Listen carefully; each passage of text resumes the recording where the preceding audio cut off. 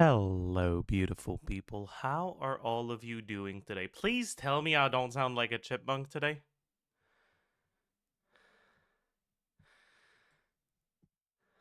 No helium. Let's go!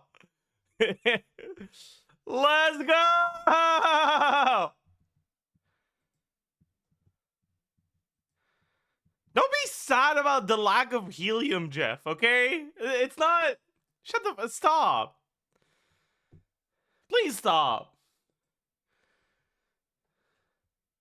Cease.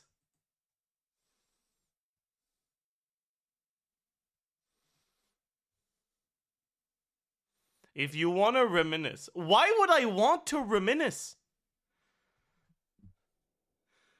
Who do you think I am? Shimenawa's?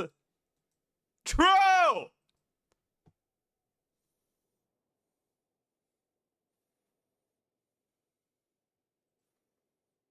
Get it, chat? Because the set is called Shimenawa's Reminiscence. Who the fuck is Shimenawa's, dude?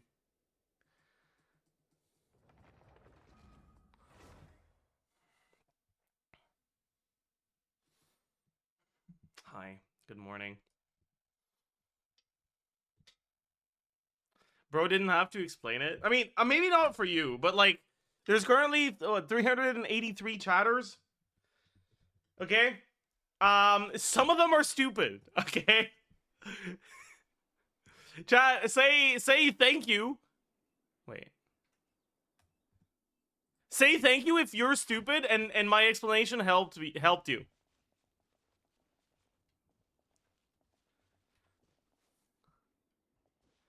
See, look at chat. Look at chat. They're there. Okay? Look at all of them.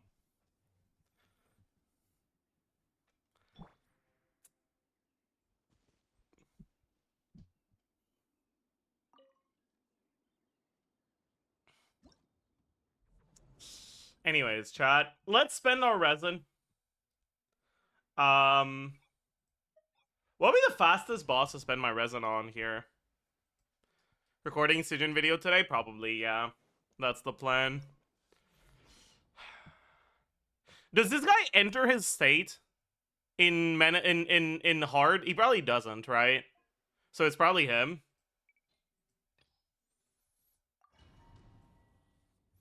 Although that's probably not the fastest team, because you've got animations setup time. Rise with the sun. Final warning. Faster, stronger. Yeah, that's too slow for sure. It's justice o'clock. 12 seconds? That's way too slow.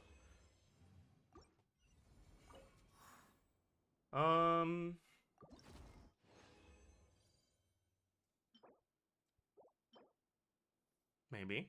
That could be good. Yeah.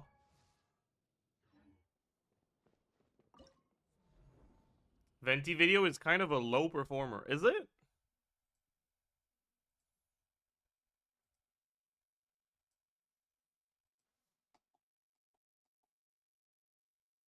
It's okay. Like, I didn't really expect the Venti video to pop off, you know? It's fucking Venti. Like, who cares about Venti in 2024?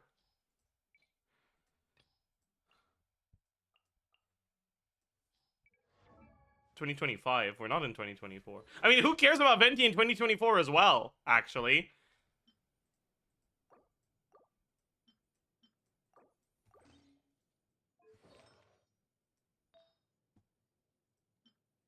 If you farm on Dire, you'll have better artifacts.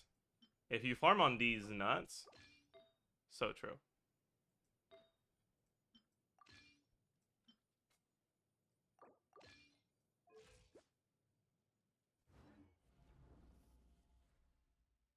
Wait, that's the wrong character to replace.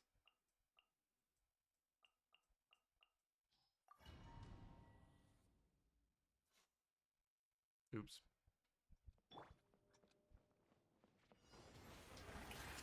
A dash of froth. Fulfill our pact. I don't have fucking TDDS. Oh my.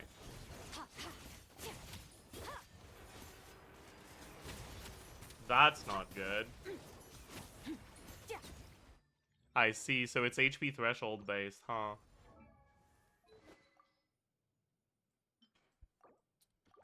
In that case.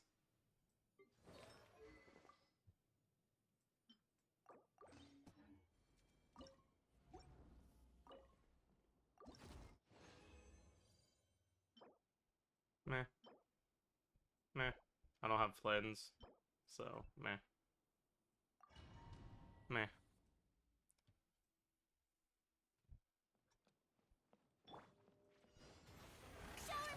Off to the freeze. Get to work.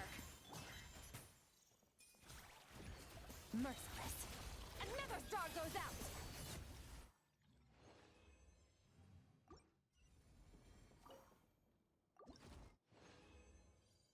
Where are you farming the new sets? Columbina. Trust.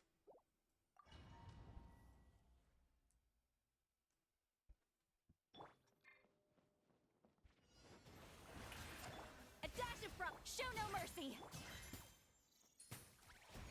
Merciless. Into the void.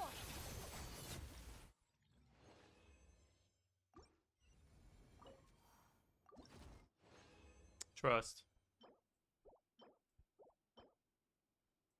Okay, maybe don't trust, actually. That's not very poggers. Columbina is gonna make Nefer Mawika level. Trust. True. You managed to clear for Tui with Klein without Mawika? Did I? I don't remember. I don't think I tried. I don't know if I'll be able to. The Klein character sucks ass, man.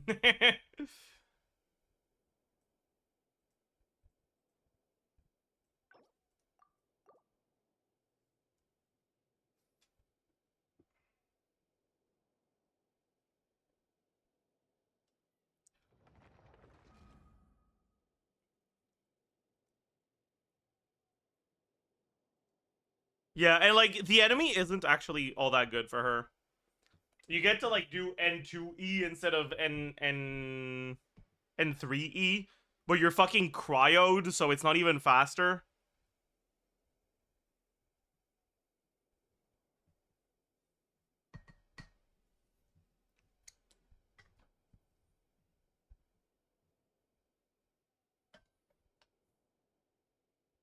Have you tried Dire with your Arlecchino? Yeah. I got a Dire clear with Arlecchino.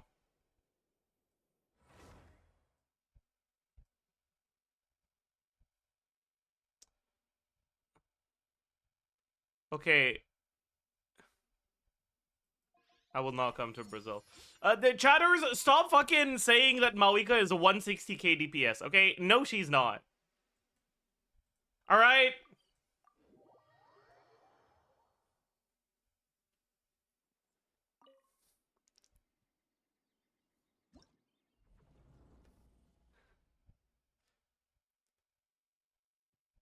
CDCDF isn't 160k. So, the 5 meld combo with CDCDF is, or CDCFD, right? It is.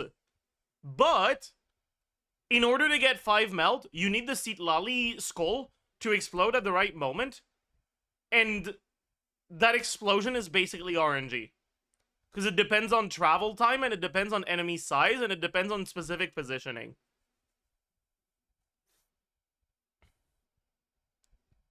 And if you try to do that combo, assuming that you'll get the Citlali explosion, and you don't get the Citlali explosion, you get a 0 melt combo, and you're not even at 100k.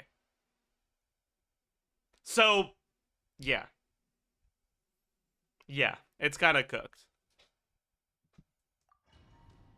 It's kind of cooked, actually.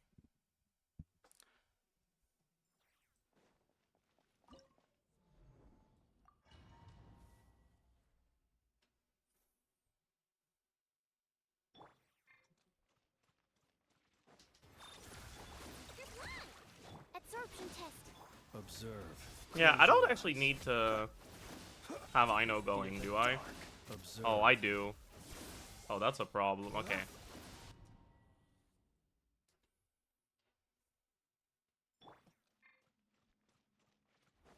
Installation chamber deployed. Ding dong. Close your eyes. Be silent.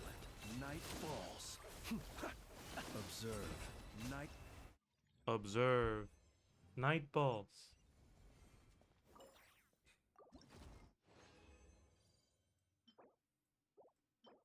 Observe. Maybe I lock this. One of my problems with the good artifact I got yesterday is that it makes me overcap on crit rate, and I don't have sands that are high on crit damage, so maybe we lock this and hope for it.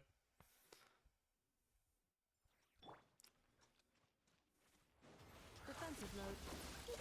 Go claw. Anyone else annoyed by Operative jumping across the room? Yeah, I fucking hate it. Observe. To duck. To duck.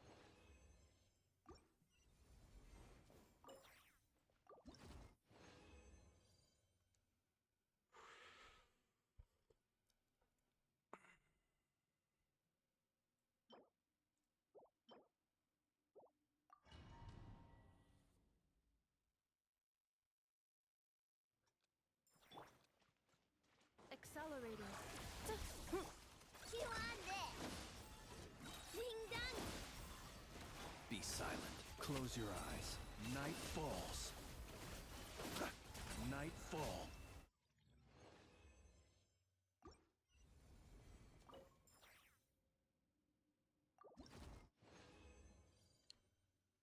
Wow. Wow. Wow.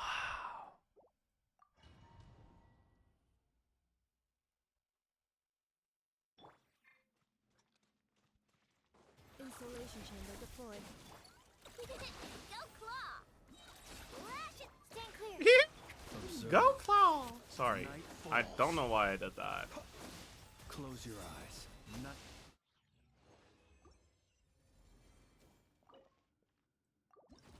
I feel like I don't have an excuse for that one. That was pretty bad.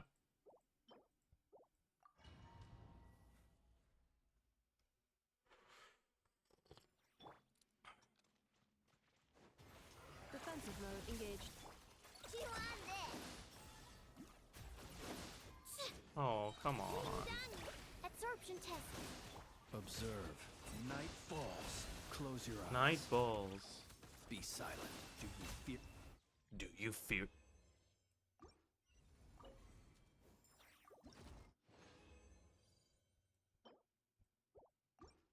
What's my feather right now?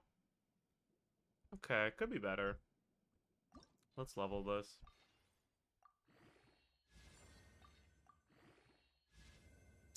Chad, I just realized I have to do IT either today or tomorrow on this account.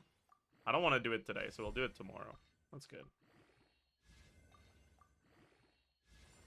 That's good. That's good.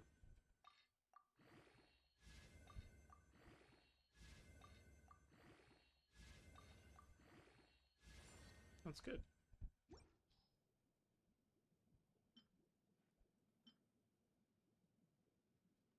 That's good.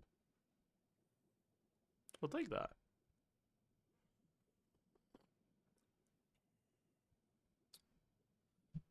Chad, honestly, our Inefa build might be swapped to Serenade soon. Cause the Serenade pieces are starting to be pretty good.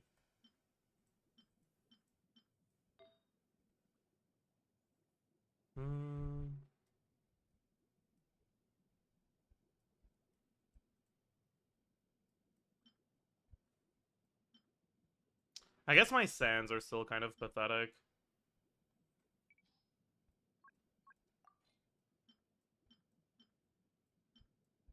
Yeah. But I could go off-piece sands. But I really want to go off-piece goblet because I have such a good one. Alright. I guess we're not quite there yet.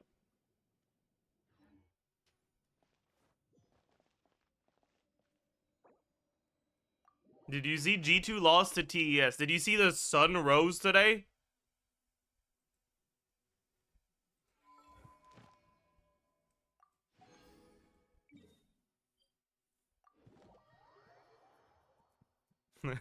Fork found in kitchen? That's crazy. Add Astro. Thank you for Add Astro.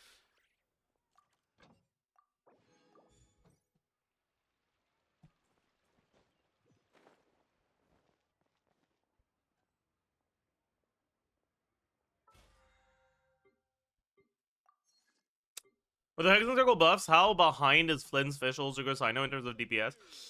They're not that big for Flynn's. 180 EM on Flynn's isn't that much, honestly. Like, it's fine, but yeah, it's kind of whatever. TES not Omega choking is pretty uncommon, though. I guess that's fair.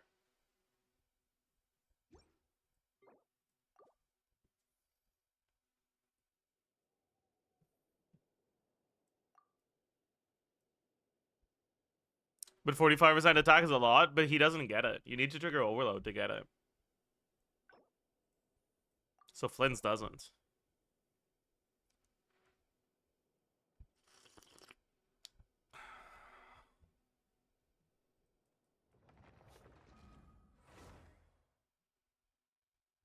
Is EM good on Flynn's? It is, but he already gets so much that 180 more is like so diluted.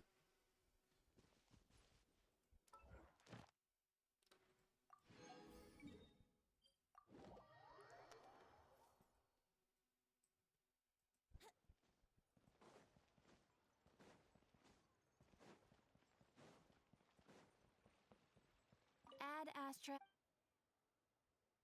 Thank you for How much EM does Flynn's get? He gets 160 from his own passive, like 230 from Sucrose, 80 from the set bonus, 120 from Serenade, then potentially 80 from Ino's C1, then potentially like 150-ish from Inefa's Burst. And EM has true diminishing returns. So like, yeah, like you in combat, you're already at like 800-ish. So 180 more isn't actually that much of an upgrade.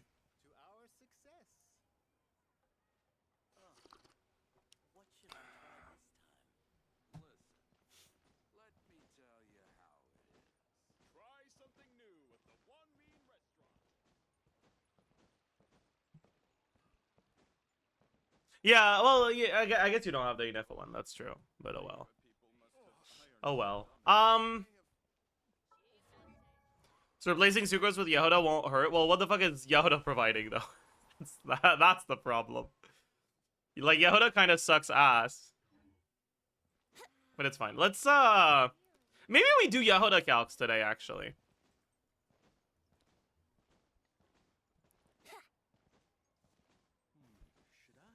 Thoughts? I still haven't done a single Yehoda calc.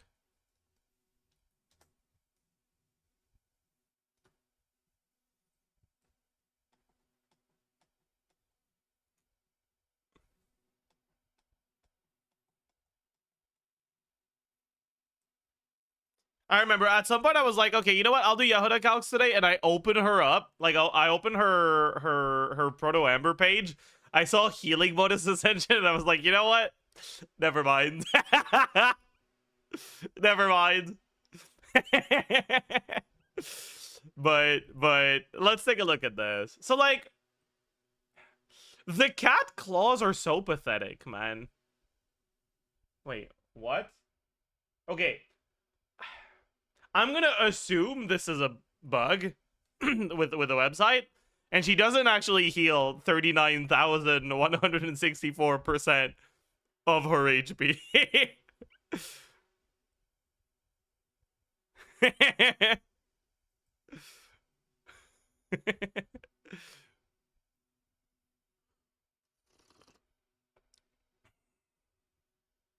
She does. I just tested. Yeah, let's take a look on Humpty Cat.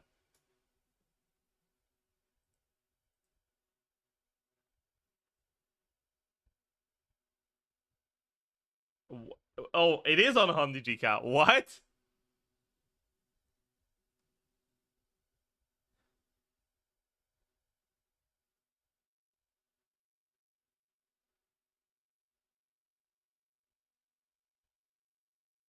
It's right on Chinese. On Amber on Chinese? Or on Humpty Cat on Chinese?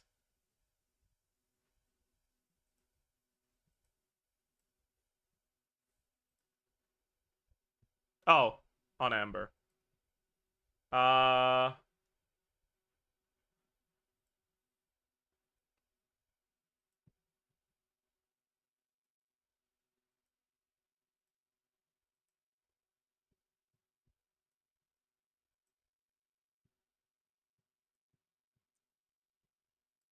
Okay, we've got the auto translation.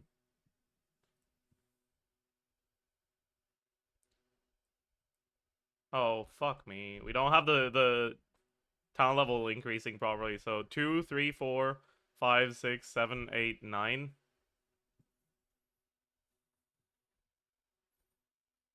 Hmm.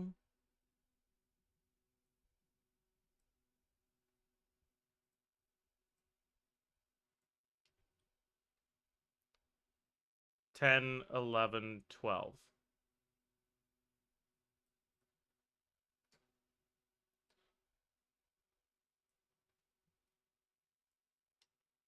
Okay. On the yacht? So true.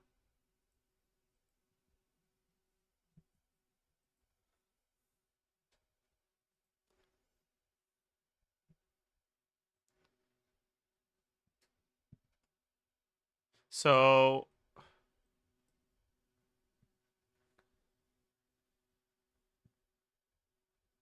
I'm assuming this is healing? No.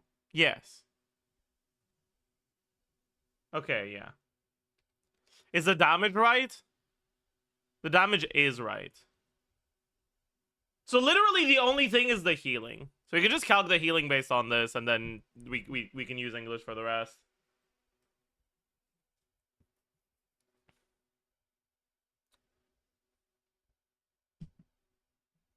Machine Gun Goro. What about that? Like for the Decision Onslaught?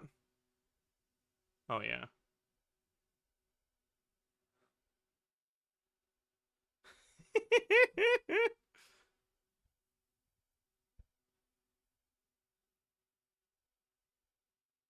Yeah. I mean, whatever. It is what it is.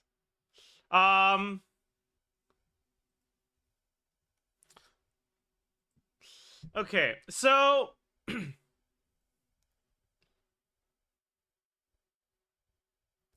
I have to read through her kit again, honestly, because like, yeah.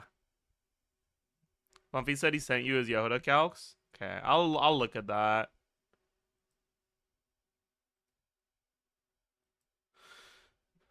Uh.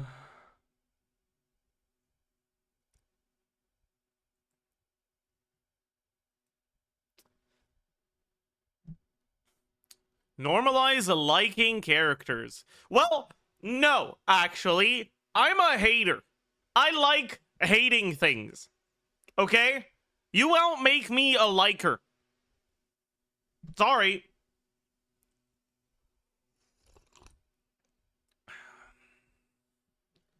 Okay, so Yehuda dashes towards her opponents, entering Shadow Pursuit.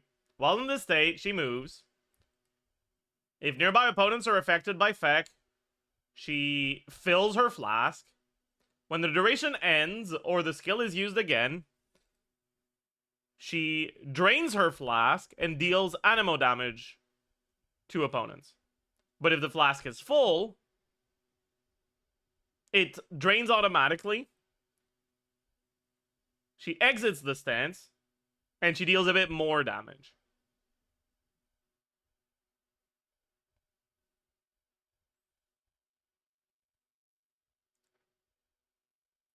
But things are different in Ascendant Gleam because we fucking love gleaming. When the purloined treasure flask becomes full, so when her flask gets filled up, Yehuda will not immediately discharge it. Instead, she steadily consumes the sword element inside and fires fluffy meatballs at nearby opponents. And this can be triggered while off field. It doesn't say it anywhere. But this keeps going while off field. The biggest problem that I have with Yehuda's stuff is that from what I've seen, filling up the flask takes like 3 seconds. So you kind of have to like hold skill and then like wait.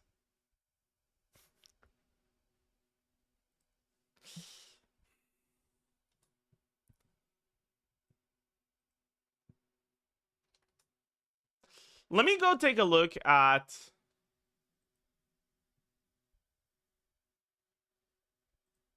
some footage real quick.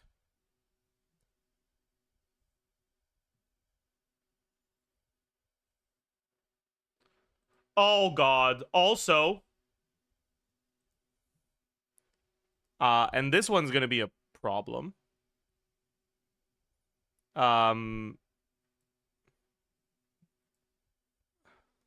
The cooldown doesn't start until after it's over. Oh boy. I saw people say 1 second rotation extension for Flynn's, and no. No, actually. not at all. No, it's like a 4 second cooldown extension.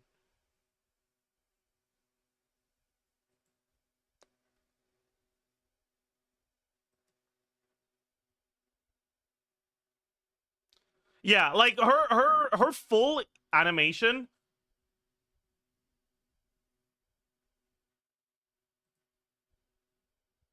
is like almost 4 seconds just for this skill.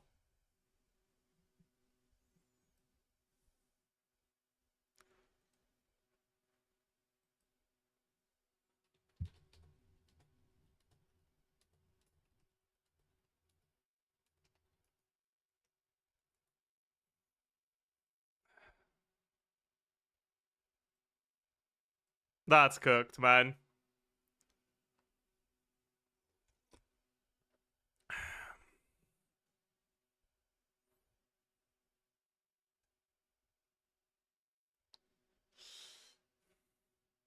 you get hit while running, your bottle just disappears. Are you asking a question or are you telling me information right now?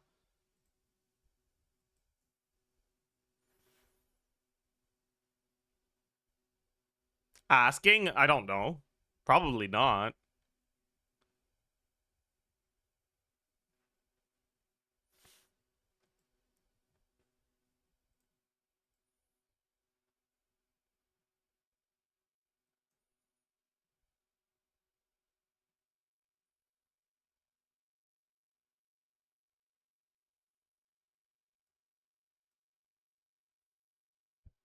Does she even do animal damage?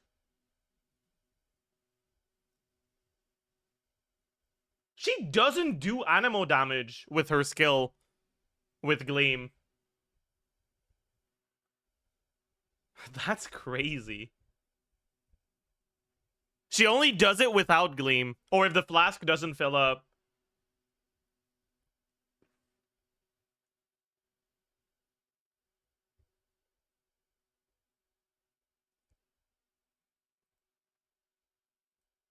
Right?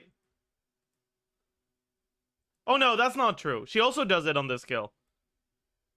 Okay, it's a little bit unclear, but she does do it on this skill. On the with Gleam as well. Okay. And then her burst, time to use the stash has been sitting at the bottom. Yehuda pulls out 2 persona. Household helper coordinators dealing animal damage to nearby enemies. Her burst is a joke, by the way. It's like so bad. Like, it's so bad. Also okay, all right.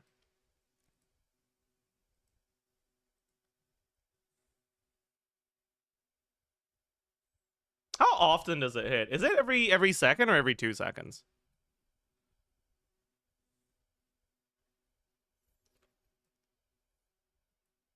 Oh, maybe it's not that bad actually.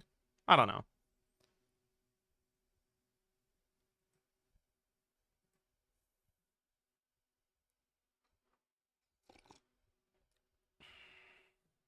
Does she have any duration extension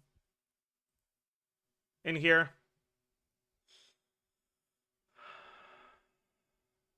No.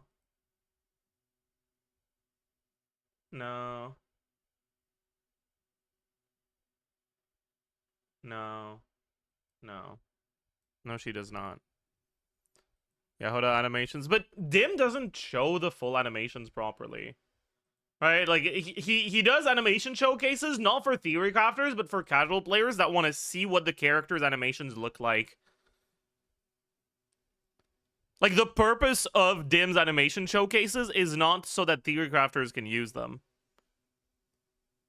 It's so that people that care about what the animations look like get to see them. So they don't tend to be that useful for the sake of calcs.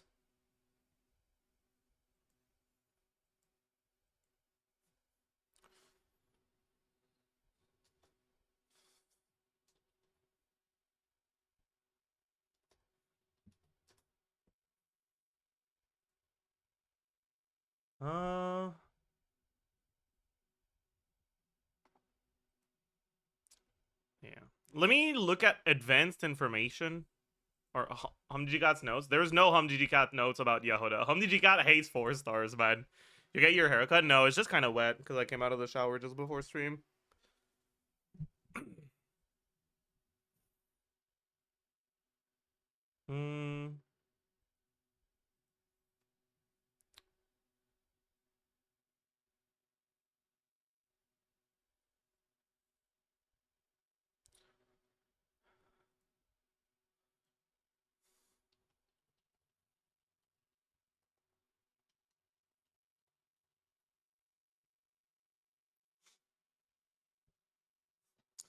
I already see the during ICD changes. That's pretty old at this point, right?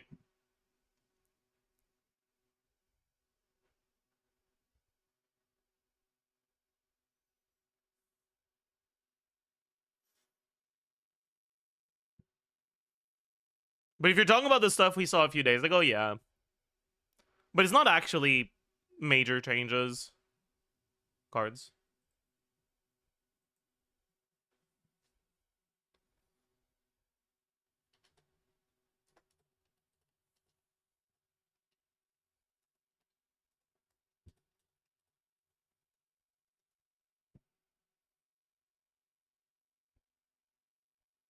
Sorry, John, I'm confirming a few things.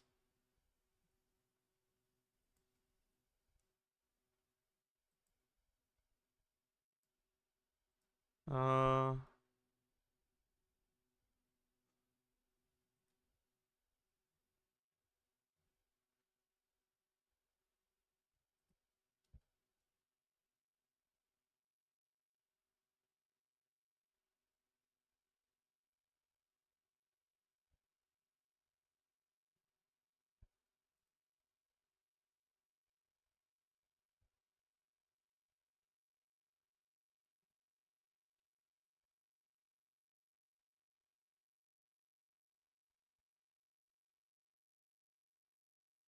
Uh...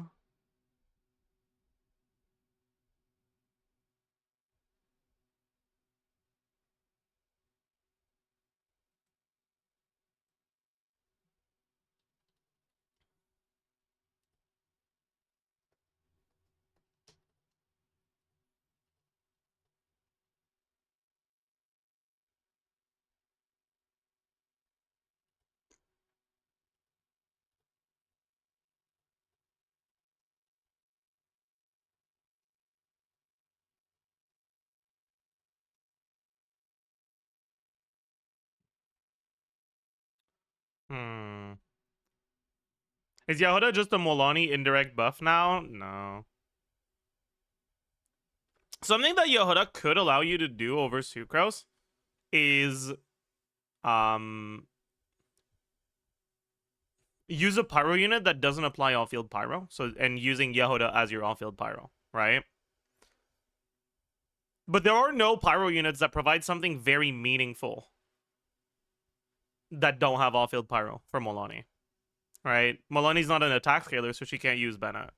If she could, that would be pretty good, but she can't. Maybe there's something about Yehoda Mona.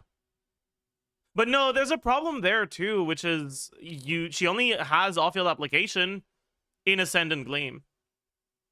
Who the fuck are you using? I guess you can use Llama, actually. Maybe there's something there, actually.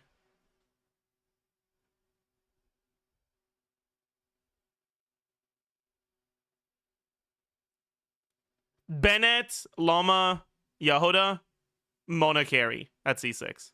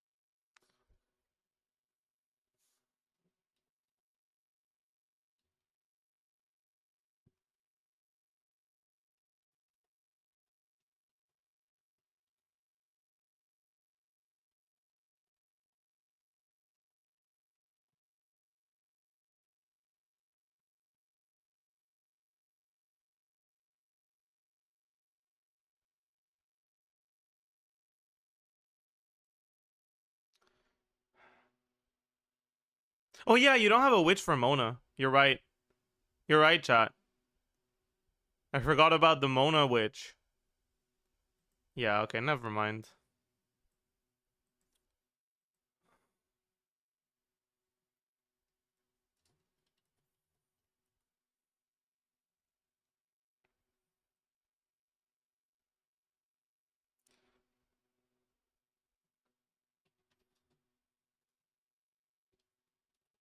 All right. Okay, so I asked Vomfy, and yeah, Yehoda's burst is like really bad. What the fuck? Jesus Christ. Okay, how's the healing? I guess that's like the main purpose of it, right? Is the healing. How's the healing?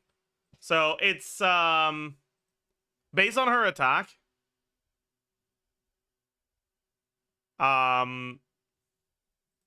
Is it team wide? It doesn't say here, it'll say it on HumDG Cat. Right? It'll say it on HumDG Cat, right? Yeah. No. It should. Okay, there it is. Continuously restores HP to your active character. To your active character. Okay, if the heal character's HP is above 70%, it also restores HP to the party member with the lowest HP. I see. That's kind of a cool healing mechanic, to be fair. I actually like that. That's kind of cool.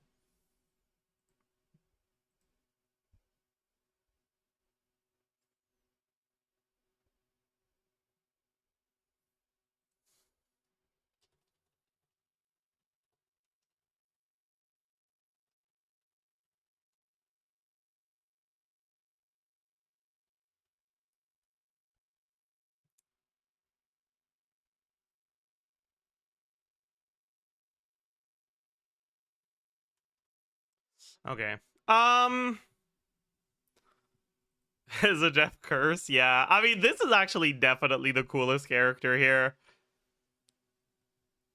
Yoda is a really cool character, I think. Like the kit. This is so fun. There's so many cool things in here, and it's really bad also. But let's take a look. So, base attack, attack percent, flat attack, total attack.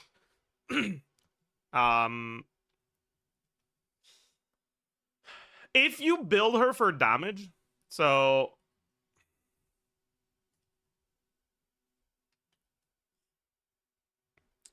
I want goblet,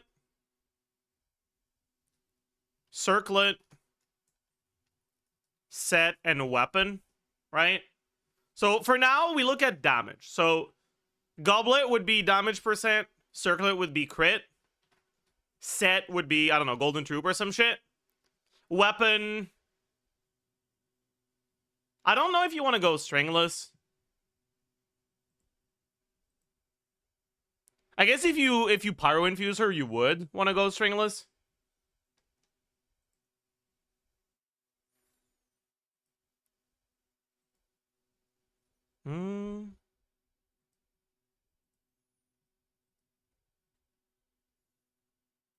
Not craftable. Yeah, we can do Chainbreaker.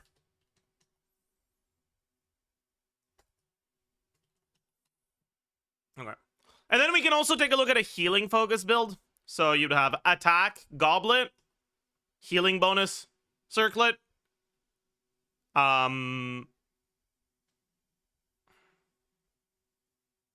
don't know, just any of the 15% healing bonus, so Clem or Song of Days Past.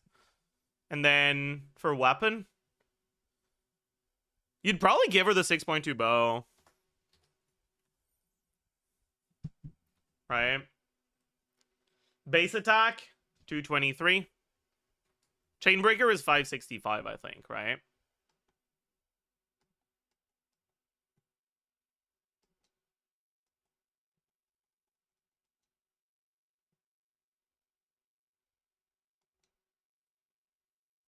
Let's see, what am I doing? Bow. Chainbreaker. Yeah, 565. And we have 27.6. We have Sands. We have the Chainbreaker effect itself, which will be 4.8 times 6. And substats, and probably one 2b2 or one for like 20% buff from the team. Right? That sounds reasonable.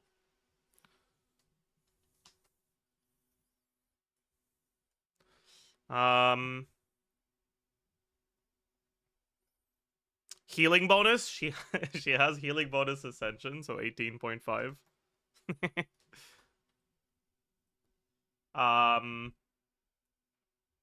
And she also, I think, has a... No. No, she doesn't. Does she have cons that increase healing bonus? No.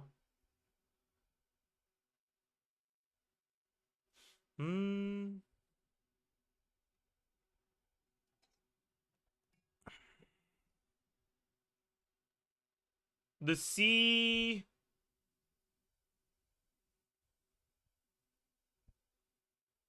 The C1 only gives her more skill damage, right?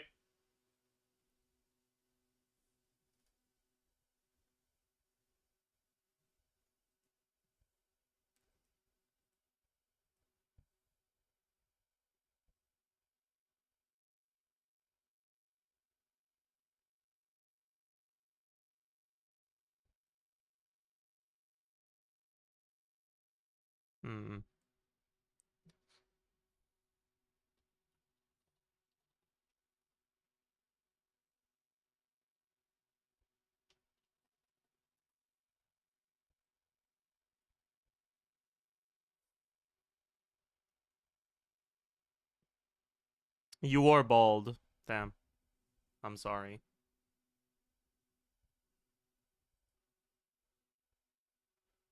Alright, like the C1 is just more skill hits, but that's it. Right? Yeah. Okay. Scaling flat total. So the scaling is without constellations, talent level 9. It's 79.9%. And the flat is 500.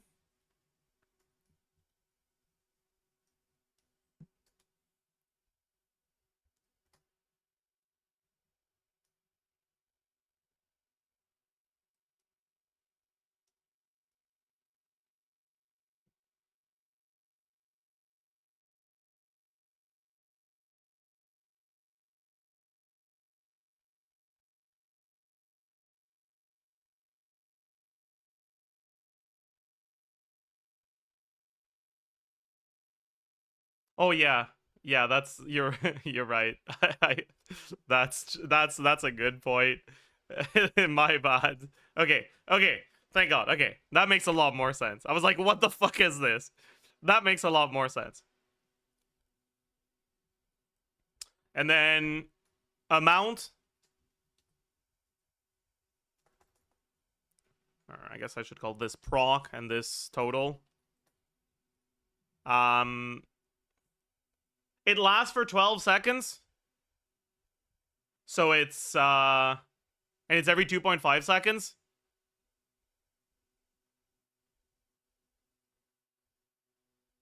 Is it 5 hits per? I think that no, it is.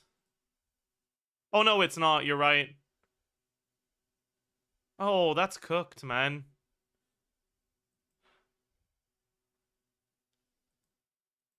You're right. It didn't scale up with talent levels. So this might be the talent level 1 value, or it might be the talent level 10 value. I don't fucking know.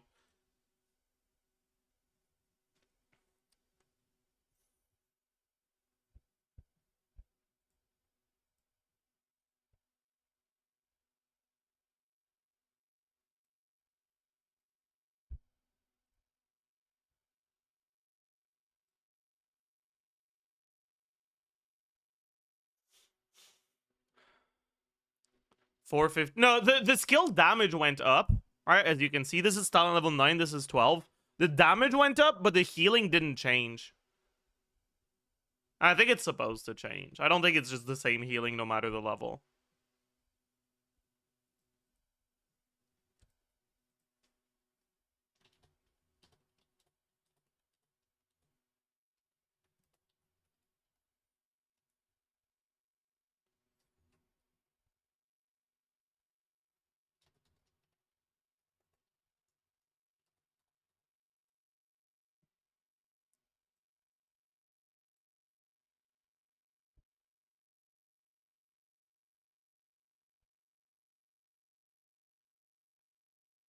It's probably either 10 or 12 hits here, right?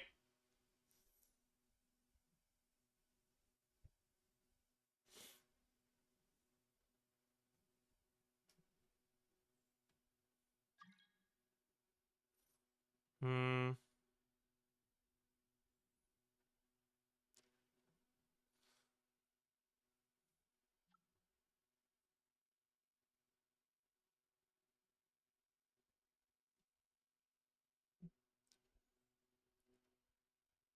It's probably 12, actually. Yeah. So the healing does go up on Hagushin. Hagushin has the wrong value, though.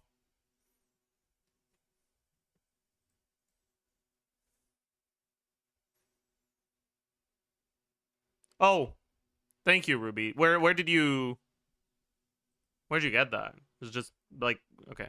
Well, never mind.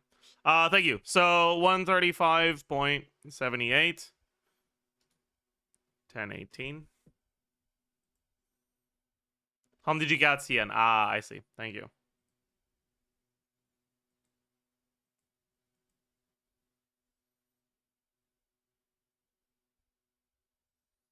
Okay. So apparently it's 10 hits total, 5 per helper.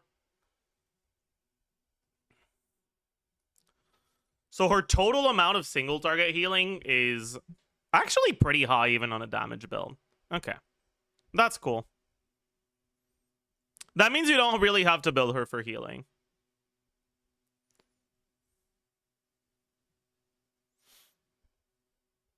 And that's the only thing I wanted to look at for her healing.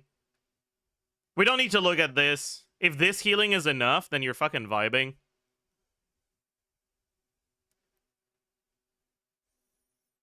So now let's take a look at damage. The biggest problem that she's gonna have, I think, is it'll be sus for her to, like, reliably maintain the right reactions in reaction teams. Yehuda Melt is not gonna be possible because of her C1, right? Her C1 gives her a 50% chance for the skill to hit twice. And if it hits twice, you just fucking lose your cryo, so you're cooked. But you can play her in a vape team as a as an off-field damage dealer.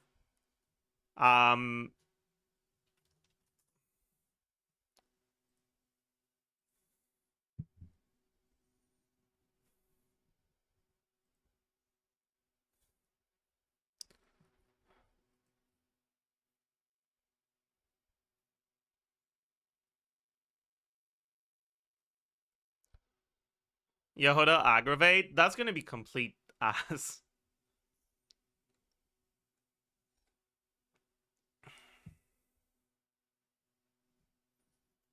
But congratulations. Happy birthday.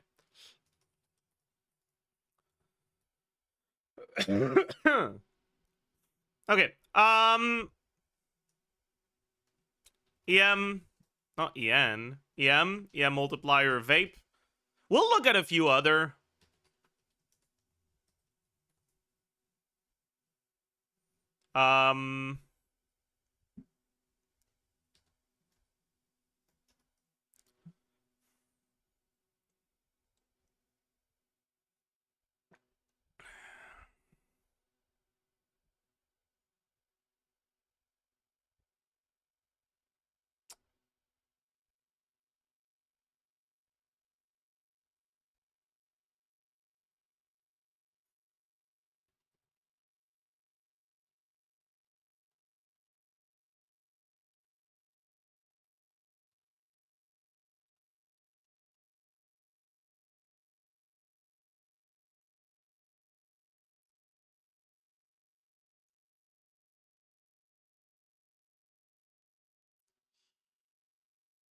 Okay.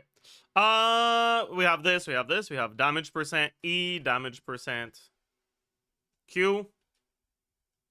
We have crit value, crit multiplier, E attack, 1. We'll have, I guess, 4 different types for now.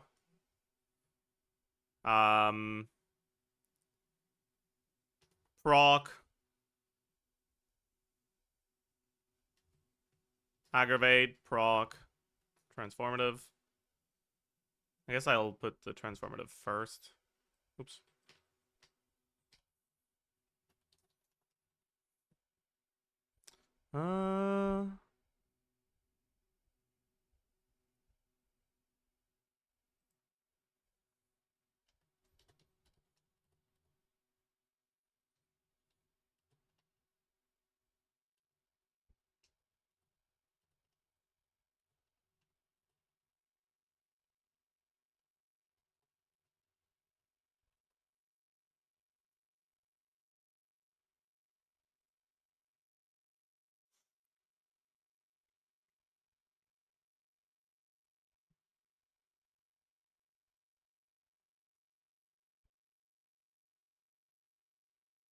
Okay. Motion value 1, 2, 3, 4. Number of transformative, number of aggravate, damage 1, damage 2, damage 3, damage 4, damage transformative, damage aggravate. All right. So, what's the first team we want to look at for Yehuda personal damage? I think I want to look at just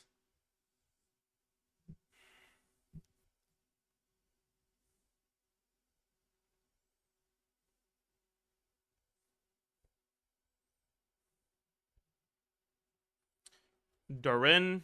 We could look at Durin. I don't want to do Durin Venti, though.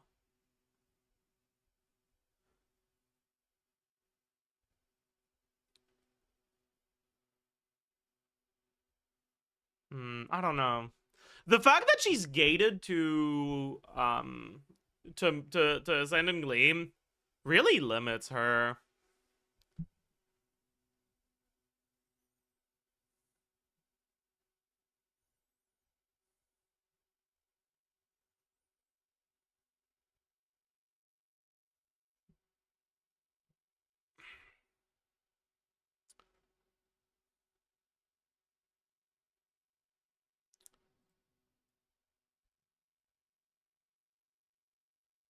Uh,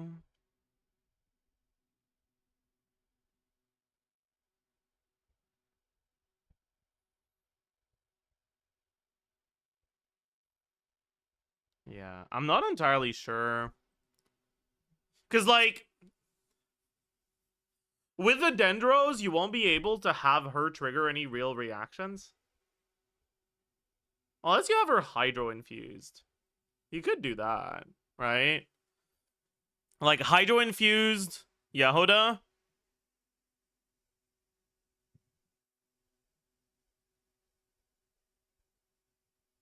With, like, Mona.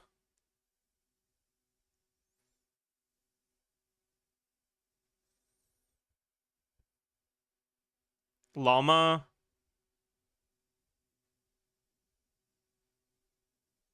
Durin.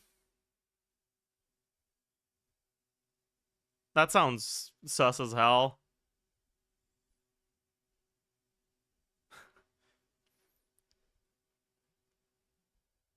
You don't have any... Well, I guess you do have Shred.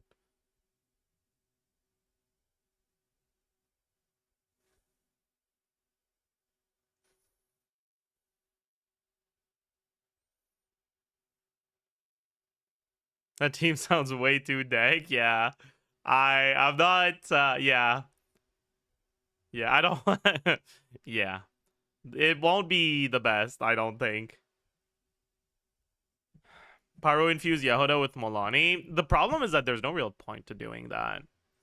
Just bring a Pyro unit. For Yehoda to trigger VV, she has the Hydro infuse. Or not infuse at all. There's priority for Pyro. Yeah, but we don't know if she picks up Bennett. And even if she does, what's the upside of bringing Bennett to your Molani team? She doesn't scale with attack.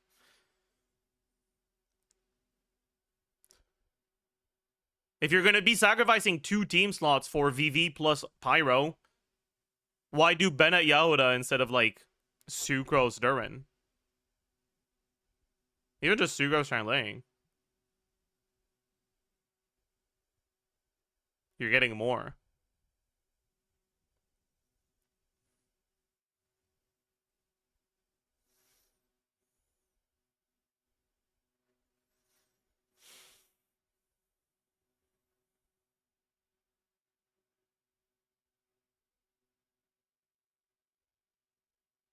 If Ino's application wasn't complete dog shit, you could do, like...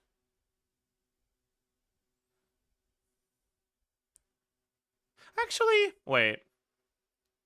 What if we do, like, on-field Mona with, like, Inefa Durin?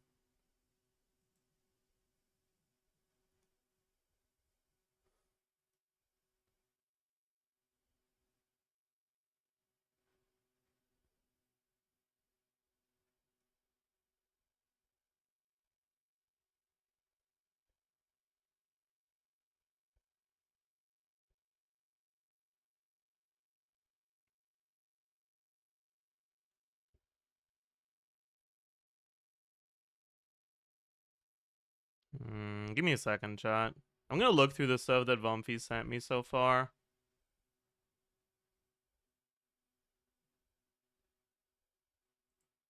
I don't think he sent me that. He looked at Navidad, but not Mona.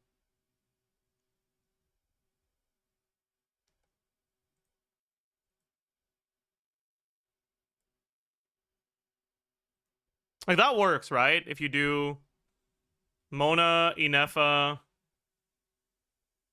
Yahoda, Durin. You get Ascendant Gleam from Inefa, Yahoda. You get Witch Resonance from Mona, Durin.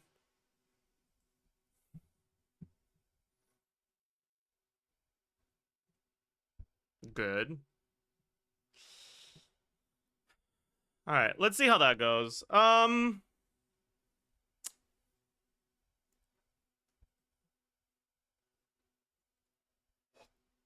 What would her damage look like? Actually, can you even get the Pyro Infusion here? I don't know if you can get it reliably. Maybe.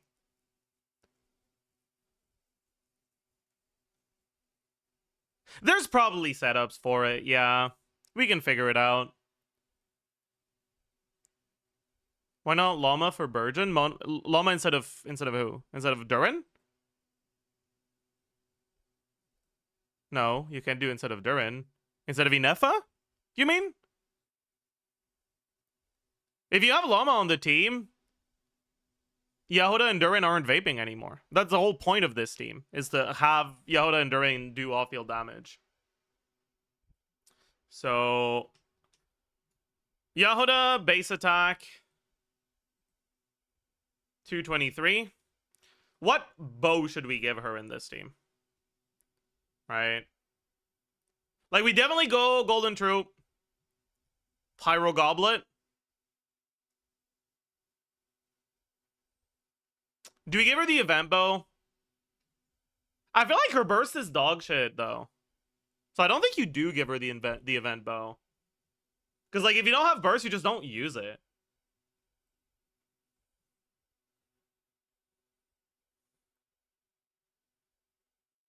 It heals, though? I mean, you use it when you need to use it, but that's it.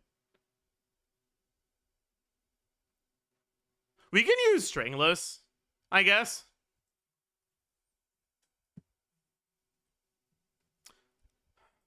But we have a reaction damage bonus, and we don't have a lot of attack. So maybe that's not that good.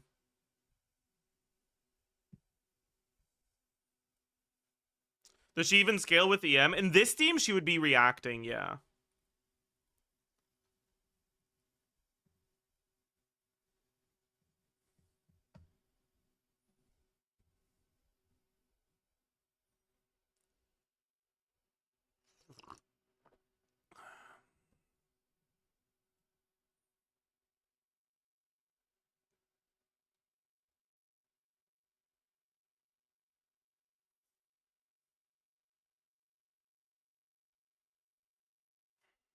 Slingshot? She's not normal attacking. Why the fuck would we use Slingshot? And we don't go triple EM. Like, in this team, she's effectively a Pyro off-field damage dealer.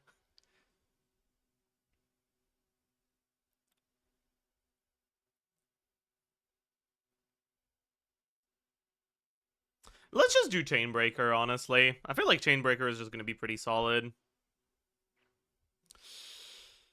Attack percent, we have the Chainbreaker. We have attack sense. What else do we have?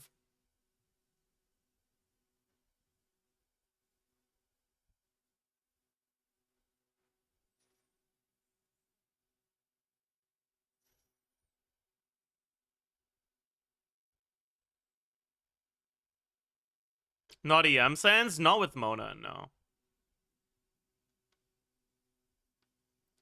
Swirls scale with attack? What swirls? She applies Animo twice per rotation.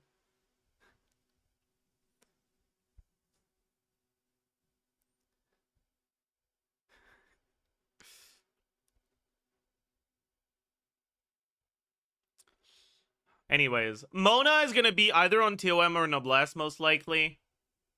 Durin. Mona on TOM, Durin on Noblesse.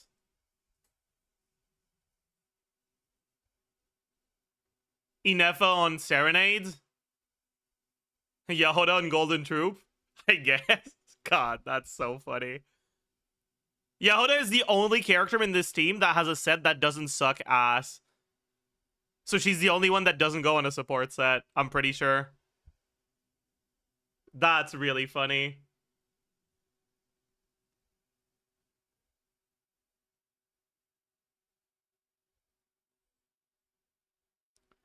So you have Noblesse, you have TOM, we have substats. Chainbreaker is 4.8% times 2 out of 5 times 3 stacks. Can you use TTDS Mona in this team? Maybe. But for now, I'll be looking at Fav.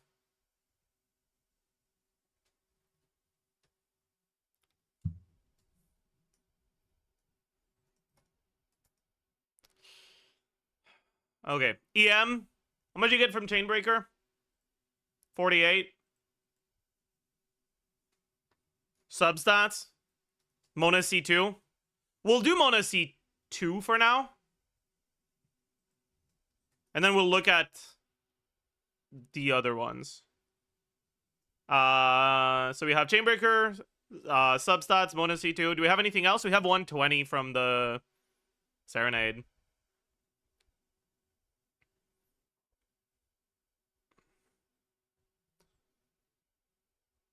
Yeah. EM multiplier vape. 25 divided by 9 multiplied by EM divided by 1401 plus EM plus 1 plus Mona burst bonus. Inefa burst. Yahoda's not on field, so she doesn't get the benefit from it. So Mona vape bonus, but only about 2/3 of the time. Or do you do asynchronous? Nah. Let's just do 2/3 of the time. Transformative, 16 times EM divided by 2000 plus EM plus 1. We don't have any overload damage bonus here. Does Ascendant Gleam give some bonus? That's only to lunar reactions. And, I mean, we might as well have the additive formula here, but she doesn't trigger any. Oops. It's supposed to be 5, not 6. Okay. Damage percent skill. What set do you recommend on Durin? Durin doesn't have a good set. They're probably going to release a new set for him. In 6.3. I expect them to release a set for Durin and a set for Columbina at the same time. Kinda. For now, you kind of just make do with Noblesse or Tupi Stupis.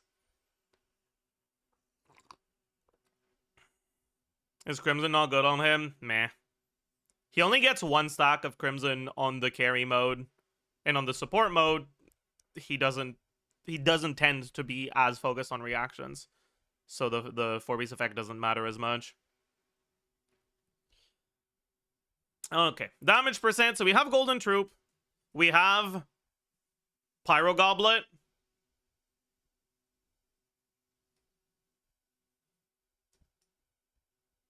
I should have...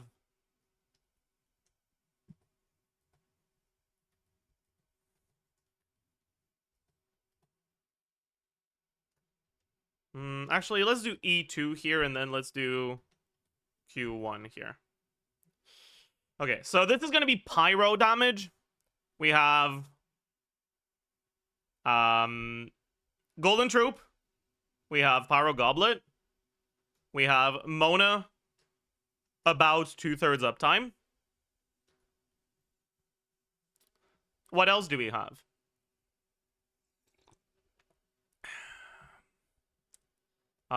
Durin doesn't give any damage percent. Inefa doesn't give any damage percent. We already looked at Mona's damage percent. Our weapon doesn't give us damage percent. These are just motion value changes. Yeah, okay. Damage percent E2. We don't have the Bennett buff, or sorry, the Mona buff when we absorb our skill. So that's not there. And it is not pyro damage, so that's not there either. Damage percent on the Q. we just don't have golden trope. For the pyro, and then for the rest, it's just this.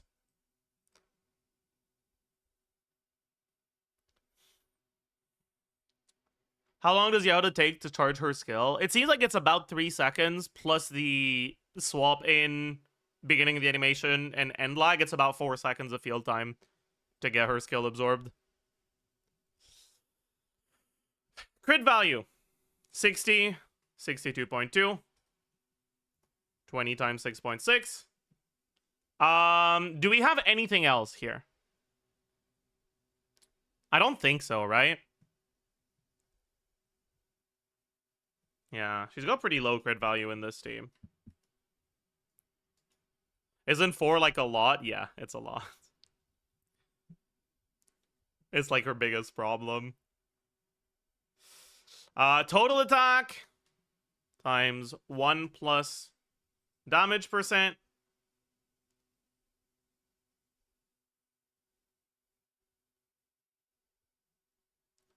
Times crit multiplier.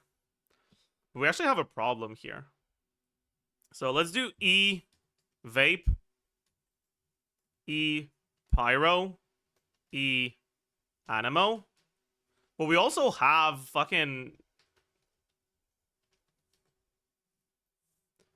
Q vape, Q pyro, Q animo. God, she has so many different sources of damage. I feel like I'm calcing Chaska, dude. This, ugh.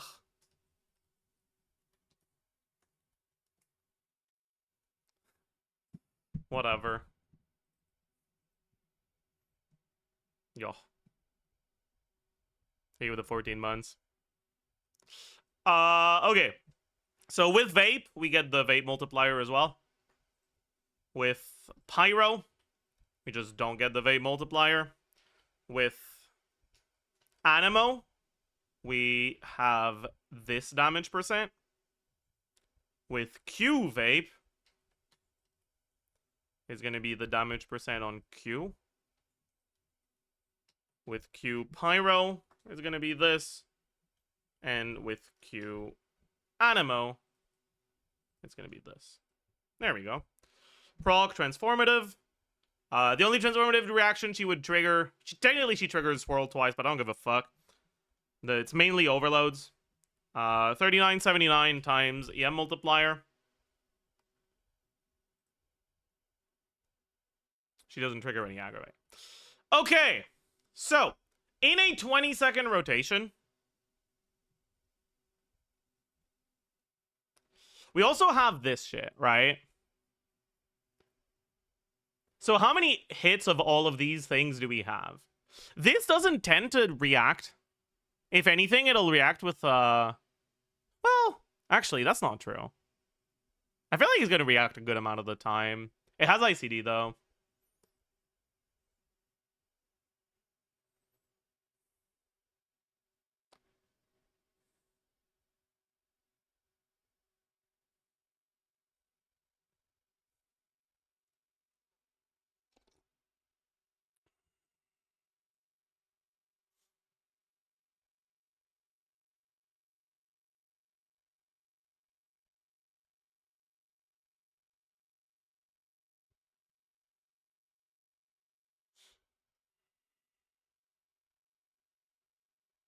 Why is she not insane with cryo infusion with no ICD? Because no ICD is cool and all, but you also need to do damage. And I don't think she just does enough.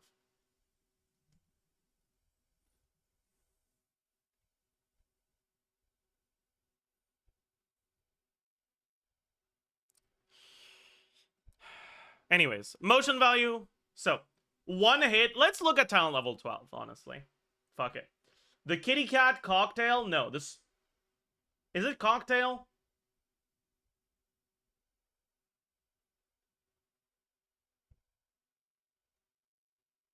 I'm not sure. If I look up...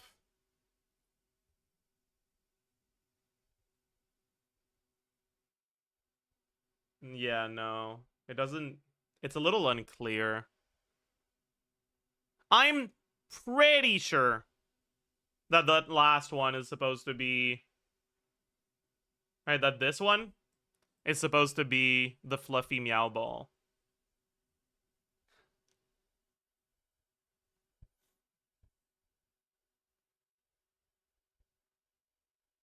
I'm gonna sneeze.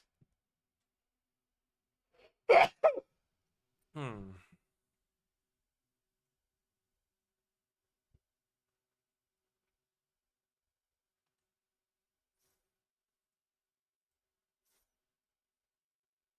So, a fluffy meow ball...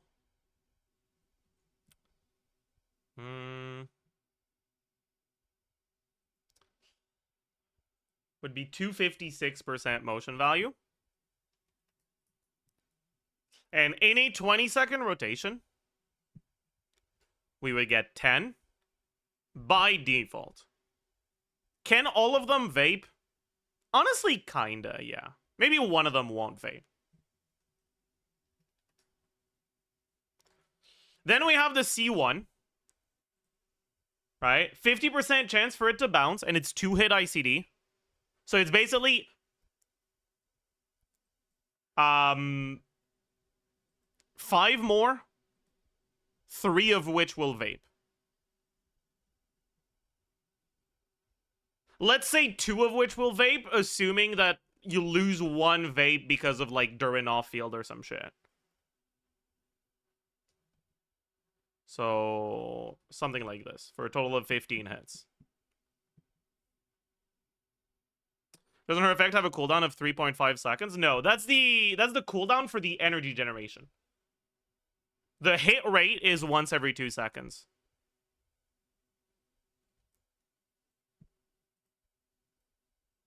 Anyways, this is vaped, so times 1.5.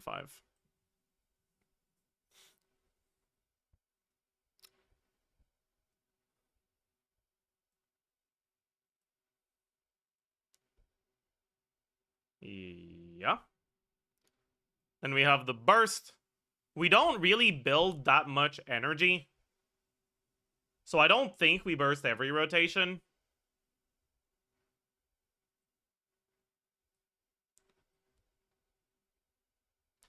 Anyways,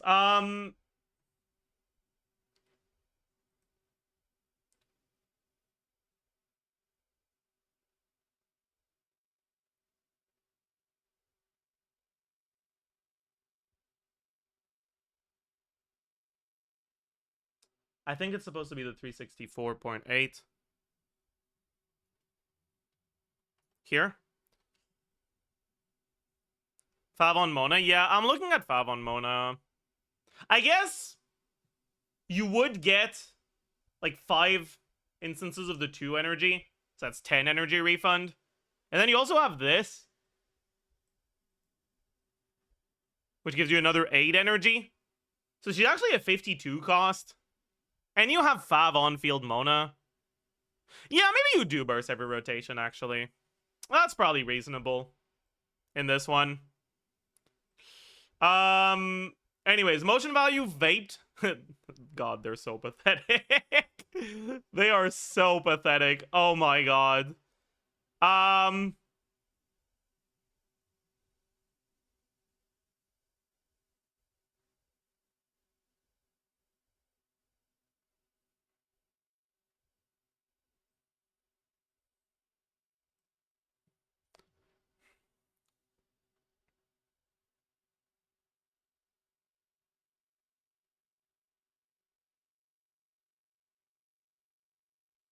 So, the Pyro one...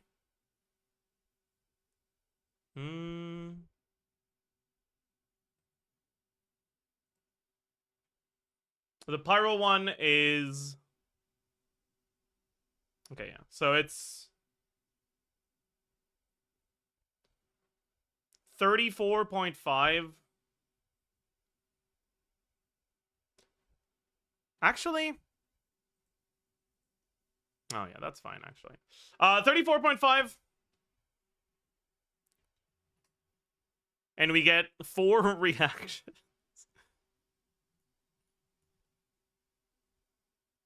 Then 34.5. We get a total of 10 hits. So that's 6 non-reactions. And then the skill hit itself.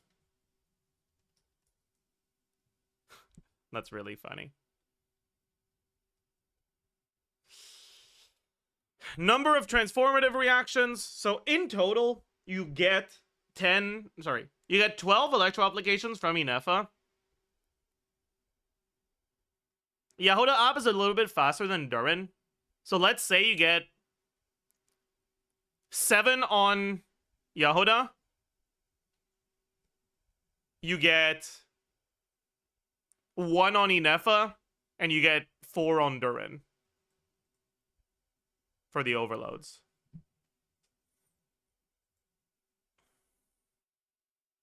We're going Black Durin? No. No, we do not. She gives the M share. It's only to the active character. So it's kind of bad for these teams. Ooh, can't wait to buff the Mona's EM.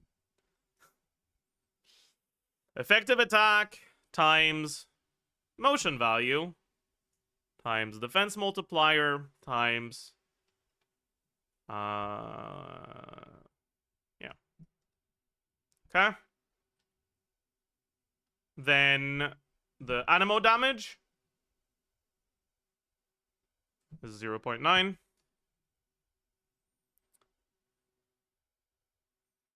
Then Hydro and Electro and Pyro are these, and then yeah.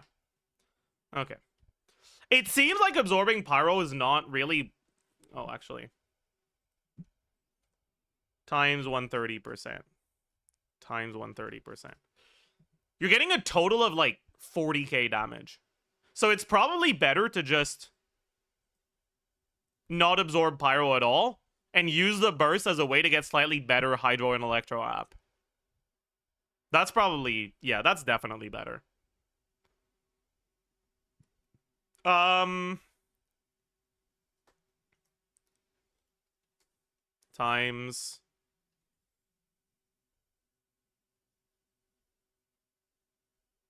How much do we want? Or how much do we get? We get 10. But if you get the electro absorption, it's actually 15. Sure, let's do 15. And then we lose these two. Okay. 40k damage or DPS? Damage from the burst. Yeah, it's not very good.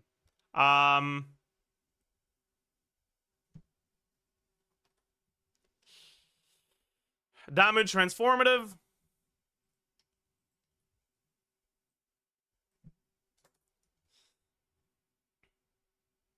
And then we have damage time DPS.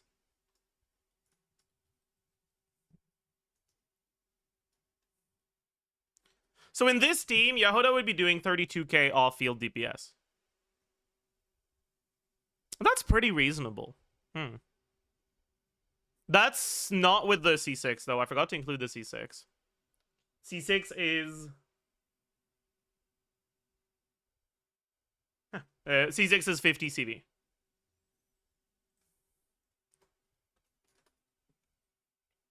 $37k. That's not bad. Because, like, this is not a Yahoda carry team. This is, like, multiple off-field damage dealers working together.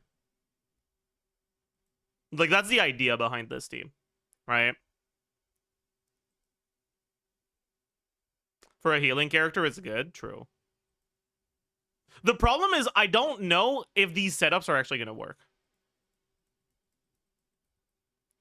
I don't know if you can actually expect the Pyro Absorption to not suck ass to do. It's going to require some actual testing. And, like, realistically, I'm probably a bit too optimistic on the amount of vapes we get. It's probably more like 9 total. So 2 more of these. Alright, so it's probably closer to, like, 35k. But I think these assumptions are probably fairly reasonable. Then we can take a look at Inefa, Durin, and Mona. Instead of the transformative, I'm gonna have lunar charge, or sorry, instead of additive, I'm just gonna have lunar charge. So it's 1.14 times 6 times EM divided by 2000 plus EM plus 1. Does Mona C2 increase lunar charge damage? It does, right? It does, yeah.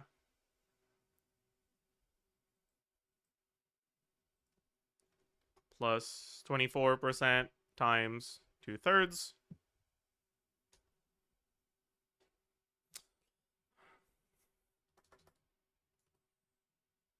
Okay.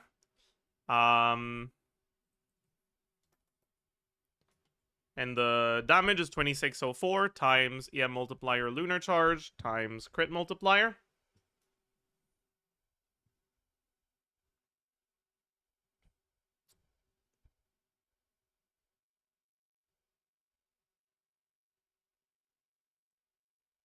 Isn't that C1 for Mona? Yeah.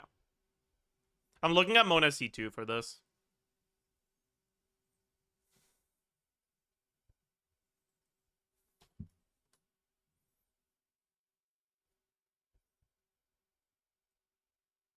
How many lunar charge procs are going to end up happening on her? Not that many. Because I'm pretty sure her lunar charge multiplier is going to be the lowest of them. And if it's the lowest of them, even if she participates in like 5, I would expect, from her burst infusion. No, 4 from her burst infusion. She's always going to be last contributor, so it'll be 4 divided by 12. So it's really not going to be a lot. 5k total damage. Yeah. It's really not a lot, but that's okay. Inefa. Your name's Inefa. 330.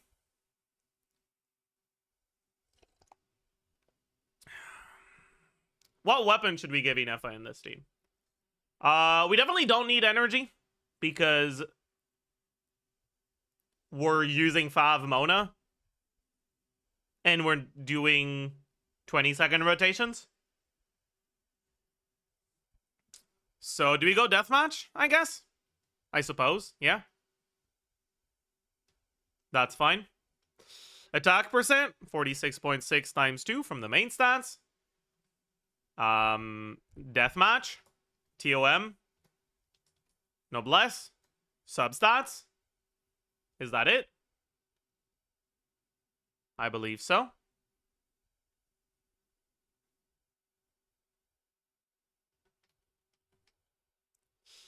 Elemental Mastery. We basically have full uptime on her thing. So 6% of her attack. 80 from Mona. 80 from substats.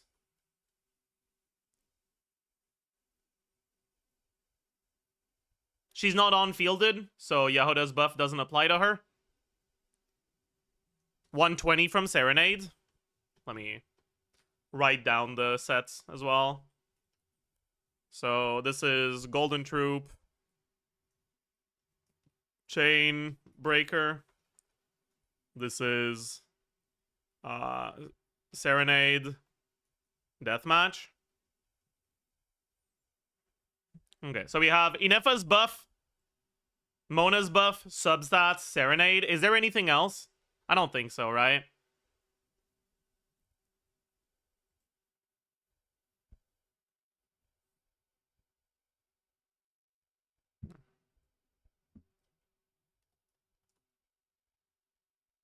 Instructor? I don't think Instructor will be better here.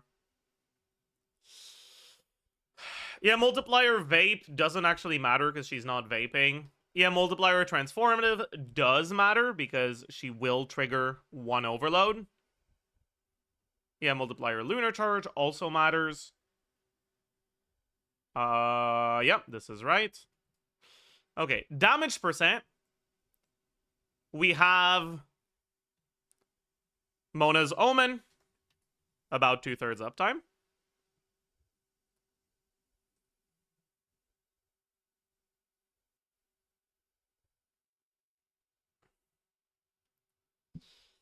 Crit value. Crit Ascension.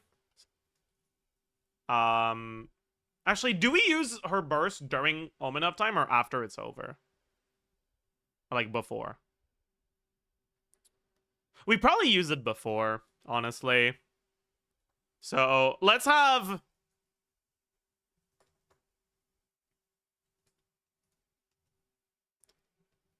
Oops. Let's have Omen on the skill. 2/3 uptime. And let's have Omen... Or let's have on the burst, no Omen. Okay. 20 times 6.6. 36.8 times 2 from Deathmatch. But then we also have 50 CV from Yehuda. Right? Don't use it at all. You do an 18-second rotation. There's no point. Because your damage is coming from Yehuda's skill, which lasts 20 seconds. So reducing your rotation length by 2 seconds means that you're doing 9 hits in 18 seconds instead of 10 hits in 20. It doesn't change anything. Durin also lasts 20 seconds, so it's the exact same thing. And Inefa also lasts 20 seconds. The only upside to an 18-second rotation is slightly better Mona uptime, but it's not really going to matter.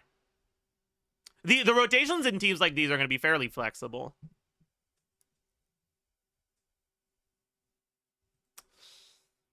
Anyways, one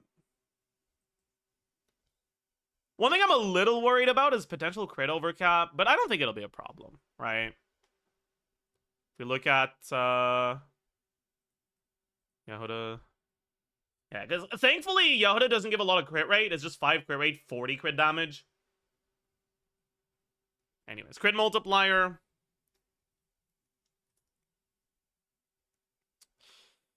Effective attack for her skill.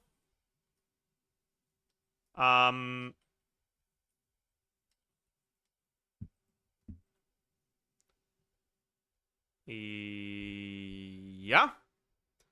And then for her burst.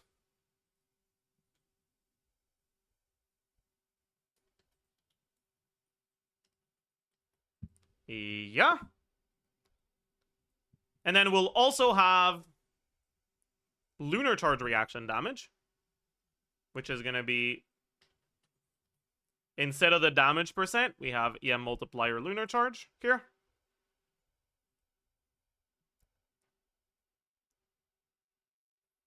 This is probably a team where Fjords would be better than Deathmatch, actually, because we don't have that much EM. But whatever. We'll take a look at that later. Okay, a proc of the transformative reaction. Yeah. Proc of lunar charge. Yeah. Motion value 1. So skill motion value for Inefa. 146.9. Oops. 163.2. Times 10. Yeah? Yeah. Burst, 1150.6. And lunar charge, 65 times 3 times 10.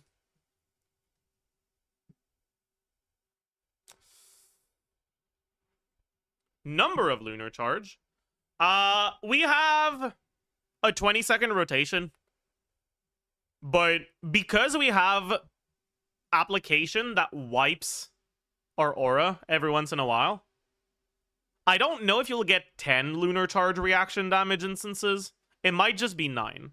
It's definitely going to be close to 10, but it won't necessarily be exactly 10. It could very well be 9. I think we'll just assume 9.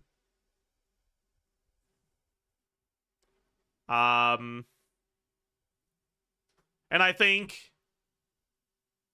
I don't actually know. Maybe Mona ends up the largest contributor, not Inefa. We'll see. For now, we'll assume that Mona is the largest contributor, but we might change.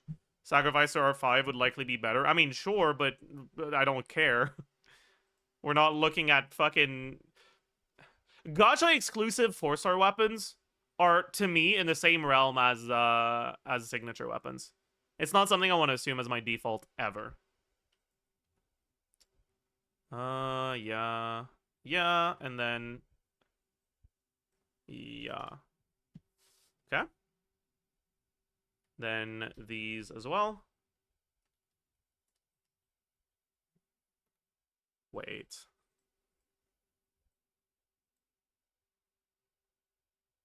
That's a lot.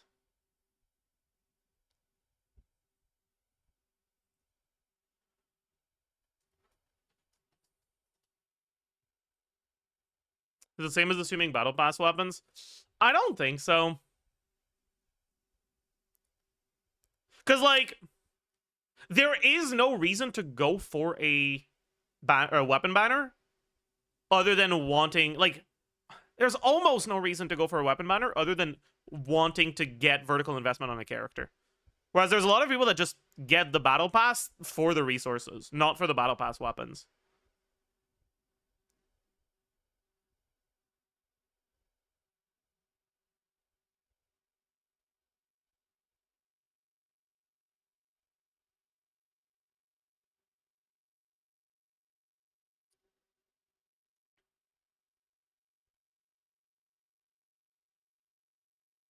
Because it's not about making these calcs for people that don't spend money. It's about making these calcs for people that want to know good places to spend their primos on, right? And you don't spend primos on your battle pass rewards. You just either have them or you don't. But you do spend primos getting gacha weapons, whether they're 4-star or 5-star.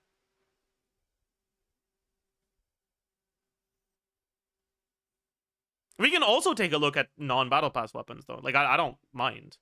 But that's why I'm comfortable doing calcs with battle pass weapons, but I don't tend to like doing calcs with gacha exclusive 4-star weapons.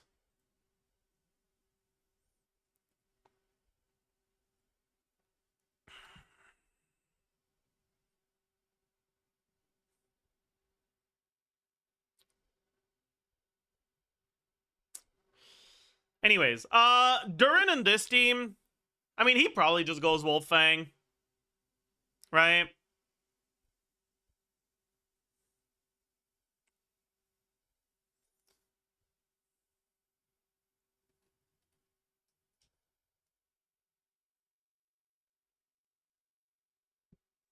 We'll also take a look at, like, not craftable.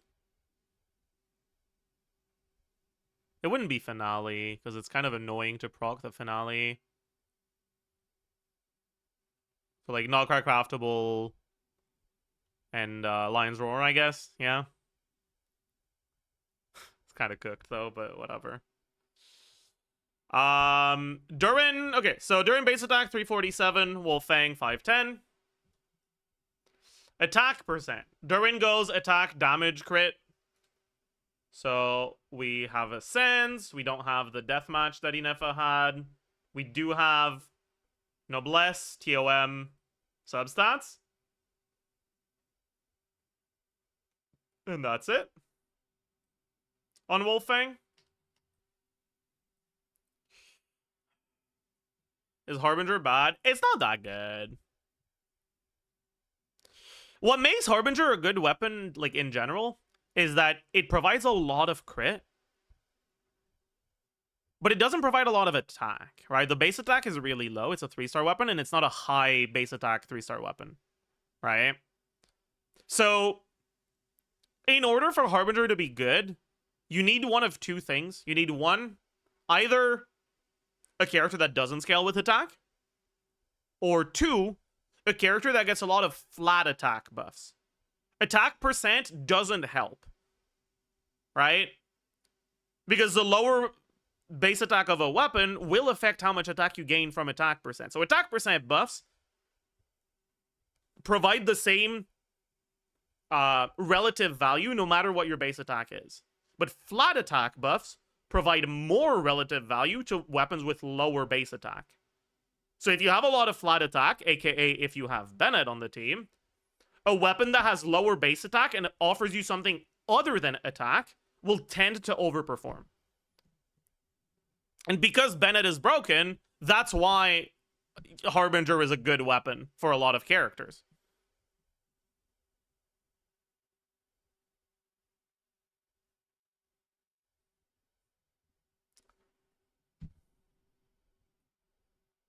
And also because there's a lot of characters that either don't scale with attack or have a limited attack scaling or like split scaling or whatever. Anyways, how much EM does Durin have? So, Durin is not on field, so he doesn't get the Nefa bonus. He does have substats. He does have Mona C2. He does have Serenades. I think that's it.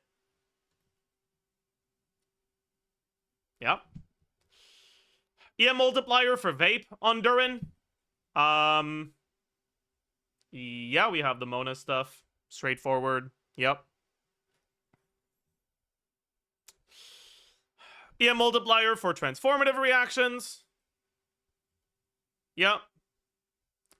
For Lunar Charge, he doesn't proc any, but we might as well have it. Why not? Okay, damage percent. So he doesn't have this TOM.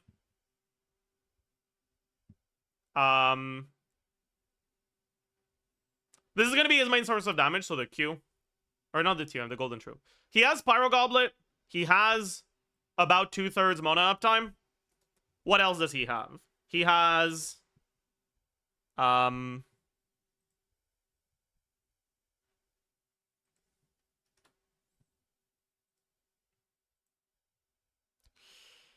He has the Wolf Fang.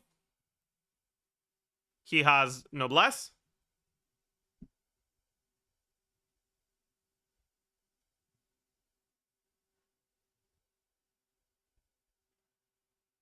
Yahoda. Did Yahoda provide damage percent buffs? No, right? What is bro yapping about?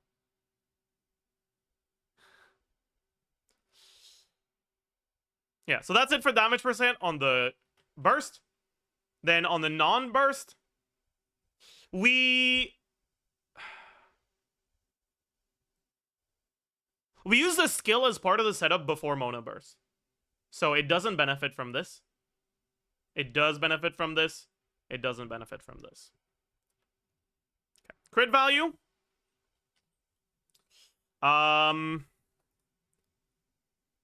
We have Wolf Fang, substat, and effect.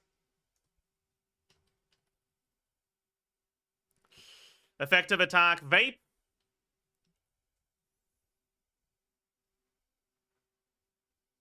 On the burst. Effective attack, non-Vape on the burst. Effective attack, Vape on the Ascension passive part of the burst.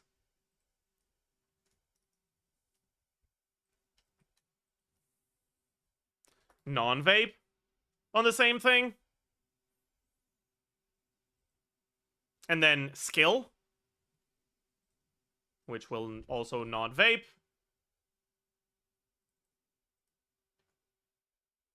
Okay. Proc of an overload. I mean, Lunar Charge proc, but he doesn't have any. Motion value. Okay. Durin.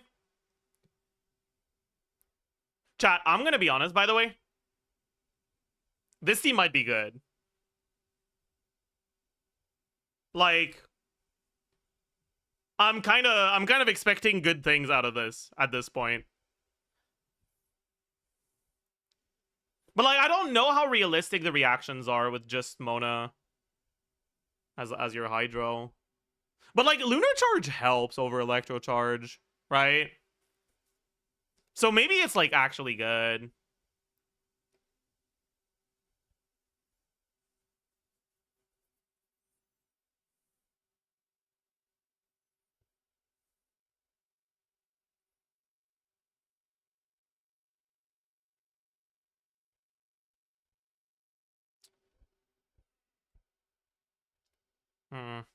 I don't know. The reactions are sus as hell. I mean, they kind of are, but the properties of Lunar Charge help a lot, right? The way that Lunar Charge works is when you have Hydro and Electro on the enemy, right? when you apply them, you trigger Lunar Charge, you get your first tick of damage, and it ticks both auras down to 0.5. Well, a little bit less than that because of tax, but whatever, right? Basically to 0.5. But your Hydro App is faster. Your Electro App is constant every 2 seconds. Your Hydro App is faster. And if you reapply Hydro, that Hydro App, that Hydro Aura on the enemy gets filled back up to basically 1. Right? And so if you apply Pyro onto that new thing, right? You trigger Overload from the leftover Electro, and whatever overflow Pyro you had will slightly reduce the Hydro Aura, but really not too much.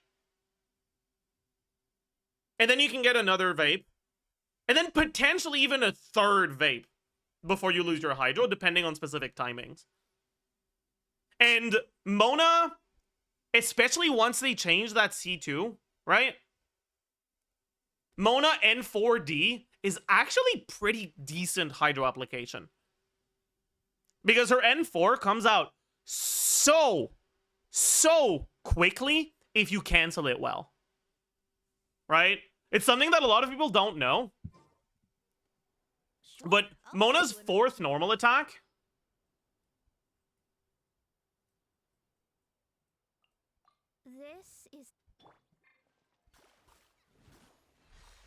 can be canceled so early. Oops.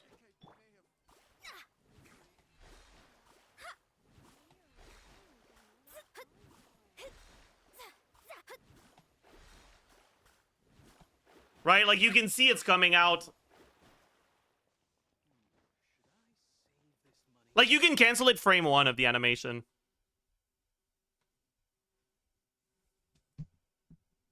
There's not that many attacks you can cancel frame 1. But yeah, so her Hydro obligation isn't that bad. And because the Nefa app isn't too fast, your Hydro Aura will generally be able to sustain 1 Electro or 1 Lunar Charge and 1 Vape per Hydro app. And your Pyro app isn't that fast. So I don't think you'll miss out on too many Vapes. Maybe you'll miss out on like 1 or 2. But I've kind of assumed that already. Anyways. So, motion value on the hit, it's 166 now, right? Yeah, 166.6. And we'll assume 7 Vapes, I guess. You can definitely get more than 7. But I want to be a little bit pessimistic for now.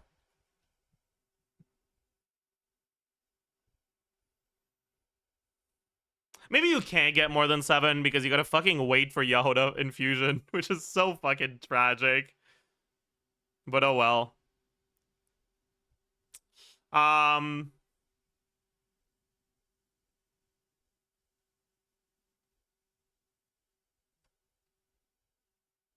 Then you have 166.6 times the remaining ones, which is gonna be 13. Then you have the Ascension passive, which is 50%.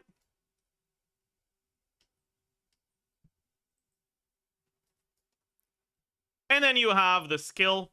I didn't include these way.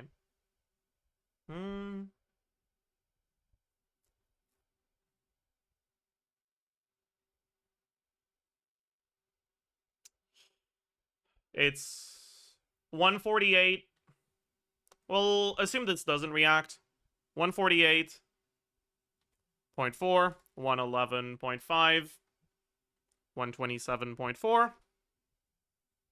Okay. And then 179.5. Okay. Number of lunar charges will be 0. Did he include the non-Nod Cry resonance? I didn't, actually. I forgot the Ascendant Gleam bonus. But it's gonna be sus because Mona's gonna have most ownership and she doesn't have that much HP. Right?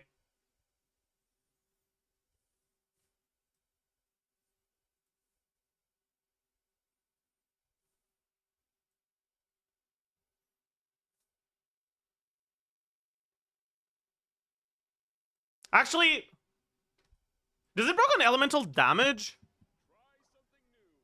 Or on elemental skill and burst? Wait. It's on cast for skill and burst.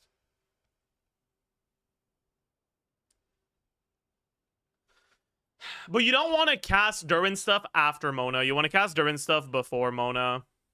So yeah, you won't have good uptime on this. It's a bit unfortunate, but it is what it is. Yeah, also, I just realized we're probably not getting 9. It's probably more like 7 of these. That's fine.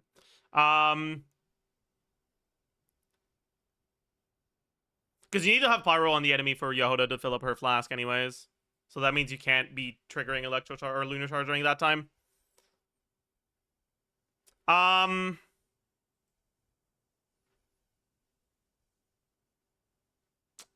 What was I doing?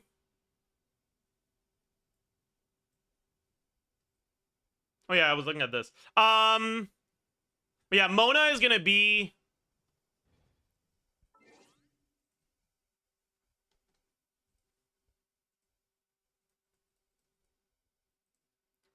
So her base HP is 10,000. She's gonna be at like... She has TOM, right? So 10,409 times 1 point... TOM plus substats, let's say 40%. Plus about 5k. So we'll be at about 20k. And 20k...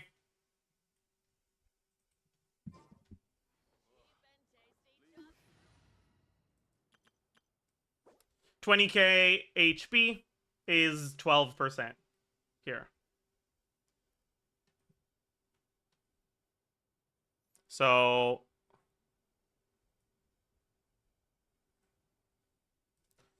plus 0.6% of 20k divided by 1,000.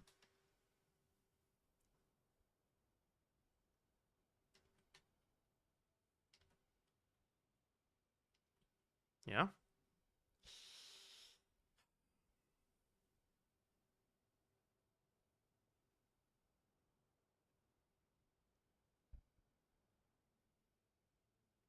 Okay. And then we have the damage for these. The pyro damage, yeah, is increased this way.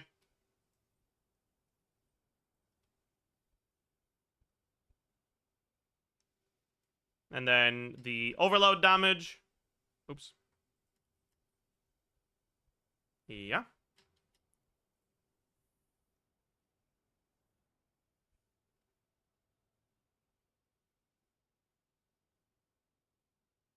That makes sense. And finally, we have Mona. Mona base attack, 287.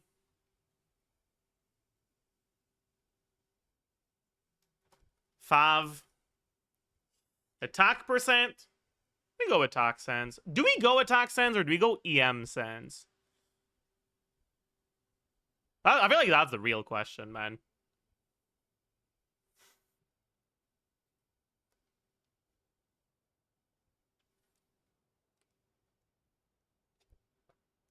Is the Lunar Charge ownership big enough to want to go EM sense? Yehoda does this much damage. This is one of the teams that focuses the most on Yehoda's personal damage. Like, remember that.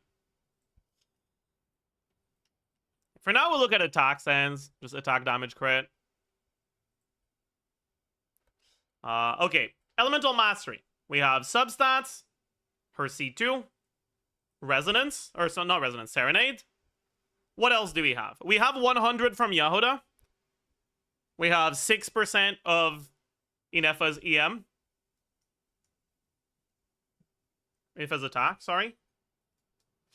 Do we have any other sources of EM here? I don't think so, right? Yeah, multiplier vape. It's not like she's vaping anything, but...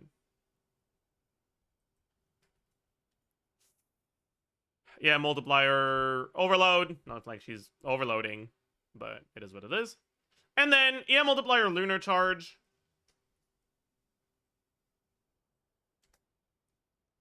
Should be like this. Yeah.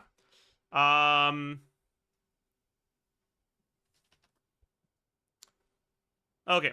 Damage percent on normal and charge attacks, or just on charge attacks, I guess. First, we have... How much ER do we have?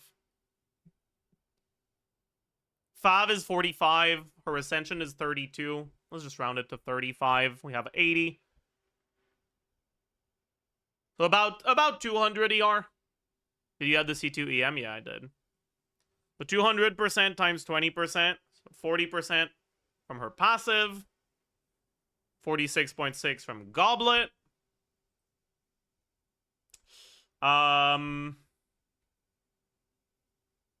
Is that it for damage percent here? No, we have Omen, obviously. Omen is on her charge attack, it's 60%. Pretty much all of Mona's damage is during Omen. Yeah.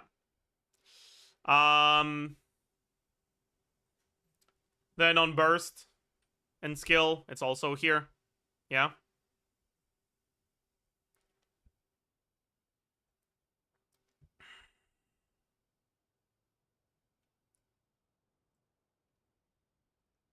Yeah.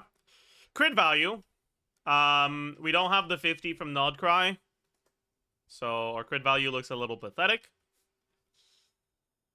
Effective attack.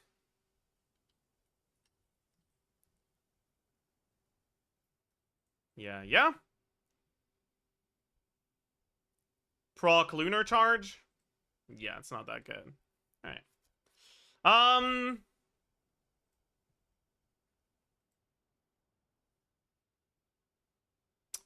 Motion value.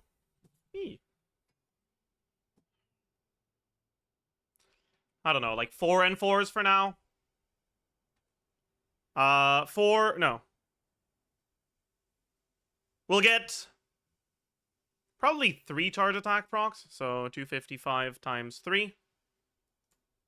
Then we have normal attack, so 4 times 63.9, 61.2, 76.2, 95.6.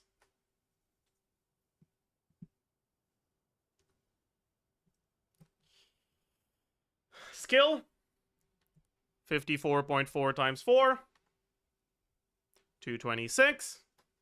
And burst, 752.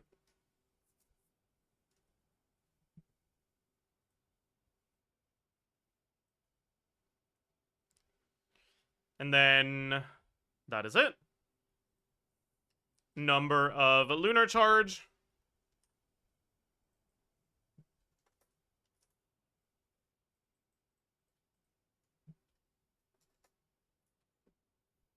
Then the hydro damage doesn't have shred, so it's times 0.9.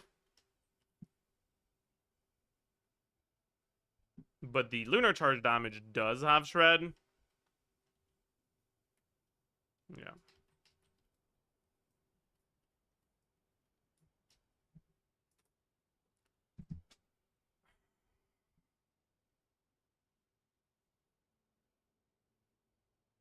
I don't know how real this is, though. I don't know how real this is. Because I don't know how reliably you'll be able to absorb Pyro into the Yehoda bottle.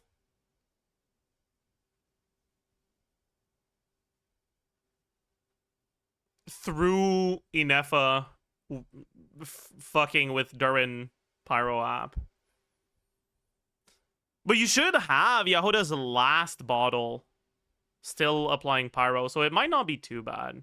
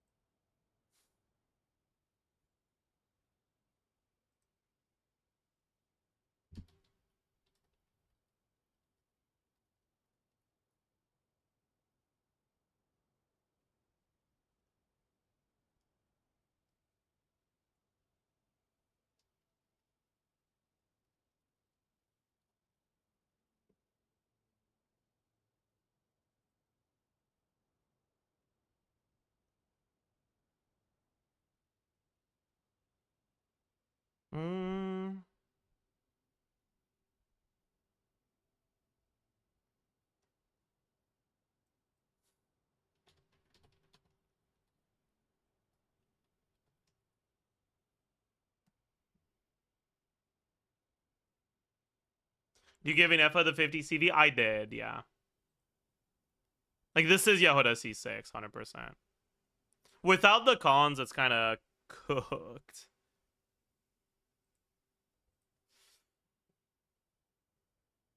Like, Yehuda C0 is going to be very bad here.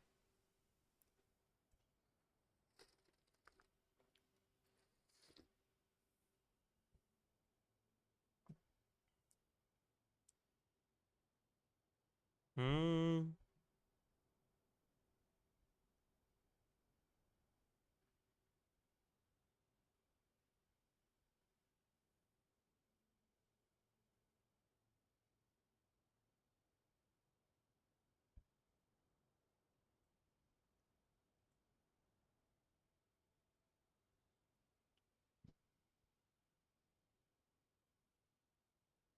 I mean, we can take a look, right? At C0 Yehuda. Yehuda C0. So, what do we lose? We lose a lot, right? We lose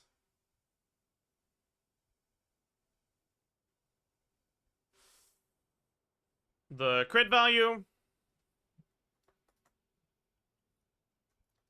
We lose the motion value from higher talent level.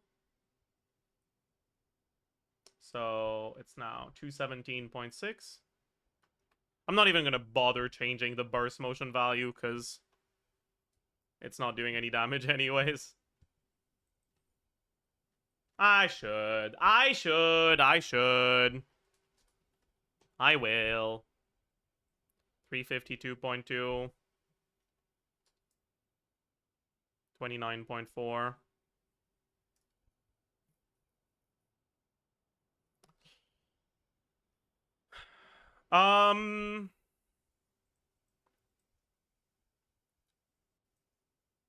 And then we also have less total hits. So this is 15 hits. You would have 10 hits. Maybe 7-3. Yeah.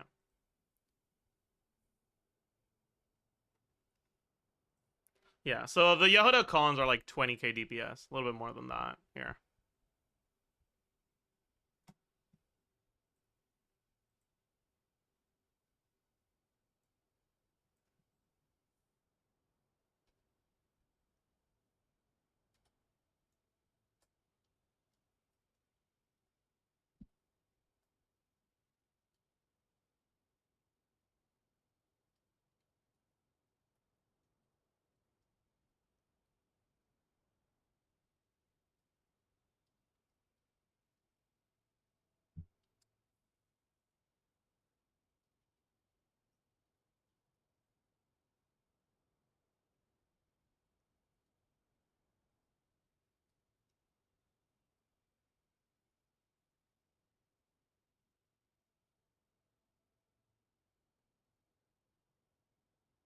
Hmm.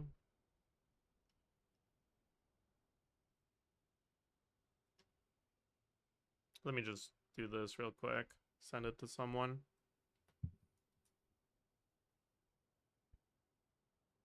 All right.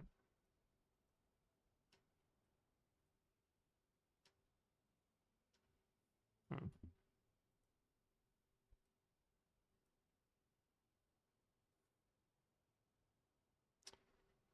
Should we take a look at Mona C4?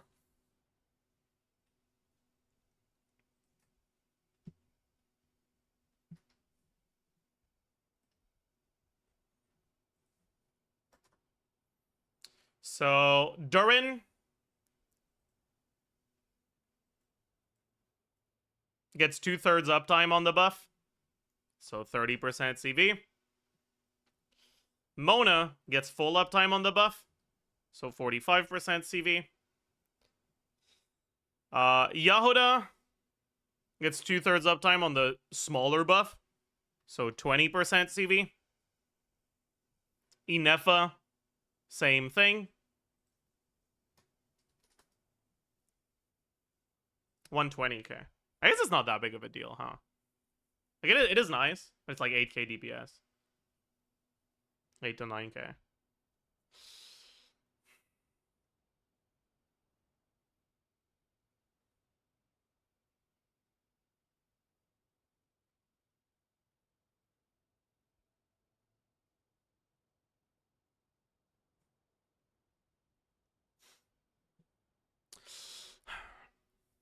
Honestly, though, I don't know. I don't know what to expect out of this. Because, like,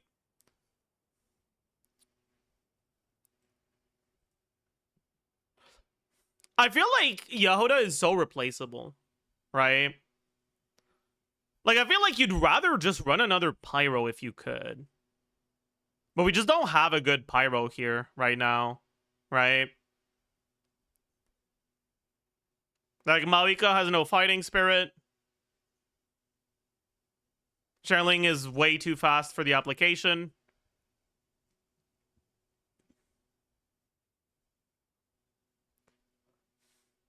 Arlecchino. No, we this is like an on-field Mona team.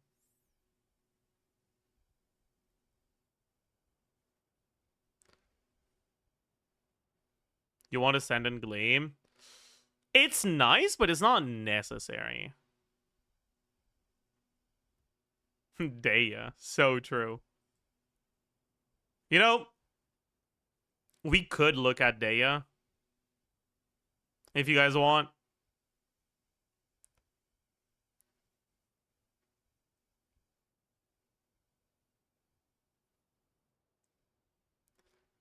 It's gonna be ass, though. No, we don't. Okay, man. Sorry. Okay, let's copy this one, I guess.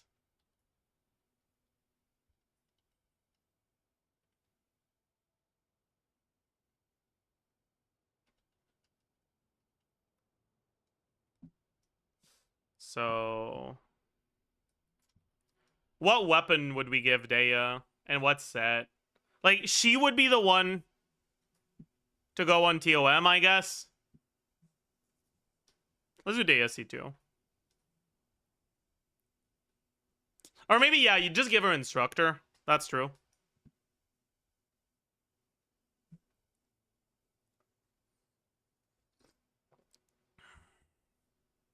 Give her Vorukasha. No.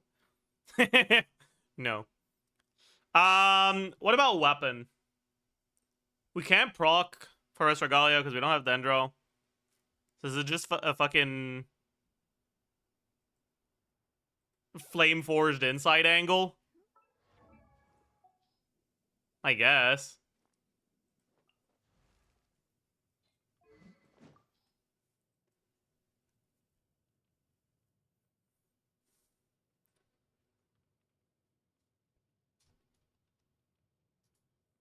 Inside.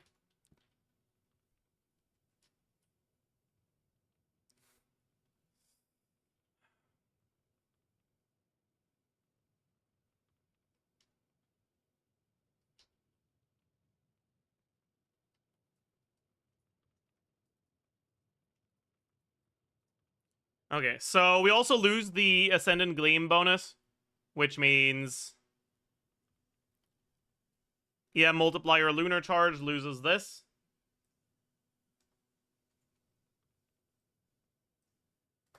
And we lose 60 EM from Serenade. But now we gain 120 from Instructor.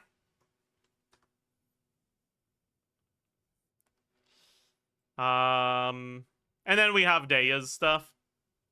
We also get 25% attack from Power Resonance.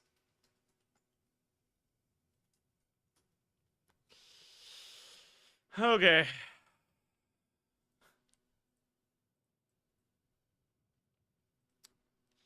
Daya, base HP, 15,675. HP percent, 28.8. 20 from substats. If we go Instructor on her,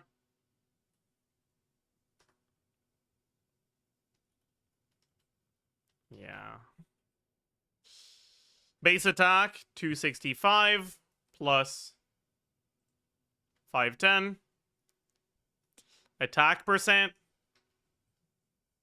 So We don't have this. We don't have this. We do have this. We have here, 15.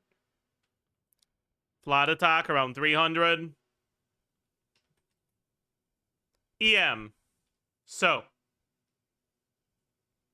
we have all of those EM buffs to the team. We have 139 EM times 3. Our substats for EM are going to be around 140. Change Serenade buff to Nissa. I already have. That's why the 60 is here.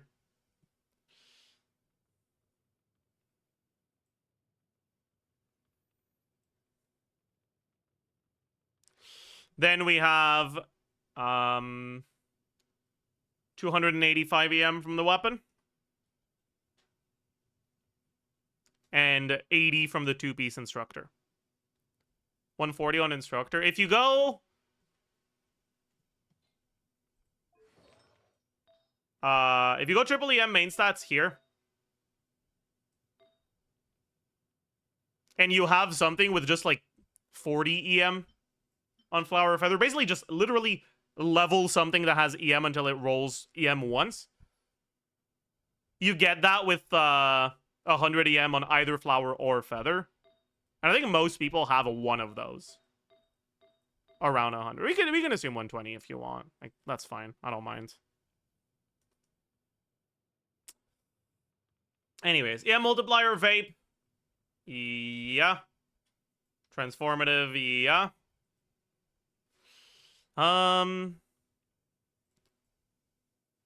Damage percent, E.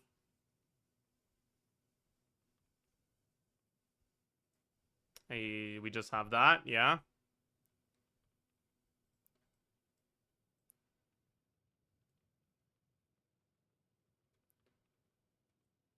Did they have any fucking... No. Yeah, okay. Crit value. 60. Plus, like... I don't know. It's gonna be pathetic. Basically. Effective attack. Vape. Yeah. And non-vape. Yeah. Proc transformative. Yeah. Motion value.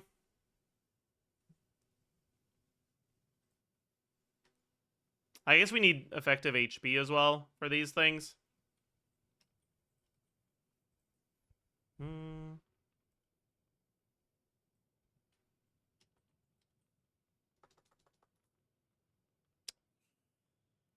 Motion value on the skill is 191.1.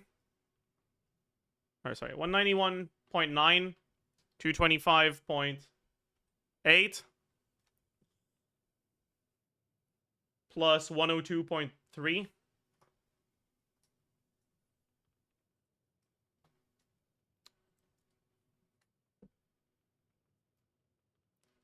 times... Is it 6 at C2? I think so. And it gets vaped.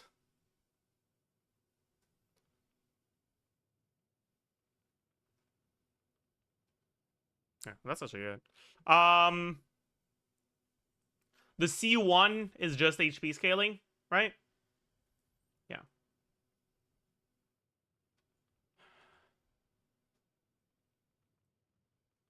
Okay. And then the motion value for the HP is 1.75 plus 3.6 times 1.5 times 6.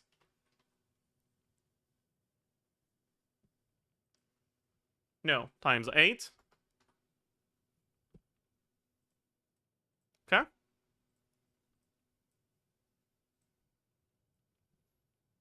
The number of transformative will be 8. Damage. Yeah. Yeah. Damage transformative. Yeah.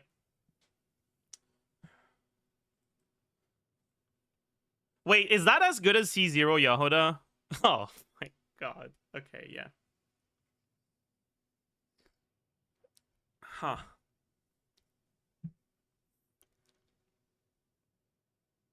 Yeah, maybe this Yahoda character kind of sucks ass at C0, huh?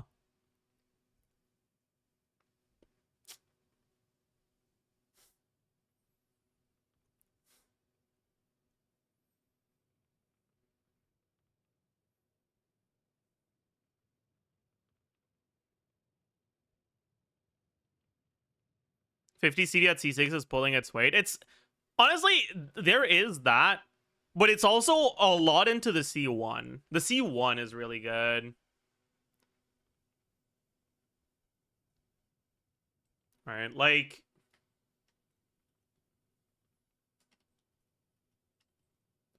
what were, as we assume 9-6.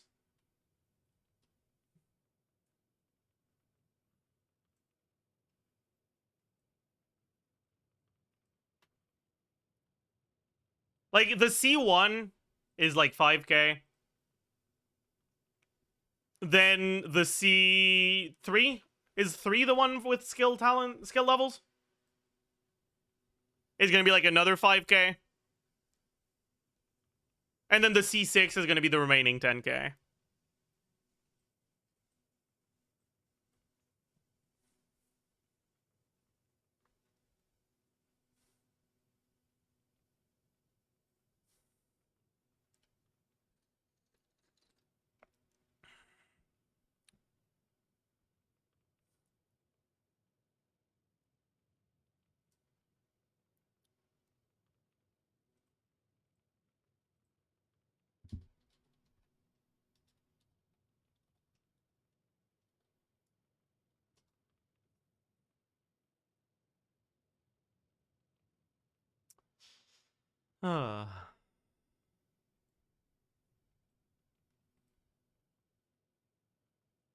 Maybe you just build her full EM at C0 then. Right?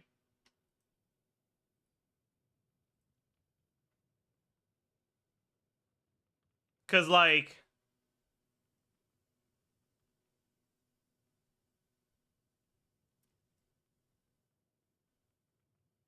if we lose the attack sands, we gain EM. That's slightly better. Oh, wait, you guys can't see it. My bad. I was sharing the wrong screen. Then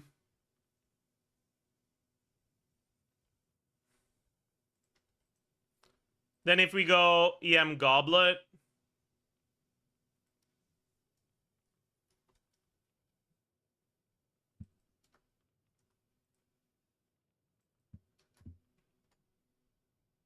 no, that's slightly worse.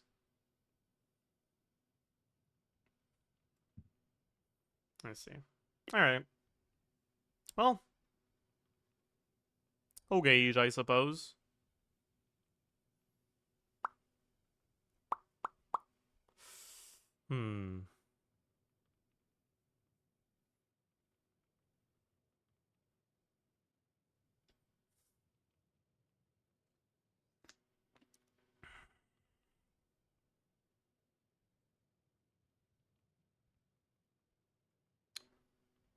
But yeah. Honestly, though, I don't know. I really feel like Yehuda's not doing that much on the team. Like that's the biggest problem I have, is that like this is more just an Inefa Durin team. Like Inefa Durin Hydro is gonna be a strong core. And like Yehuda is one of your options, but she's far from the only one. Right? You got a lot of other options.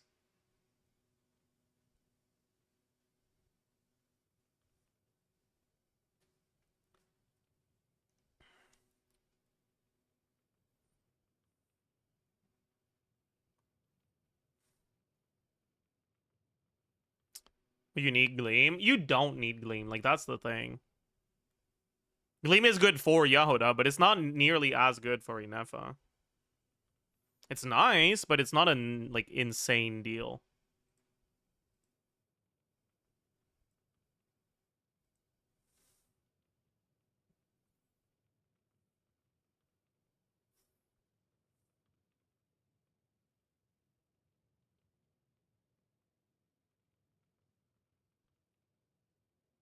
Inefa only cares because of Serenade. Yeah, Serenade and the Ascendant Gleam, like, effect.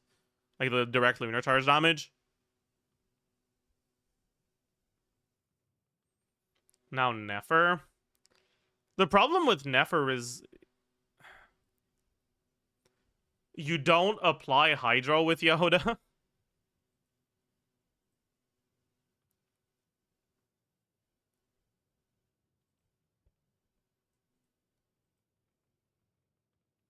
Right?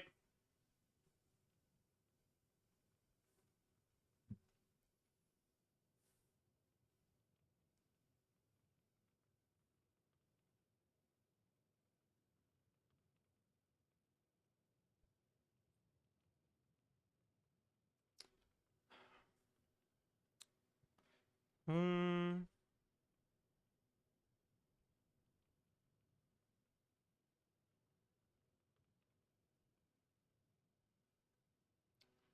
I guess it's not that big of a deal, though.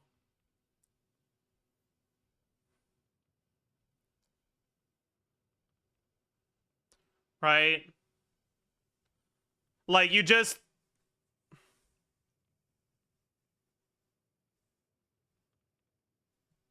Hmm.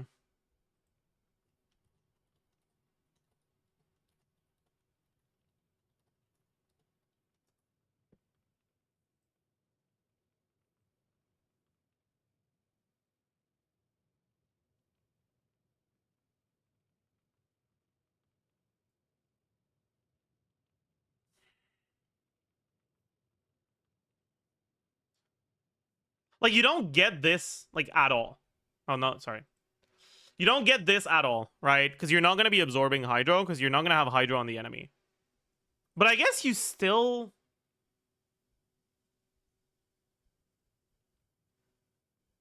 You still get this, right?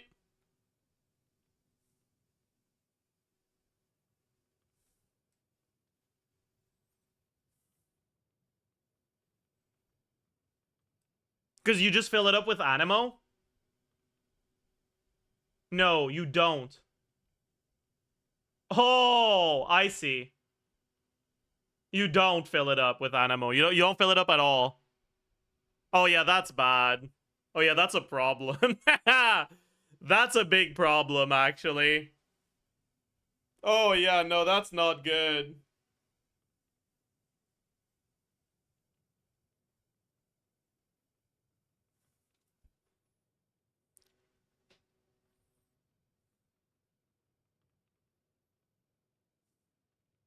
Oh, that's not good at all. Wait, that's so cooked. Check this. Yeah.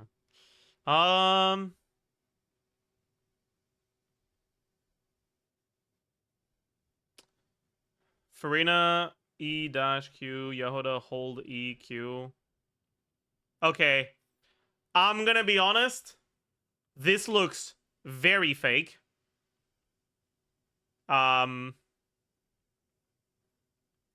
Because you are not getting an 18-second rotation when you're spending like 6 seconds on Yahoda.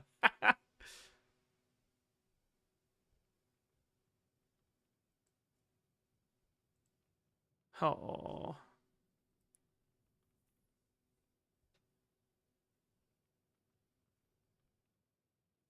Check DMs. Yeah, I checked. Thank you.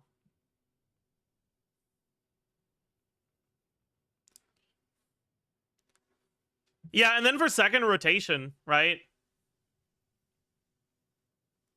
Like, Lumpy was looking at this one, right? For second rotation, right? You've used Llama's E here. So Llama's E is still going when you swap to Yahoda. So you have Dendro on the enemy. So you don't absorb anything in the bottle. Oh, that's so cooked. Oh, that's so cooked. Oh, that's so cooked.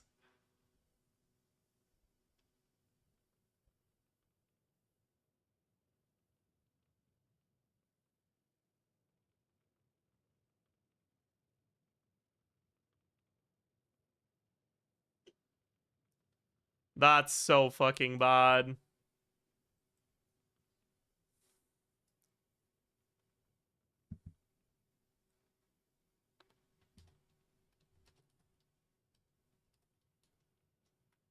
Wait, sorry. What was the question?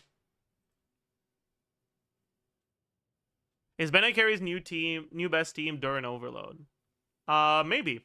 We can look at Benakari stuff after this. I'm down. Sounds fun.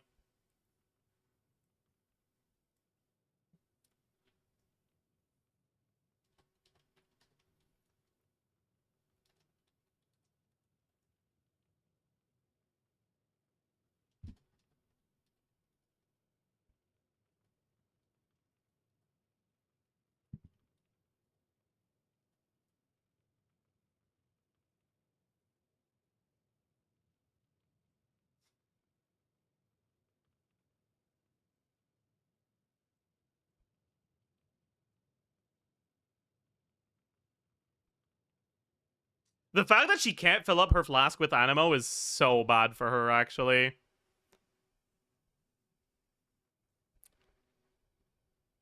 Because her C6 is reliant on filling up the flask. So her C6 just won't work. Oh, that's so bad.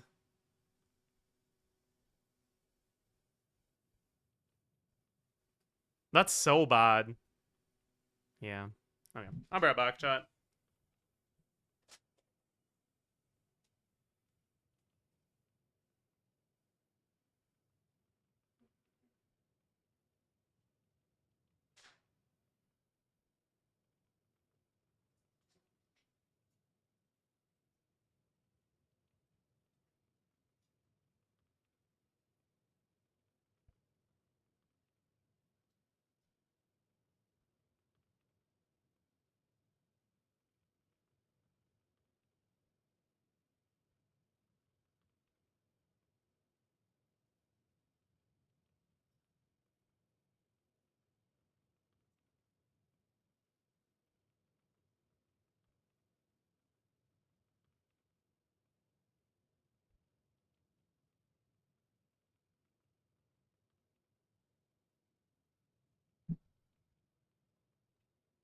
I'm back, chat. Hello.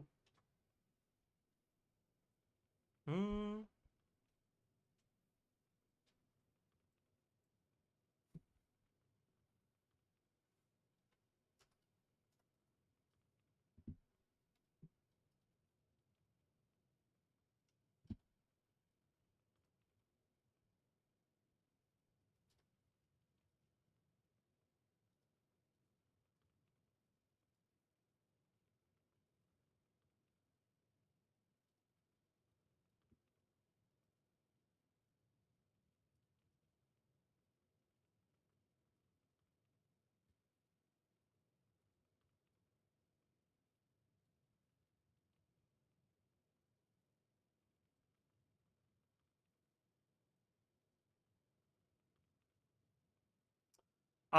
Sure, Lud.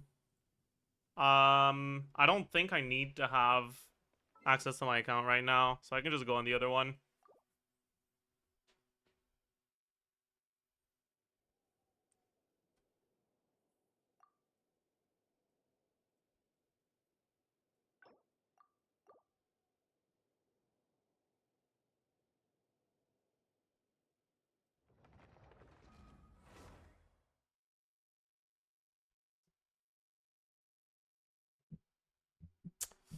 Uh,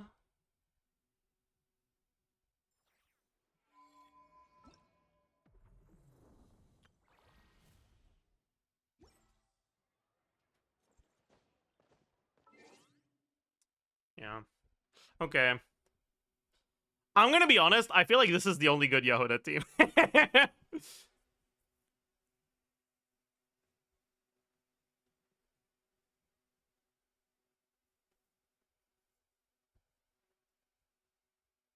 Flynn's, I mean, she'll be fine with Flynn's, I guess. The problem is that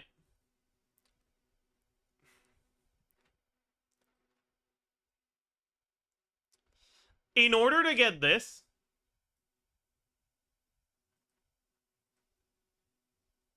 you need to fully charge your flask, but fully charging your flask takes like 4 seconds. So you're like significantly extending your rotations if you're using her.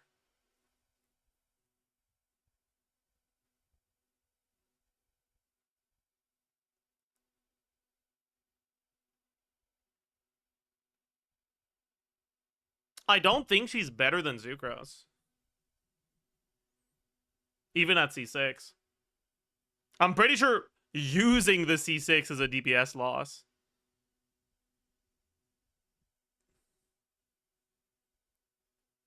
Or maybe you skill every other rotation, perhaps?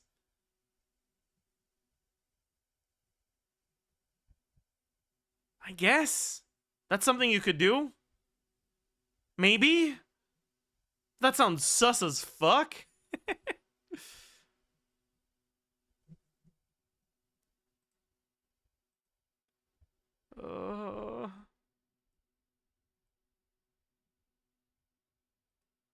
Yeah, she's just bricked, man. I think she's bricked in anything other than, like, double off-field carry with Durin. She's bricked without Inefa, basically, actually.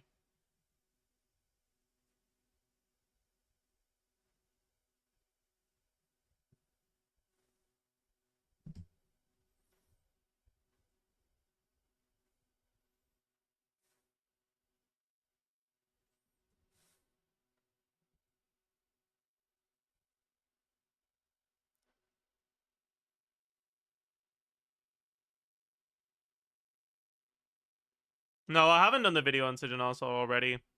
Also, Lud, I don't know if you're lurking right now, but if I end up recording that later, I'll need to go back on my account.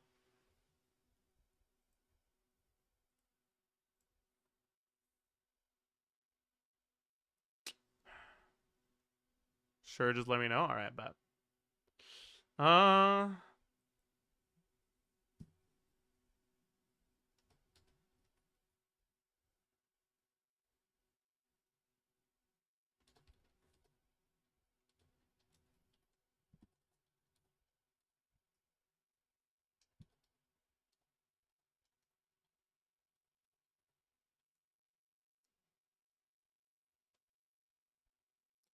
If Religion gets extended, could Flynn's Yehuda C6 Yolani Nefa be better than the current premium? No.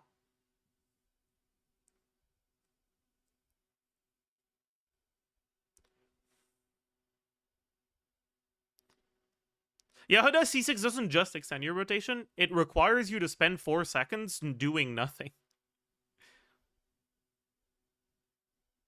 And it extends it way more than just to 18. Right? It's like 20-second minimum. Unless you give her a sack bow.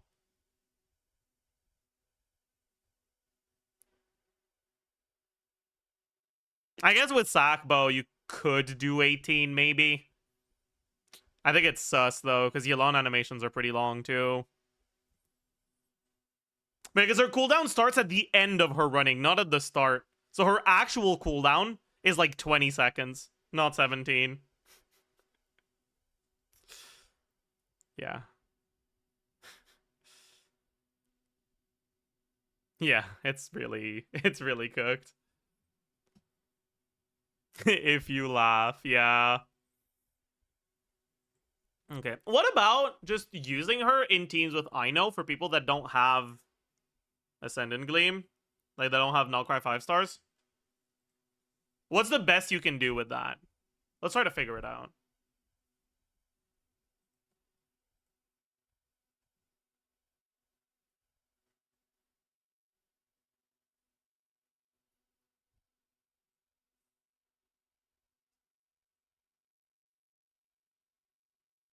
Two people that don't do damage. She does damage.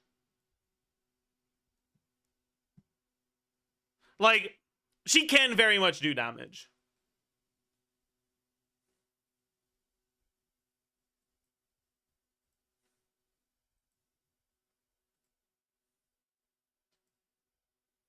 Bennett Changlang. It's not going to be enough Hydro for Bennett Changlang with Ino. And you don't have any Shred. I'm not too optimistic about that. It's Arlecchino Vape. You could do that. Hydro Infuse her. Play her with Arlecchino.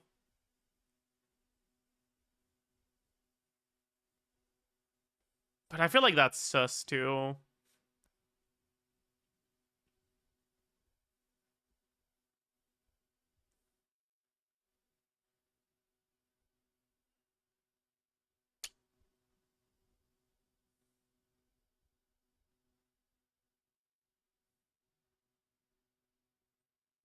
Maybe like Hyper Blue Mino with Kuki and Nahida. You need, if you want her to be useful, you need her to absorb something in her bottle, and she can't absorb anything on her bottle through Nahida Dendro application. So that's not gonna work.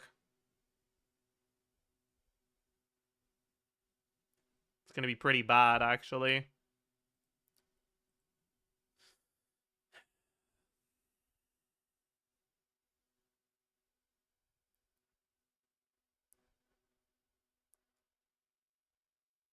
Hutao Yalon, I know Yahoda. Or like, what's Yahoda doing there? Just a bit of hydro damage? It's not that good.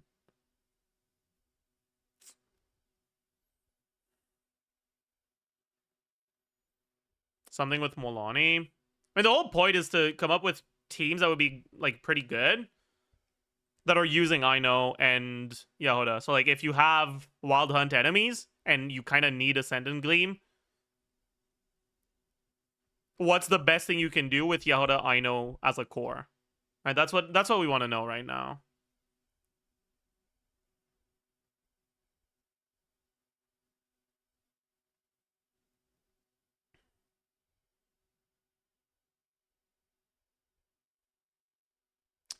Hutao, Farina, Yahoda, Inefa. Again, you're missing the point. The whole point of doing this is to not use a Nullcry 5-star. If you're using Inefa, you're defeating the purpose.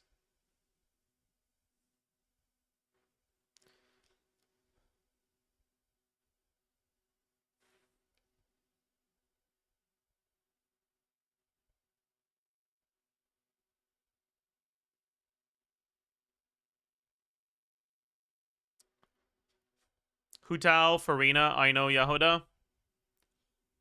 Maybe. But I feel like that's just going to be a really bad team for damage.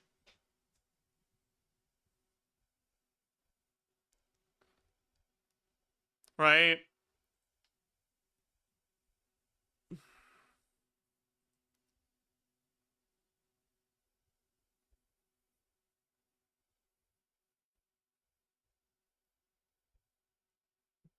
Maybe it's okay. It's just because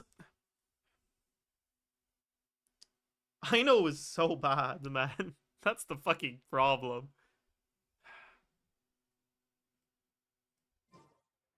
Like, why is Ino so dog shit? Whatever.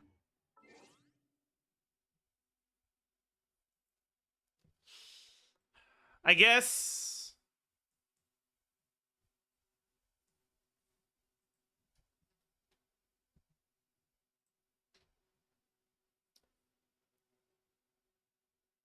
Ino is way better than Yahoda. I disagree. Ino is a unit that just, in terms of the amount of things she does, is completely awful. But she is the only unit that provides the things that the new carries want. So she ends up being very playable despite her completely awful kit.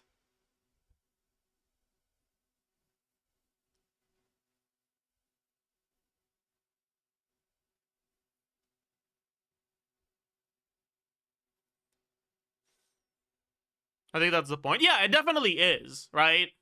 It's the same shit as like Dendro MC and Cole that were very hard carried by how good Dendro was at the time.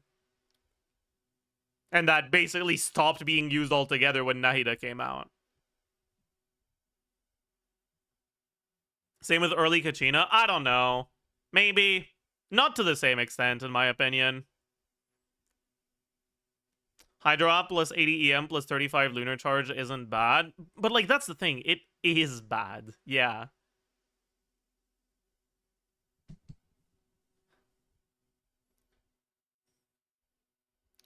If her Hydro app wasn't awful, maybe you could say that it's good. If she had any sort of personal damage. But she doesn't. And it isn't. Anyways, yeah, let's do Hu Tao, Yahoda, Farina, Aino. We'll do Aino C1, Yahoda C1 for now, I think.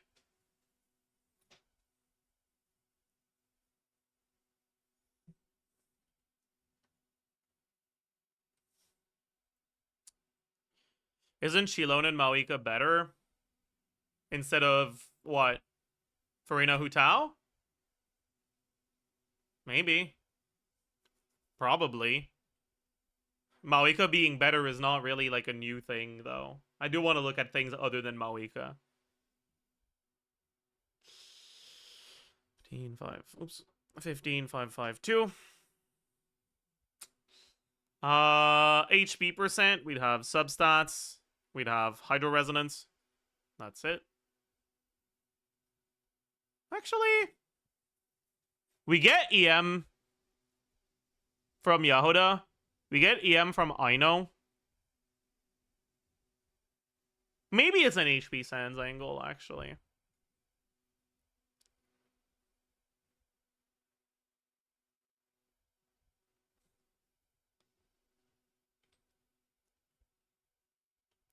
Hu Tao, Deathmatch, Maréchaussée.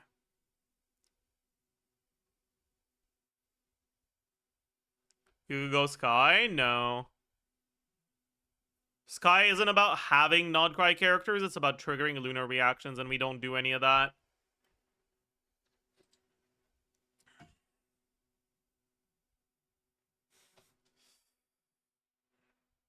For now, we'll go EM Sans, but we'll see. We'll see about the rest. Flat HP, about 5k. Total HP. 27k. Base attack, what was it, 90 something? No, 106. Plus deathmatch, attack percent, 24.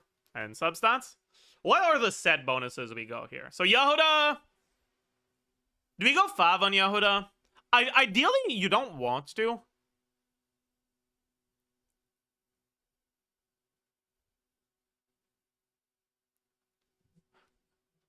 Because you'd want to try to get her a little bit of personal damage. Right? But for now, let's look at Fav on her, Fav on Aino, and then Festering on Farina. Your requirements should be fine with this. Set bonuses, VV on Yahoda. Golden Troop on Farina.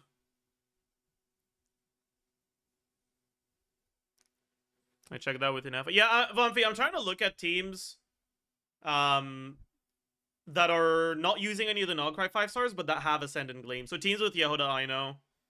And I'm trying to figure out what's, like, not completely dog shit to try to... No, not Aino plus Inefa. Yahoda plus Aino. Just so that you can fucking...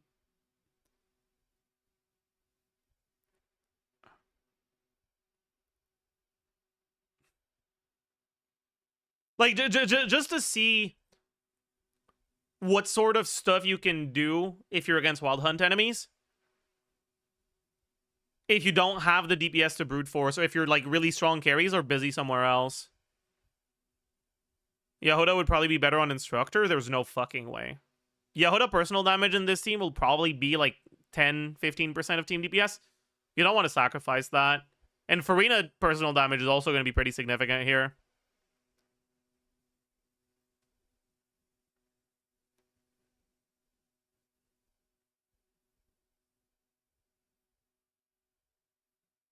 So you definitely want VV. Like, I'm sorry you have to learn it this way, but Hu Tao's damage is not good enough to justify putting Instructor on Yehuda.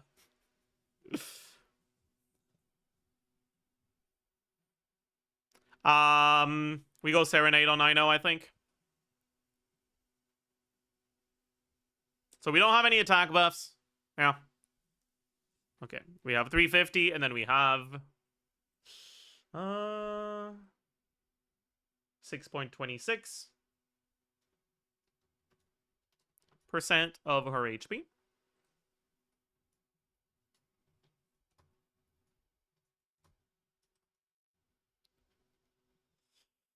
Elemental Mastery. What do we have? We have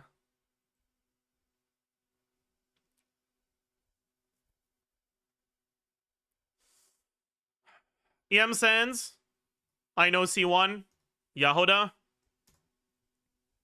Serenade, Substats. Yeah, this is probably an HP Sands angle.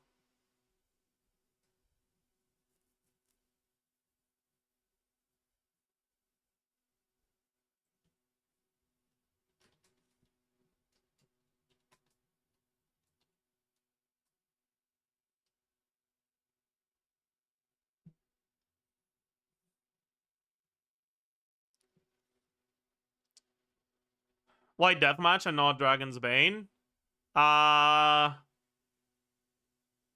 Crit is good. We already have a lot of EM from external sources, so the value of Dragon's Bane gets lowered a decent amount. You think Versa, Yonsan, Yehuda, Aino could be passable? I mean, yeah, probably. We can look at Versa next. I'm down. It won't feel good, though, because the EM buffs don't do anything. But it will be possible, yeah. I wonder if Eon-san is even the best slot there at that point.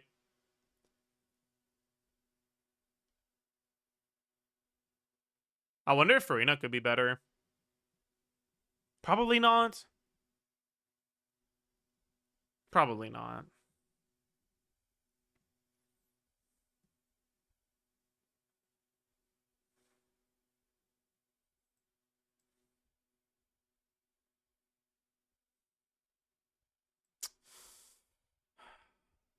Solo Electro Versa? Yeah. It's a little sus. Depends on whether you can get Electro VV with Yehuda's infusion stuff, I presume. Oh, you definitely can. You can just get VV from the burst.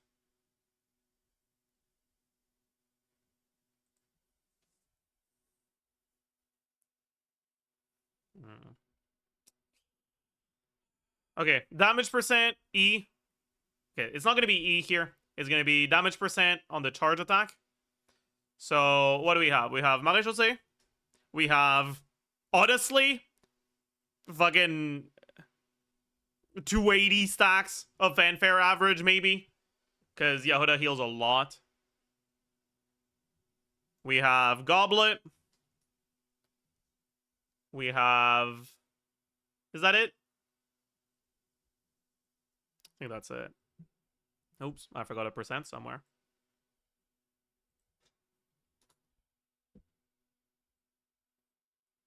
Okay. And then on the burst, we just don't have this. Crit value is going to be crit ascension, main stat, substats, Maréchaussée, deathmatch,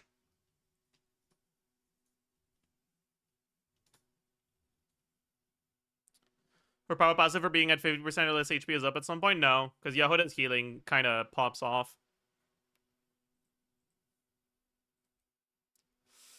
Okay, effective attack is going to be total attack times crit multiplier times 1 plus damage percent times EM multiplier. This is on the vape. This is on the non-vape. This is on the burst.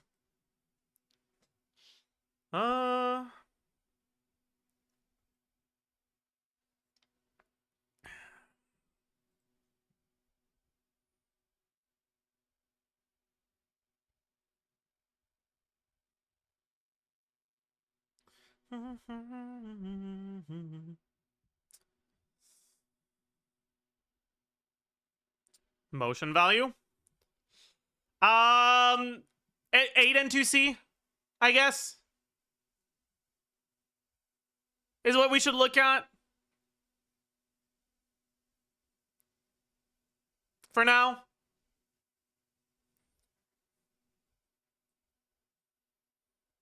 For now, we'll look at C0 Hutao. Then we can look at C1, maybe.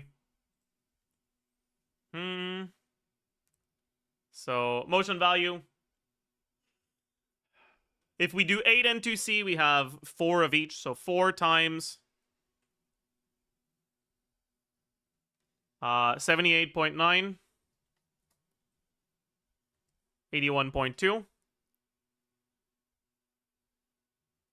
plus 8 times 228.7.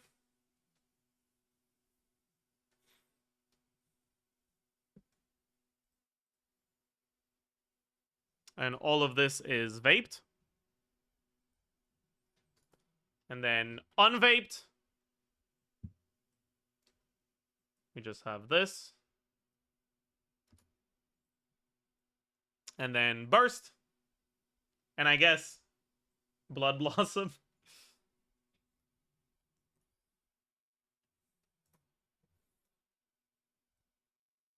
Burst is 588. We burst every other rotation. It gets vaped. Okay.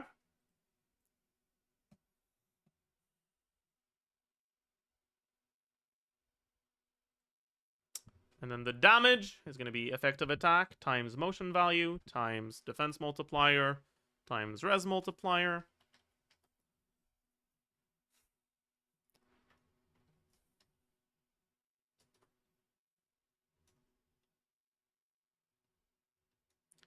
Hutao personal damage at 44k. Next is Yehuda.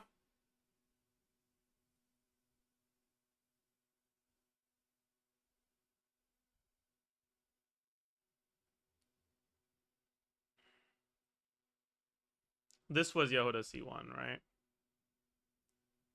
Yeah.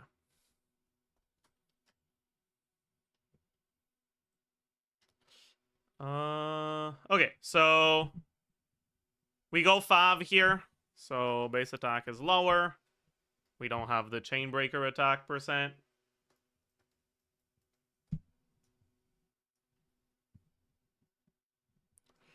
We go attack sands, yeah.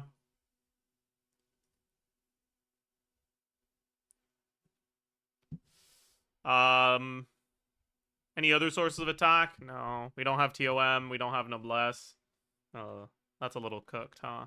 Oh boy. EM doesn't fucking matter, honestly.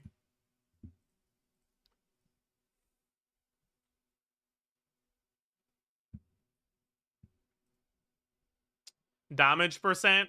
You know what? This is clearly an attack goblet angle.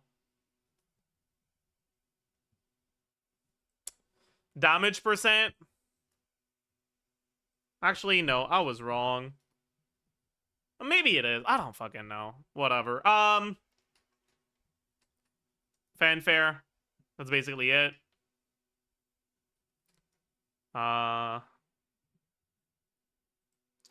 Crit value, effective attack.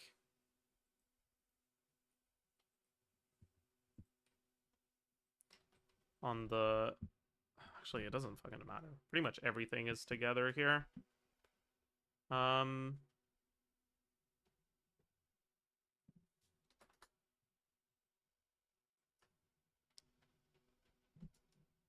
Okay. Motion value. We get... I closed her page. GG. We get 217.6 times 15. And we get 310.1. Here, 352.2 plus 29.4 times 10. You can convert the site to show skill level 9 by default. It doesn't work on League characters, unfortunately. God. That is very funny. Anyways, okay.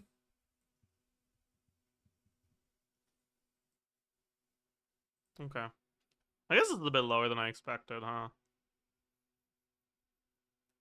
Ooh.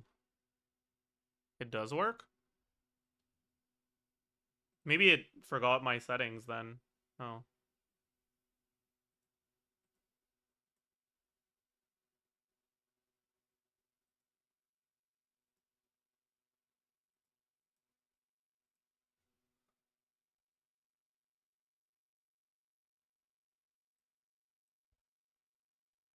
Eh, whatever.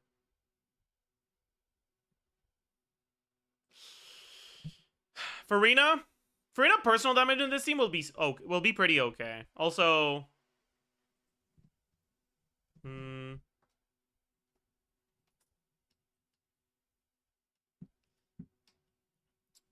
okay. Farina.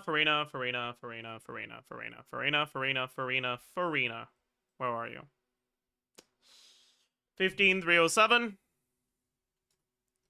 46.6 times 2. Hydro resonance. Substats. 5k. Damage percent. Golden troop. Per effect. Fanfare. Is that it? I think so. Festering.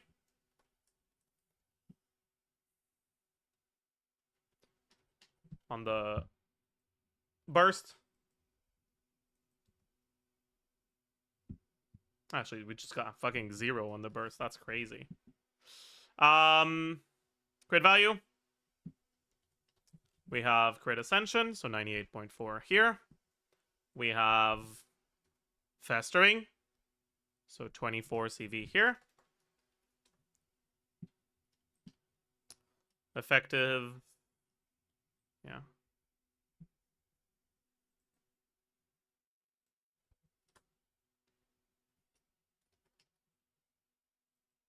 Yep. Okay, motion value. What is it for 20 seconds again? Is it 1364? I think.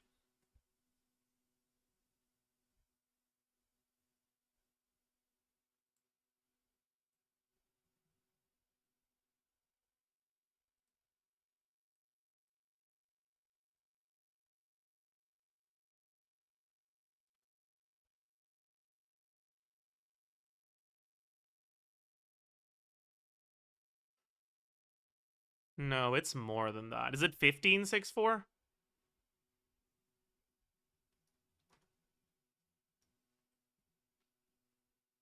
I think 1354 was 18 seconds.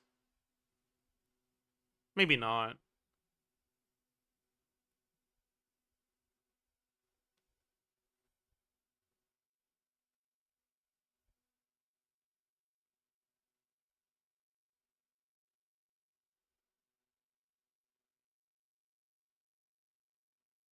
Let's do 1564.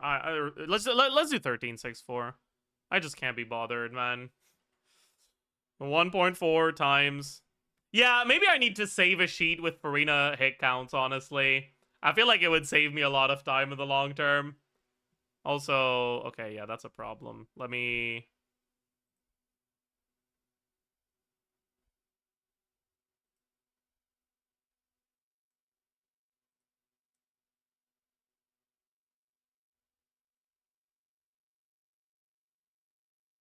Why is it defaulting to 12 now?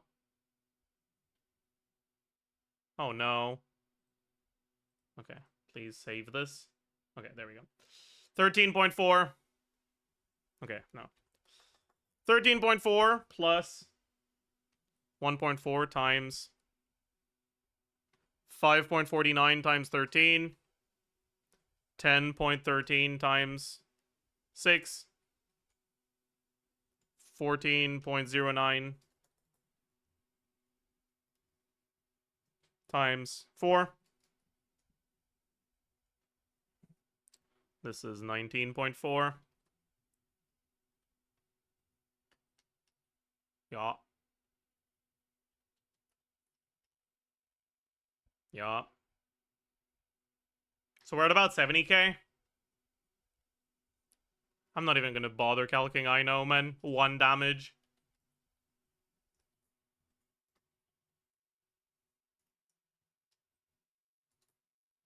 Yeah, around 70k.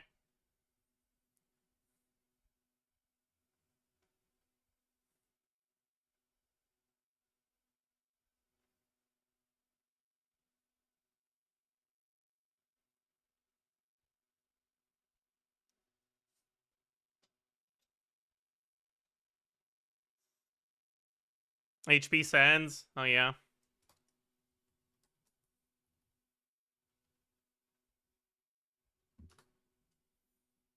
It's a little bit higher. 71k. So true. Okay. Well, let's do Varissa, Eonson, Yahoda, Aino.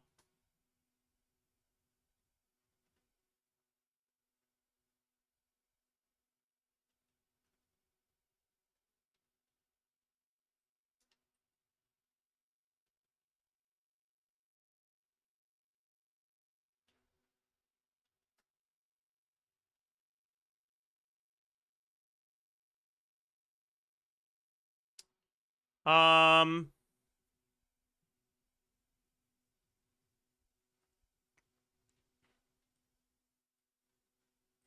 I mean, we basically have no damage from the rest of the team, so it's basically all Varissa. So let's just look at Varissa damage.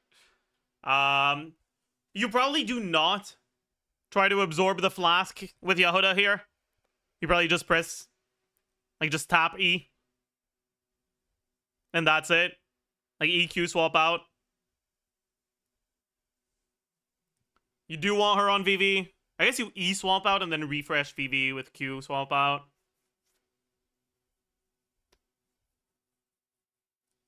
So you want her on VV.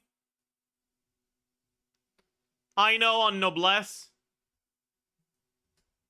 And Eonson on Scroll.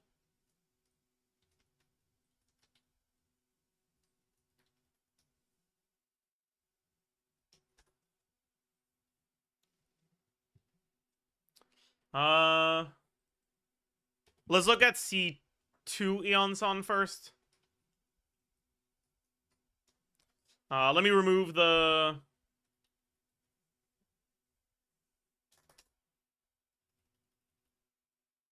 Farina thing. We go ER Sands here. Sure. Good enough, honestly. Whatever.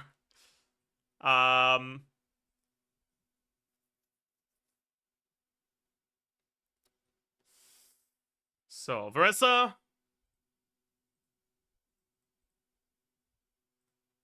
Base attack 356 with Sith. Attack percent, we have Sands. We have Noblesse. We have substats. We have her passive. We have Eonson C2.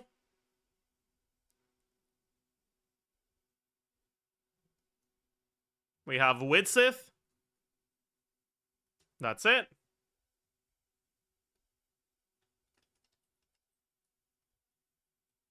Flat attack.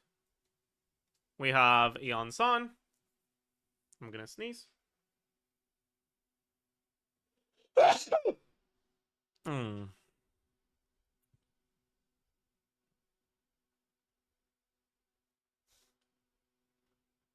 I don't really give a fuck about the EM. Damage percent on a plunge will be Goblet, Leno,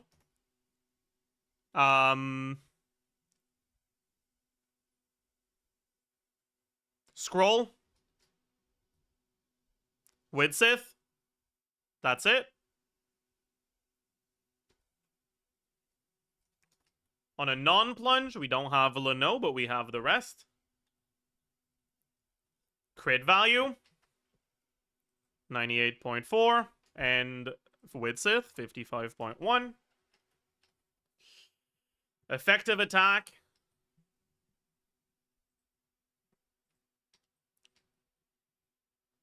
Yeah. Motion value.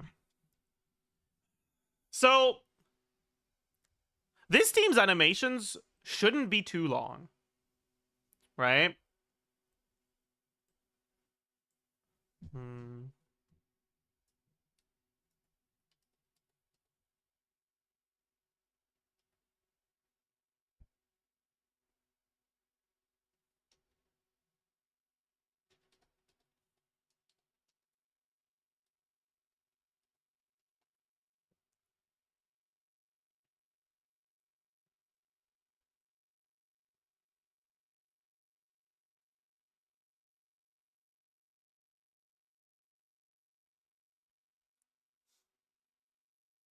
Yeah, so what sort of combos do you get? You probably do get some manual charge attacks here, but how many? Oh, I don't have Varissa. Lud! I'm sorry, I gotta go back on my account.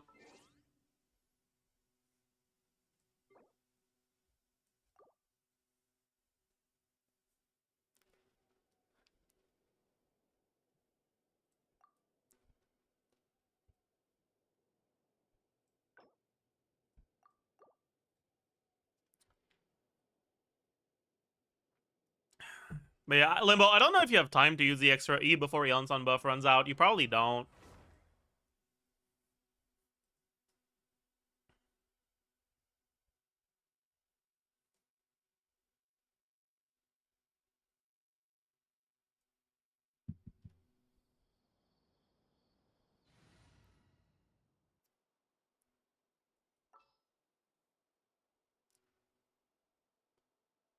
I wonder if there's ever a world where you don't use burst on Aino. Instead of putting her on a bless, you just put her on something else. You don't use her burst, so you don't have to worry about VVing through Hydro App.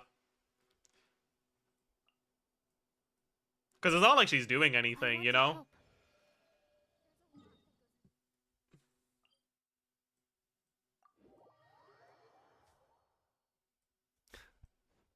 Like, she's just there for the Ascendant Gleam.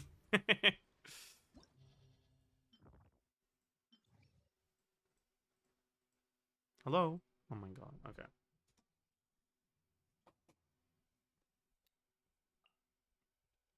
Let's use Sucrose as a placeholder.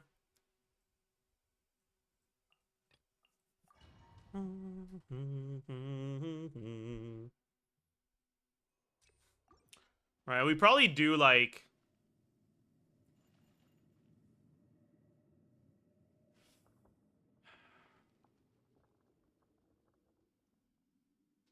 Varissa E.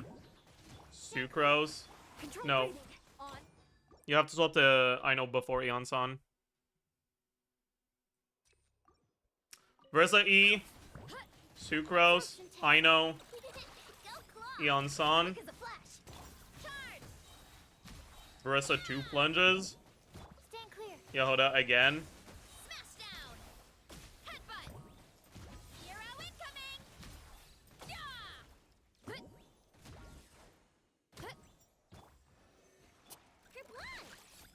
That seems like it's 20 seconds.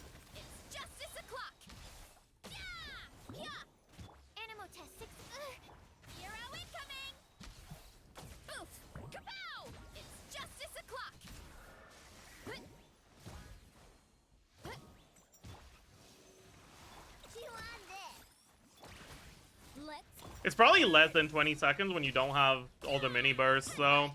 It's justice o'clock. Yeah! Oof.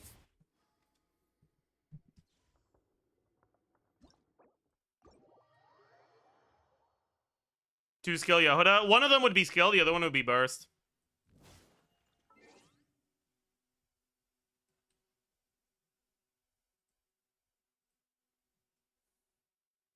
Yeah.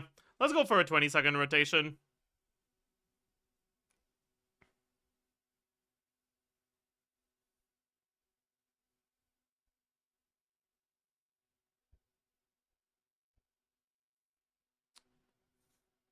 Yeah, then how many mini bursts would we have on average?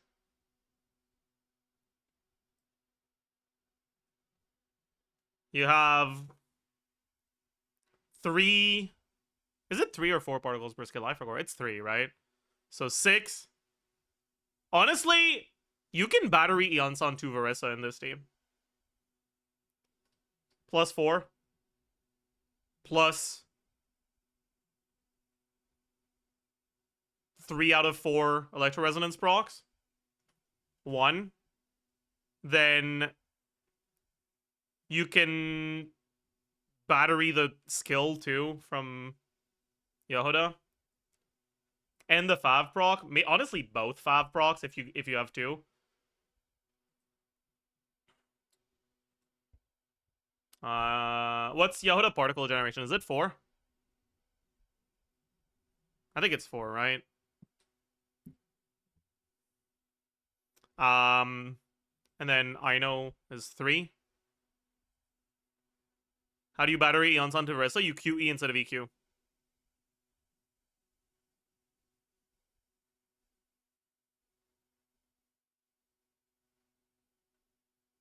Our Eonson buff is running out like about half a second after our last plunge, so I don't think it'll make us lose buff.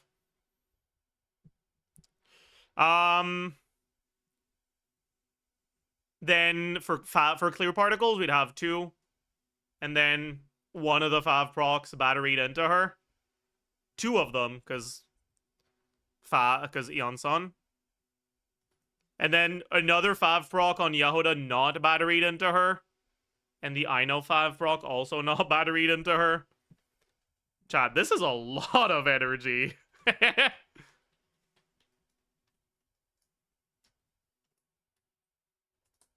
Chat, this is 70 energy pre-ER. Chat, that's a lot of fucking energy, honestly. 129 ER for 3 bursts per rotation without a problem. And Verissa can hold energy for the future. So generally, this is basically just 3 bursts per rotation, no problem. Yeah, fuck it. Let's just do 3 bursts per rotation then.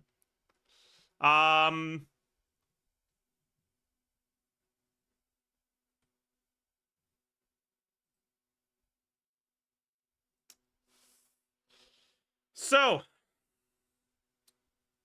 skill 126.6 times 2. Enhanced skill 180.9 times 2. Charge attack 151.8 times 4. Enhanced charge attack. Sure, Led. You can go ahead.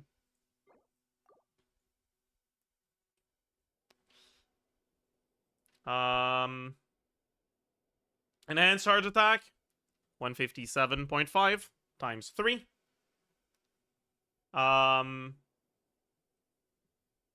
That's it for non-plunge damage. Then plunge damage, we have 137 times...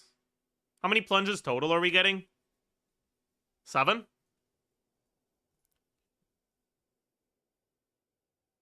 Yeah. Normal high plunge, 342 times 4. Enhanced high plunge, 513 times 3. Ascension passive, 180 times 3. 50 times 2.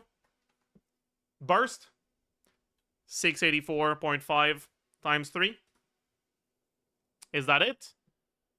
I think that's it.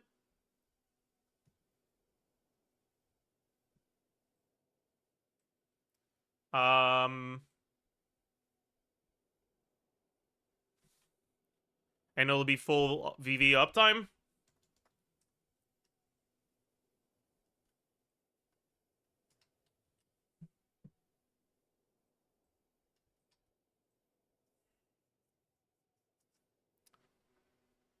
Huh.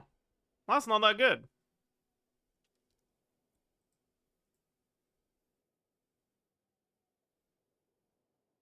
It's a lot of 5s.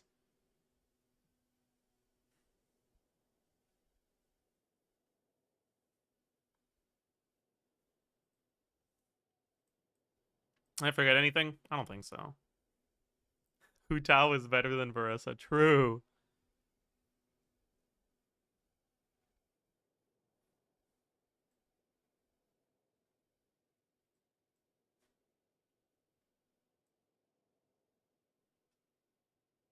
Then we can look at C6 on Sun.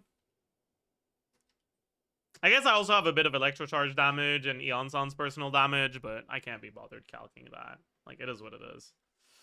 This is now 810 and 25 damage percent.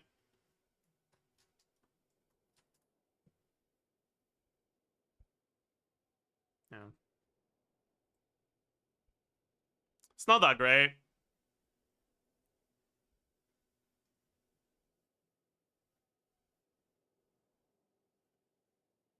Turns out a character that does literally nothing tends to not be that useful.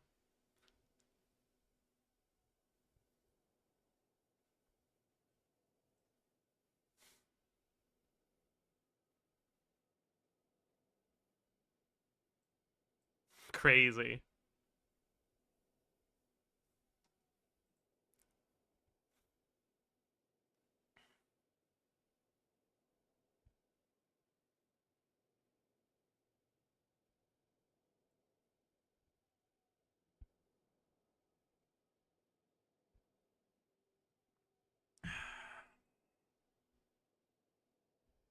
Would that even be better than Overload against Wild Hunt? It should be fairly similar.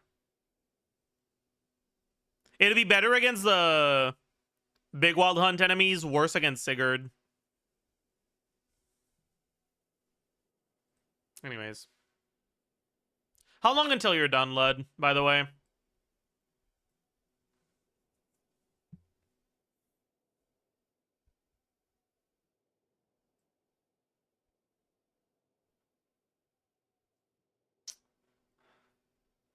Yehuda works with Hu Tao?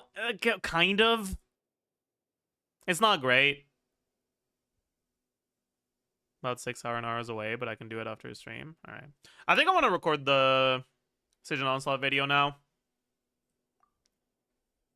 So I'm going to log back in. Does the dev do IT? I'll do it tomorrow.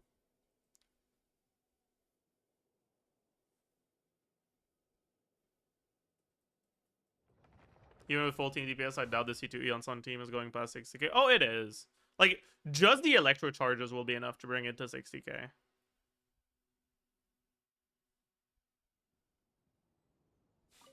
Because we have a lot of EM. Oh. Boy.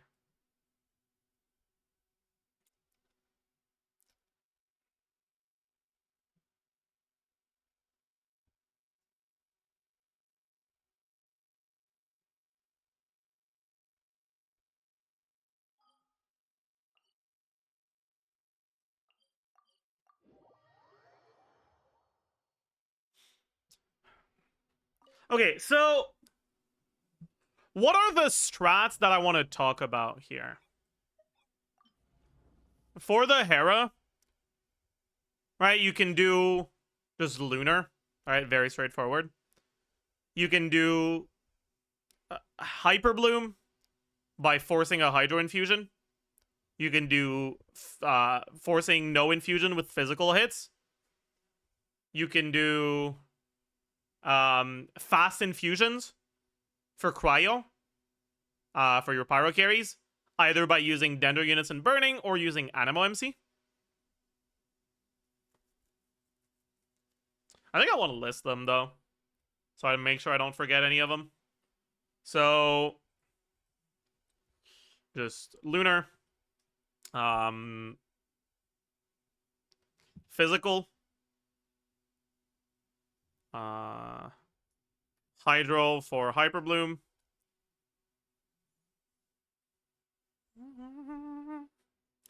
Animo MC. Or I guess Burning / Animo MC for Cryo.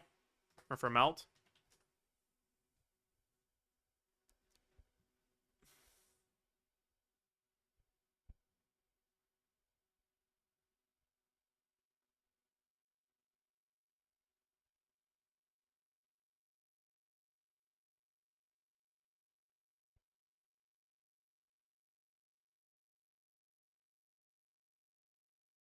Yeah, I guess you can also do stuff like...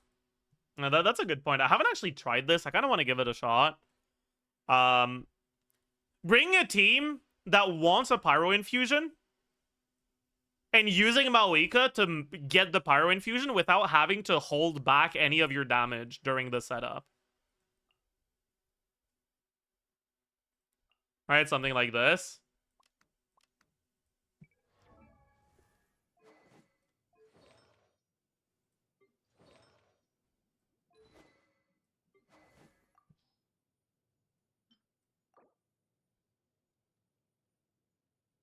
But I guess we don't have fanfare here, which is a bit annoying.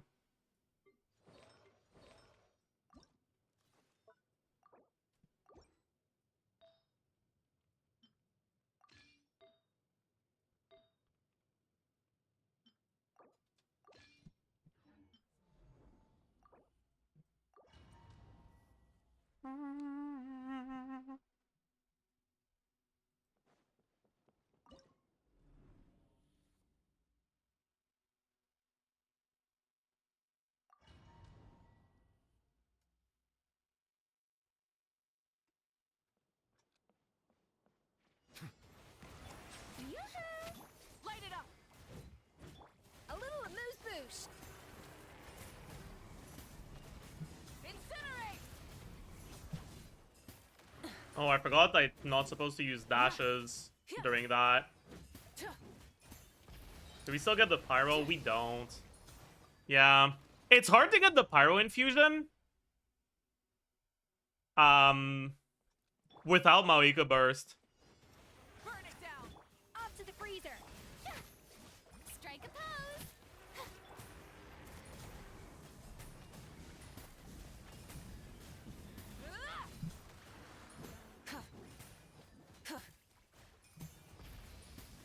Pyroclastic surge.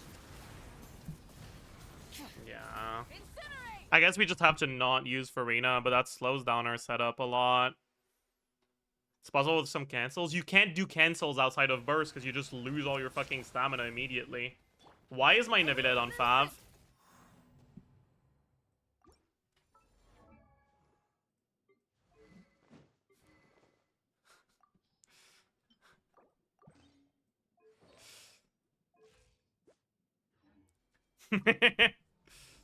Oops.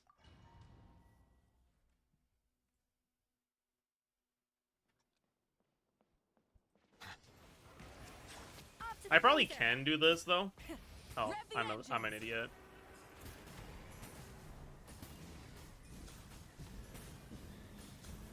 Incinerate. A little amuse-bouche. Bow your head. Light it up. Light up the blazing sun. Switching gears. Really? It's, yeah. I guess that's what happens if I start melting Escoffier like an idiot. Up to the freezer.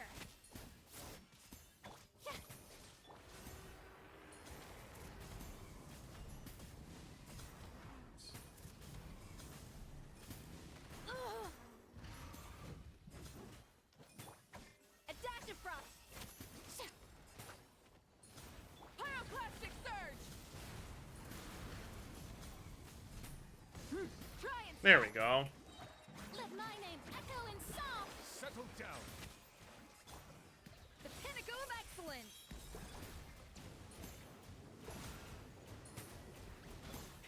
Oh, my E's not off cooldown. Burn it down. Be sanctified. Silence.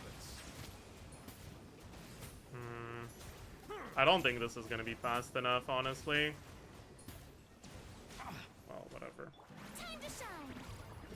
Yoo-hoo. Bow your head. Off to the freezer. Goose on the loose.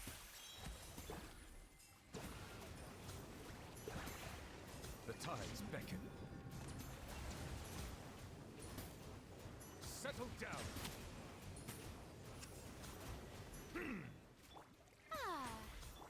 A little moose breath from the sky.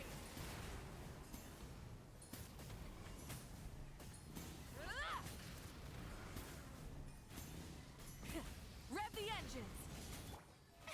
Oh, brilliant! Off to the freezer. Silence. Let the world come alive. Yeah, this isn't enough.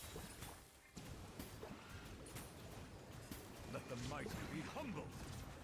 I think you still need a bit too much investment for what I have. Oopsie. Yeah, 1 second of it is a little fucking sus.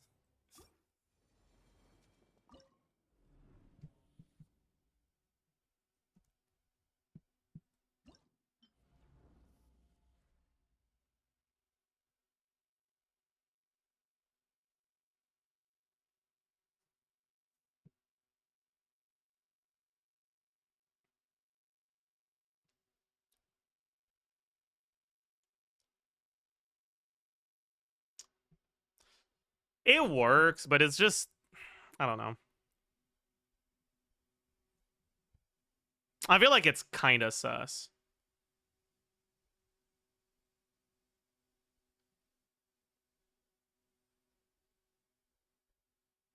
Wait, chat. Thoughts? Thoughts?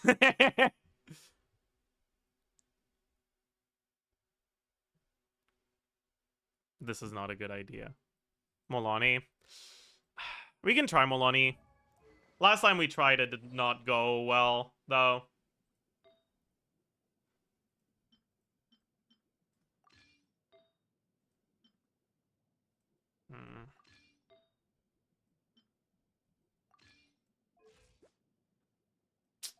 That's what it is, I guess.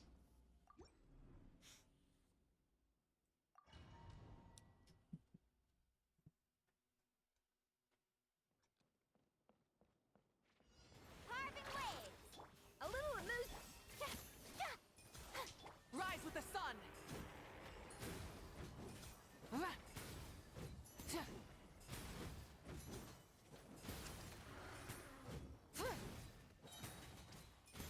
I'm an idiot. Oh, never mind. Shower me with praise. Off to the freezer. Let my name echo in song. Oh, please, please, please let me burst! A burst of flavor. That's up.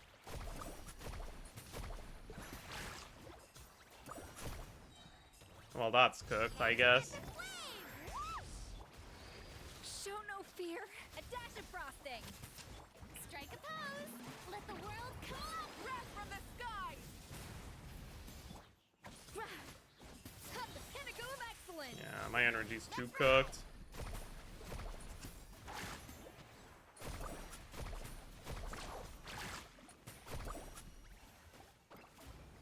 A little moose light of the blazing sun.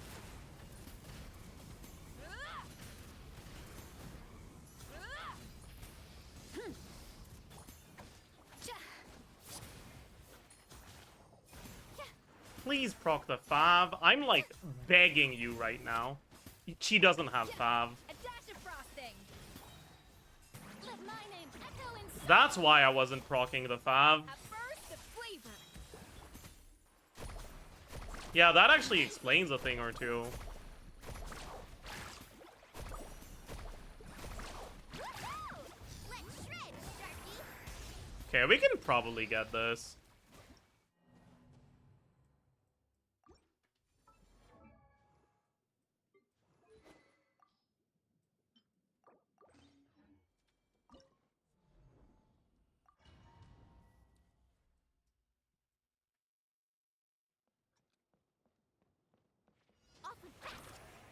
Off to the freezer. Light it up.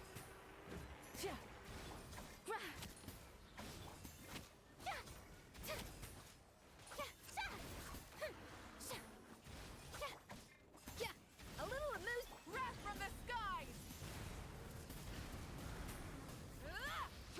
Shower me with praise. Let the world come on. The pinnacle of excellence. My SKP energy is gonna be cooked. I fucked up. Shouldn't have used her skill there. Did I get the attack buff? I think I got the attack buff. It is what it is, I guess. Let my name echo in song. Yep. Light of the blazing sun. A dash of frosting. A burst of flavor.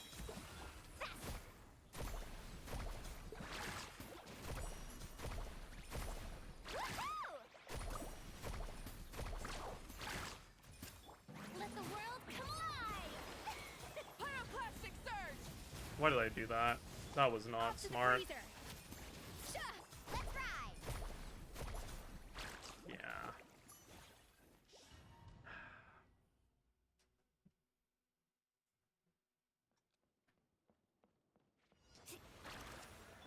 A little amuse bouche. Rise with the sun.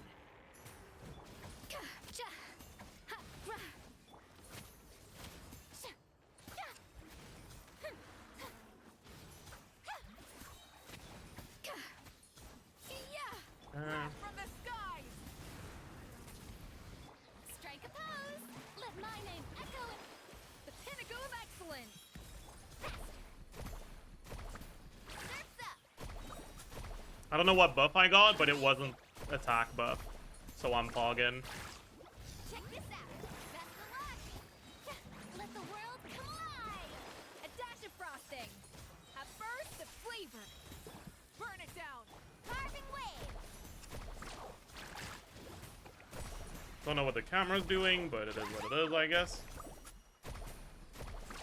Amazing. Let my name echo in song. Shower me. Rock.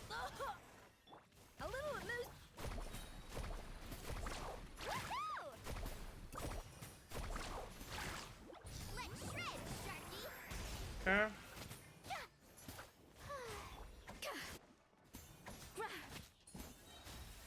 Light of the blazing sun.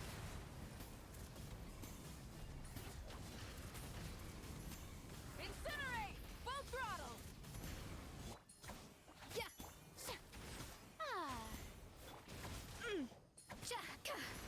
Off to the freeze! Yoo-hoo! Let the world come alive! Goose on the loose! Let's ride! Don't think it's enough. Okay, nice crit, Molani. Surf's up! Check this out! Best of luck! I don't think we're one crit away. Actually, no, we are one crit away. We would have gotten it of that crit. Okay, dude. Well, I mean, it's clearly doable, but I'm not. I'm a little bit upset right now. Attack buff too, did we? Eh, whatever, man. It is what it is.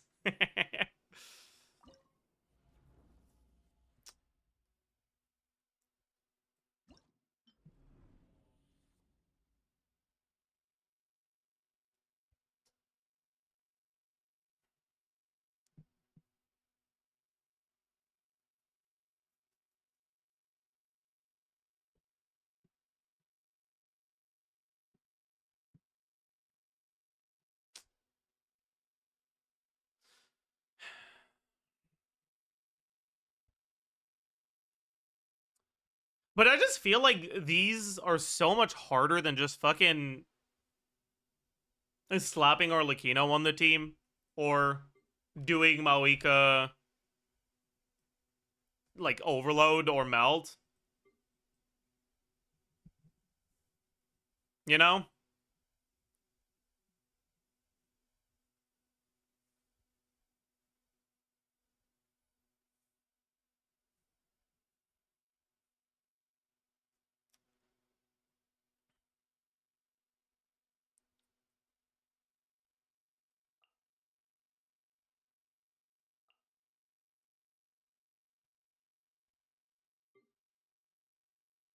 What would the Moika Overload team look like? Moika, Eonson, Chevreuse,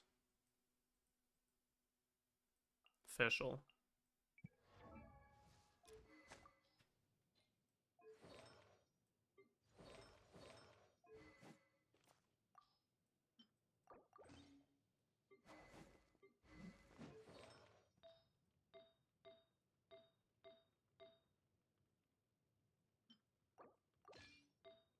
I think I have too much crit now. Whatever. I won't complain. It's this.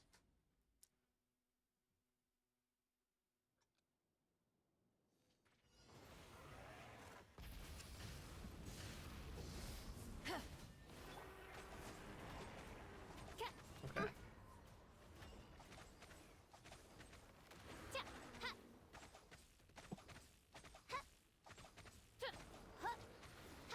By royal light it up.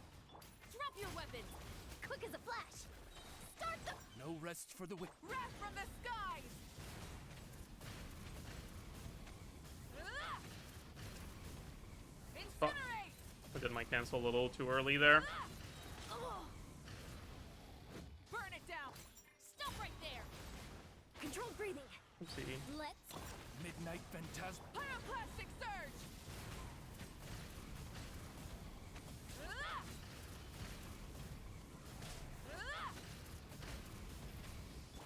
Hands where I can see 'em. Final I guess I stare for a little here. Swapped out too early. Odds reveal thyself. Wrath from the It is what it is. I summon thee. Oopsie.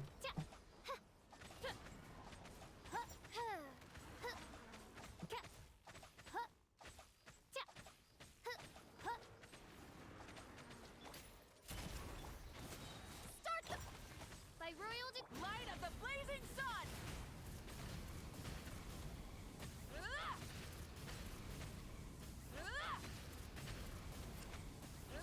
Rise with the sun.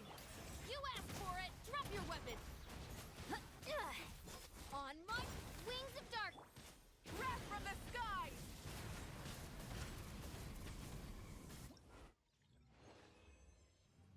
We see Nukes Heracler with Molani, Farina, Shilonen, and Crescent Pike Shangling. Yeah. I haven't seen it, but that makes sense.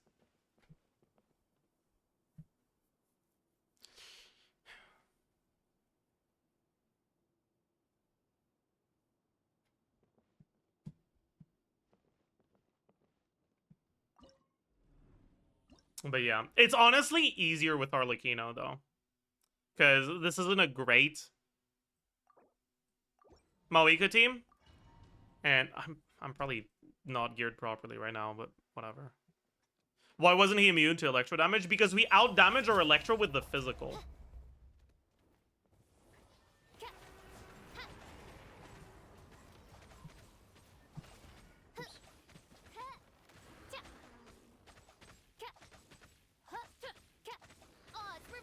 Final warning.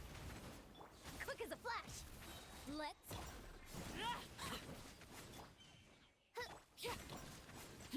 overruled.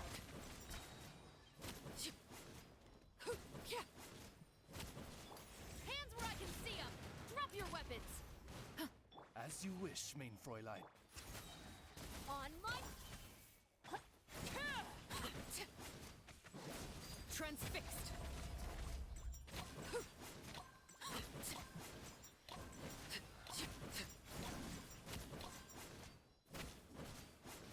Final warning. Let's by royal overruled.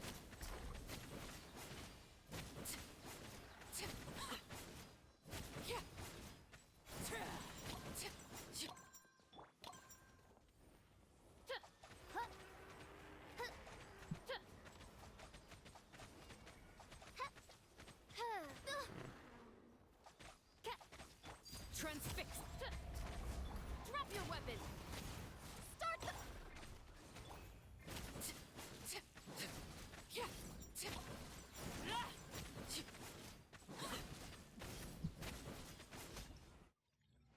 But yeah, Arlecchino goes really hard, honestly, on this boss. On two of the bosses here.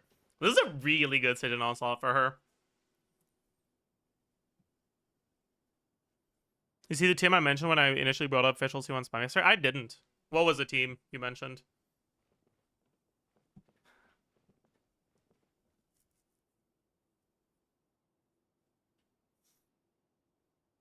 Verissa, Chavars, Eonson, Fischl. Oh. I don't think I can Pyro Infuse.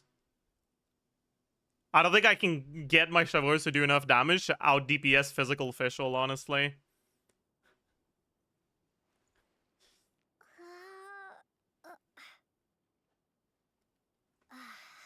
So that won't work for me.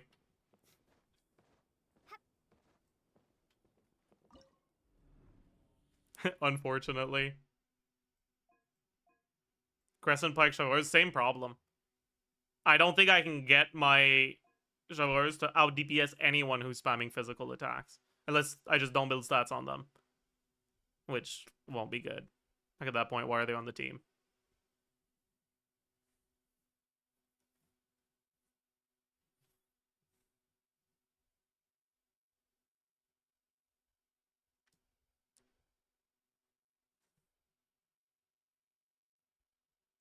These are Molani, Farina, Shilona, and Maoika. Cleared Fearless in 90 seconds with it. I tried it already and I wasn't clearing. I think Molani mains, I think, tend to very much underestimate how good their fucking gear is. Right, if I give my Molani all my best artifacts for this,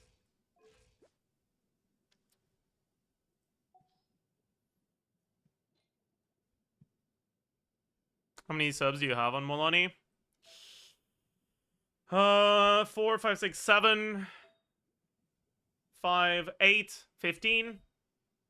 I'm not counting that. 6, 21. 6, 27. 6, 33.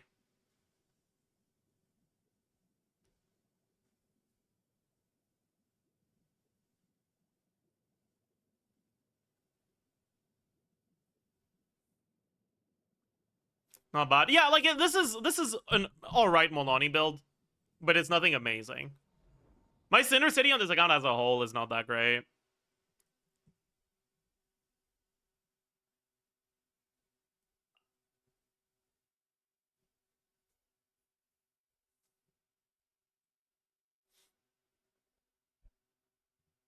With HP Circlet? Yeah, I mean, I do have a crit circlet I could use. I think it has less stats. Right, I have a 5-roll crit circlet. I guess the ER isn't worthless, though. Another 5-roll crit circlet. But then I get even further away from 100 crit. I guess I can do this. Like, it's fine, sure. Maoika, Farina. We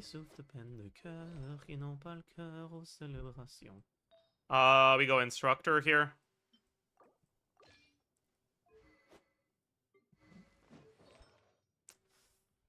We go Golden Troop here. I guess it would probably be better to go Cinder City on Farina, but I don't have HP main stat Cinder City, so I can't.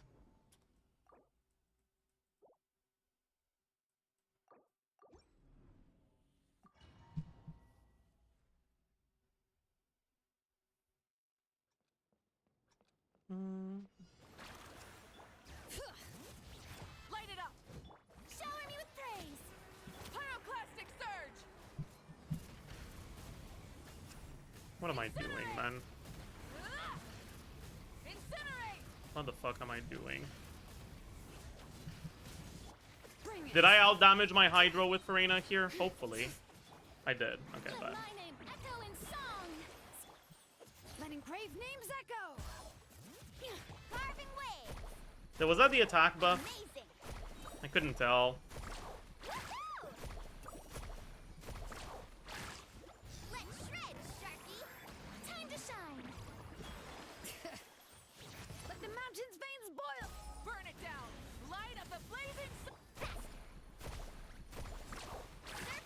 No, it wasn't.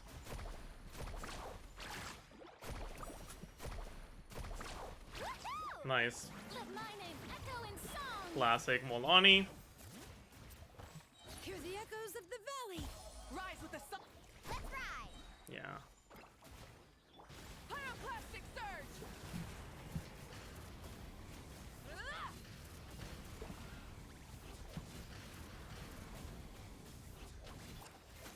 Shower me with. Oh. Letting crave names echo. Let the world come alive. Carving waves.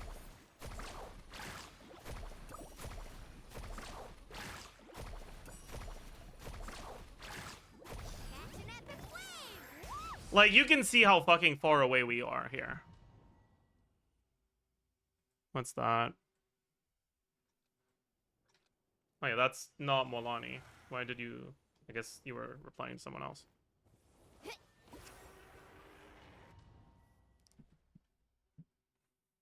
This is Molani.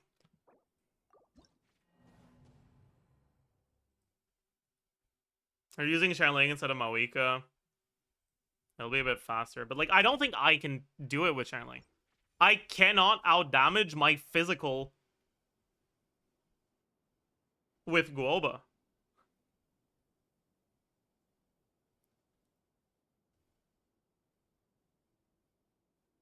Maybe I can. Actually.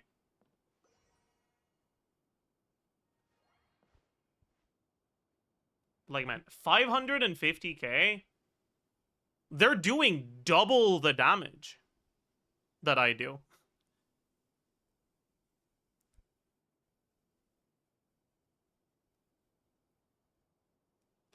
Dire? No, that's Dire.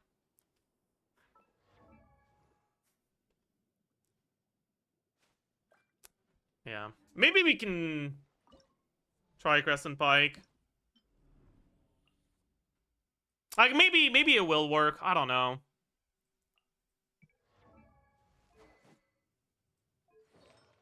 We need, like, just more pyro damage. But, I mean, I guess it is what it is. It's level 1 Crescent. It shouldn't change anything. Because your attack affects your Guoba damage and your physical attack damage the same amount. But the fact that it's R1 Crescent might matter.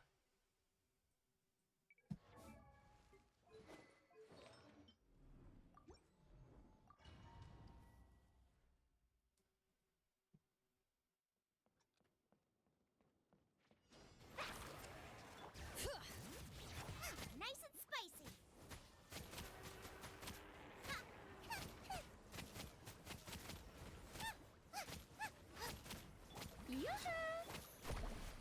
Yeah. I outdamage with physical. Like, this is the problem I have. Let's ride.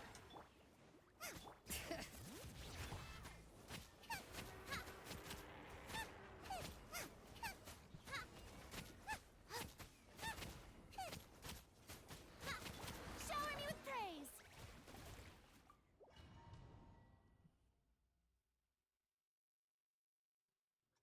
Maybe crown your skill? I mean, I might have to. But, like, I'm not doing that shit just for this, man.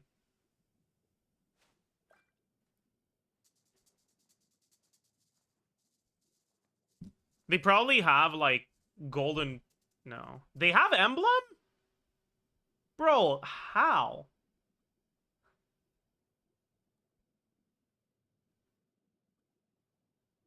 Okay, I'm actually just confused now. EM Sense because you get one vape. Yeah, I guess that's fair. I should go EM Sense.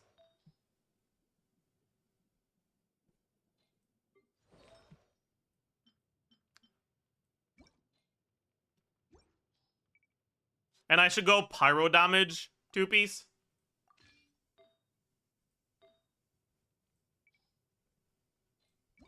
The physical substat on Pike might make level matter. You're right, actually. You're actually right. Oh, man. I'll try this, but I'm not... I'm gonna be honest, I'm not too optimistic.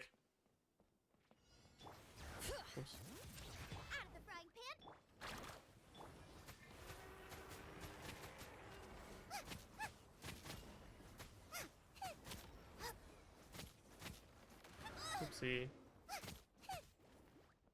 Bring it. Oh wait, it worked, chat.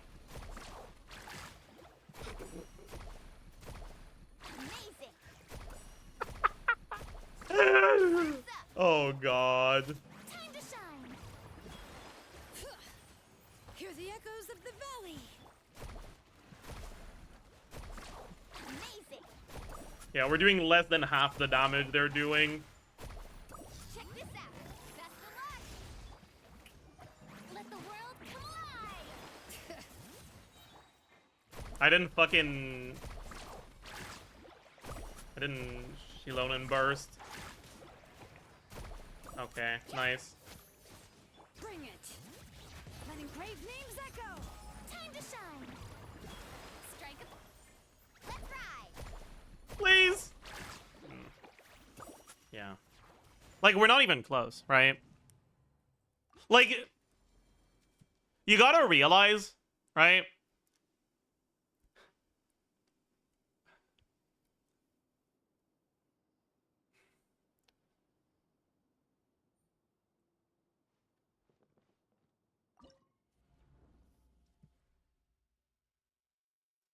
Or what makes such a big difference? The build is also insane. Like, these are people that have the best artifacts you've ever seen.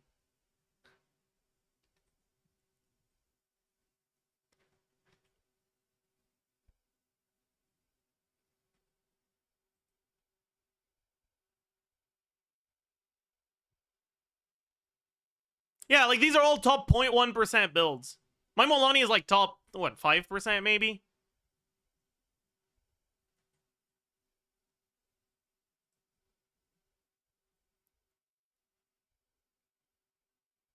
They also have Peak Patrol, right? Which is even more.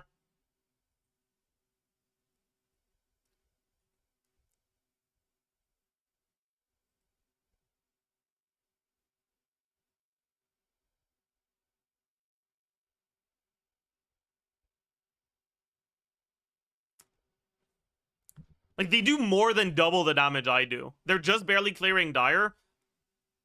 I can't even clear Fearless.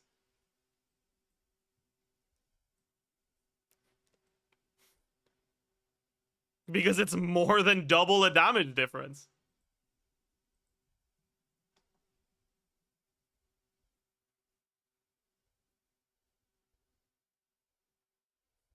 This 500k Shanley, that's crazy.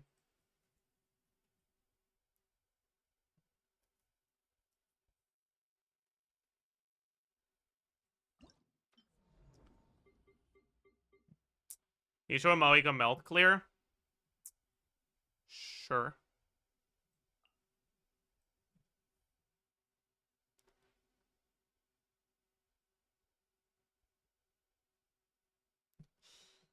Yeah, like, if I reset for Widsith RNG until I always get the best Widsith buff, I can probably just barely do it. But I'm not doing that shit, right? Like, fuck no. I'm good. Anyways.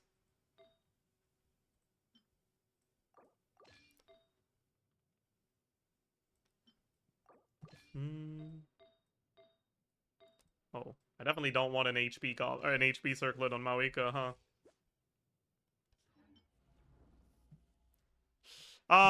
What should we do for this one? Because there's a few things you can do for Maoika, right? We can do Shilonen to not have to think too much.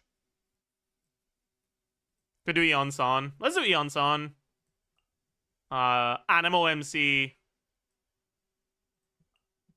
Seed Lolly. Let's do that. Kinda like this one, honestly.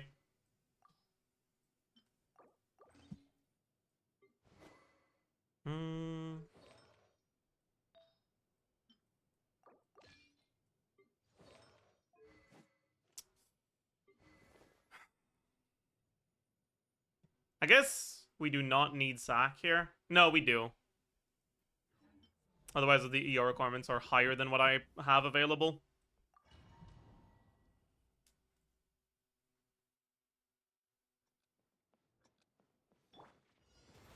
Get to work. Show no mercy.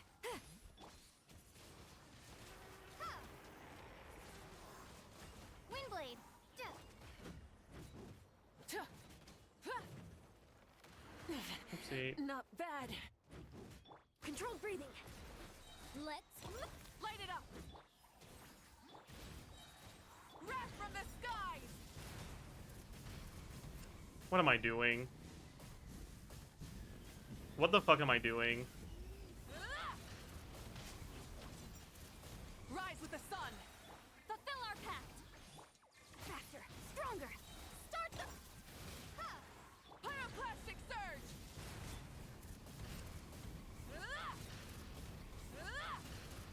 Incinerate. Try and stop me. Get to work. Controlled breathing. Let's Windblade. Wrath from the skies.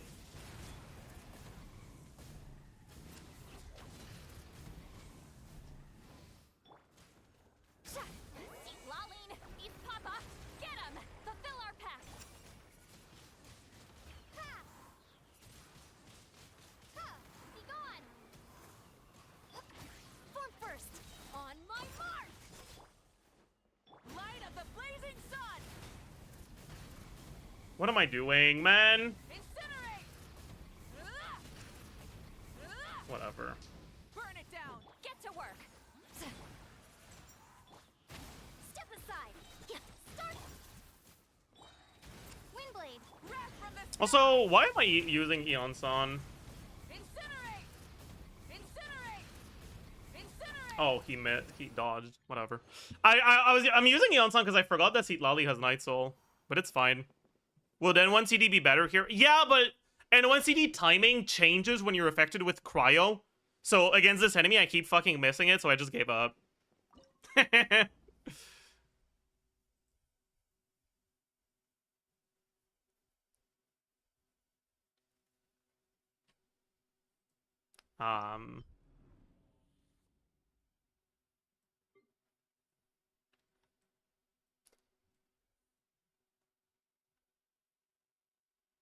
Is C2D better here? C2D would work, yeah.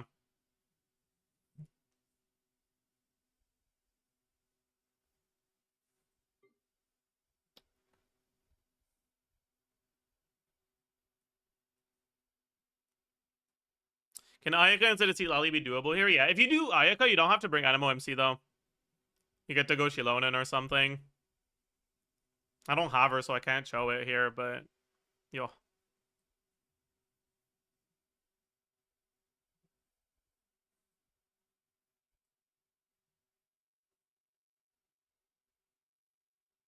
Could also do, like...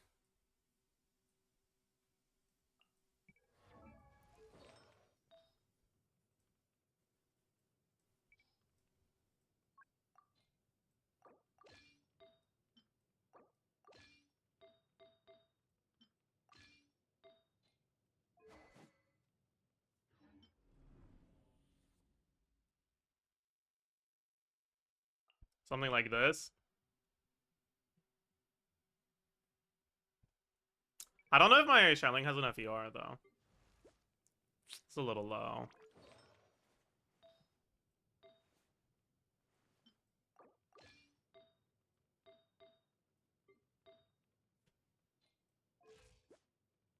This crit damage is very bad now, but whatever. Let's try this.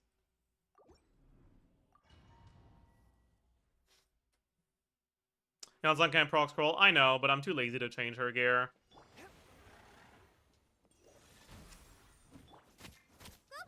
I don't think Goba out damages here. Actually, Goba definitely out damages. What am I doing? Yeah, what am I doing?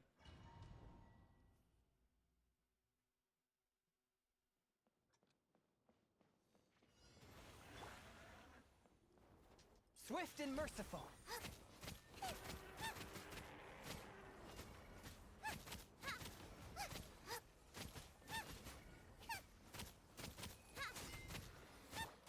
Form first.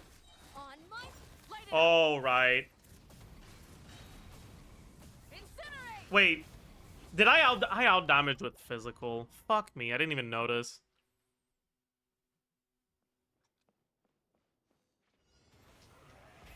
Rev the engines. A touch of frost.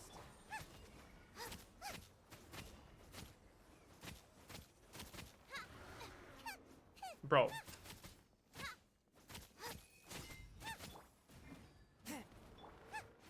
Okay, this has been very bad. Quick as a flash. Light of the blazing sun.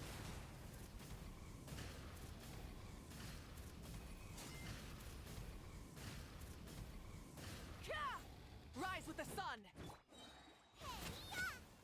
From whence you came, one with my... Let Wrath from the skies.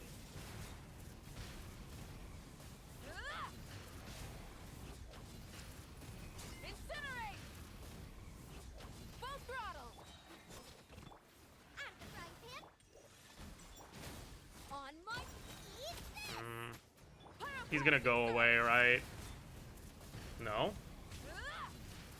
Oh, he did it later than I expected. Also, I'm so slow, man. God, I fucking hate this shit so much. Incinerate.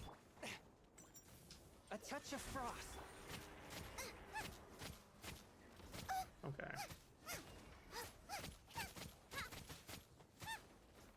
Spirit blade. Let's Swift and merciful. Boba, get them. Light it up. I don't think I get it here. Wrath from the skies. I was too slow. What am I doing, man? Incinerate. Out of the frying pan. Controlled breathing.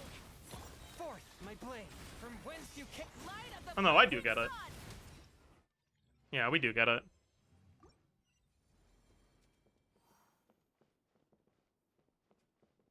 Just barely, because of the Chongyun cooldown reduction. You try gumming melt? Yeah, I wasn't able to do it.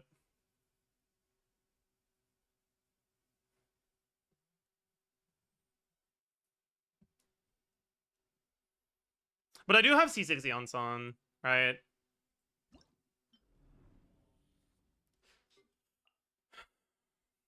Let's do it with Chilonin as well.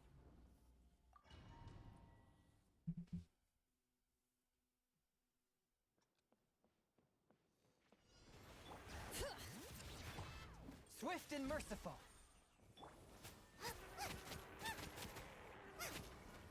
Well, how did that hit me?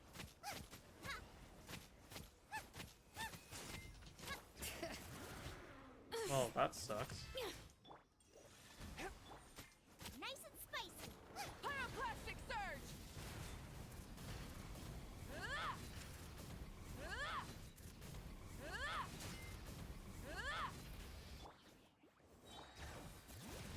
You're toast.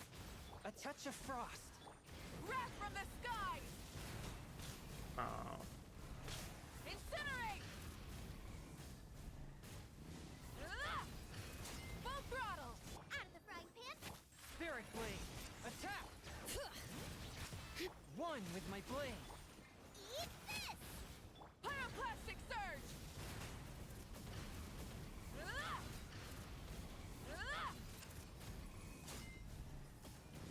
Try and stop me. Oh, that's not good. I gotta fucking lose that shit, like, right now. Forth, my blade.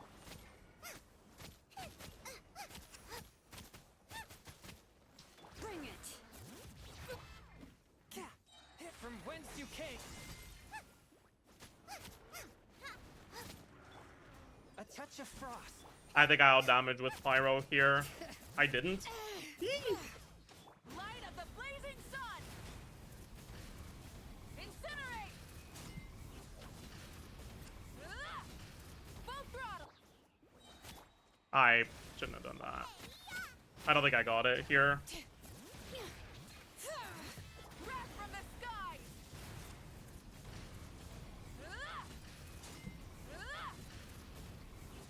It's probably not worth going Crescent Pike in this one. Because you lose too much damage on Changling. I don't know.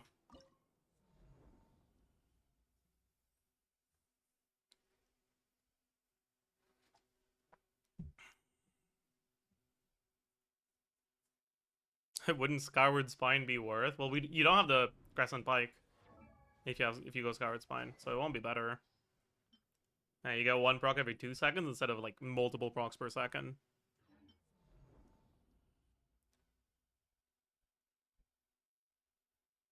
Power damage is useless for her auto attacks. We don't care about her physical damage. We care about the amount of hits. But we want her Pyronado to do damage because we get free melts.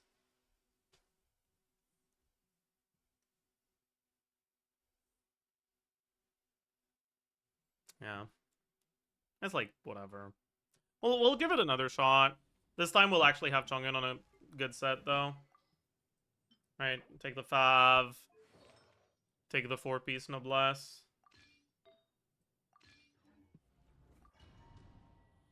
Is Charlie back on Emblem? Yeah, she is.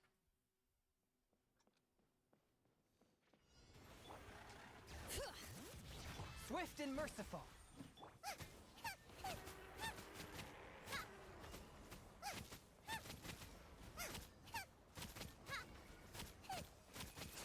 Nice and spicy. Bring it. Yeah, that's a bit annoying. Light of the blazing sun! Incinerate! Try and stop! Out of the frying pan, into the... Please let me. Ah! It didn't go through! It didn't go through! It didn't go through! That's really bad! Oh no! It didn't go through! That's really bad! He dodged my attack! Ah! Incinerate!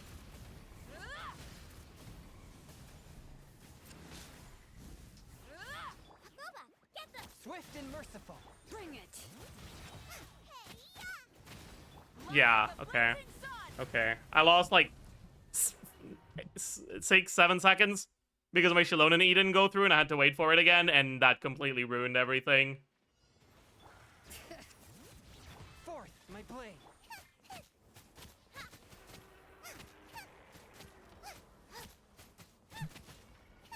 Fuck you. I hate when the one that like gets randomly generated decides to go on the fucking most annoying part possible. Spirit blade. Attack. Oh, please let me burst. Pyroclastic surge! Incinerate! Incinerate! How am I not picking up the pepper, man? I'm fucking driving through it. Light it up! Out of the frying pan. A touch of frost from whence you came. Breath from the sky! Okay, we're cryoed, so we're gonna have to just take the L on our reactions here. Bring it. Forth, my blade. Submit for... You're toast. Light of the blazing sun! Incinerate!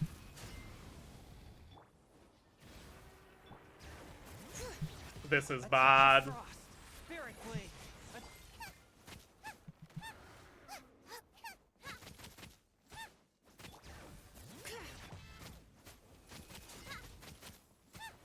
From whence you came. It's not bad. We're fine. One with my blood.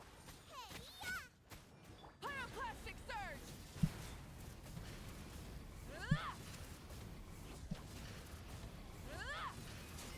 Incinerate!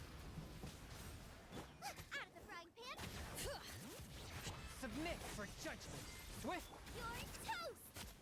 Breath from the skies! Switching gears. Incinerate! Nah, really close.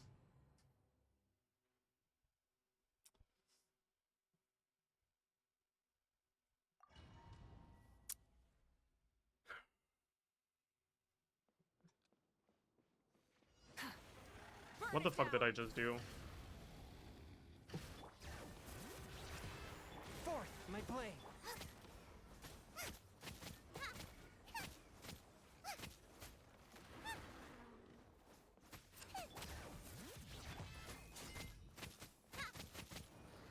Get them. Yeah. I fucking pressed E on Maoika like an idiot. So it was cooked. Bring it. Oh, it didn't hit. A So I didn't touch get of the frost. particles. No, that's fine. I didn't want the particles anyways.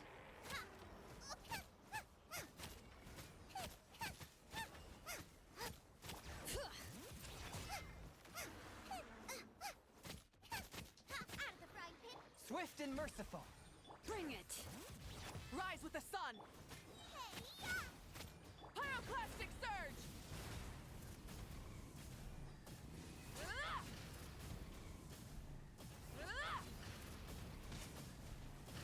Try and stop me. Nice and spicy. Spirit blade. Attack. You're toast. Yeah, that was pretty bad. I think we're cooked here. Incinerate. Incinerate.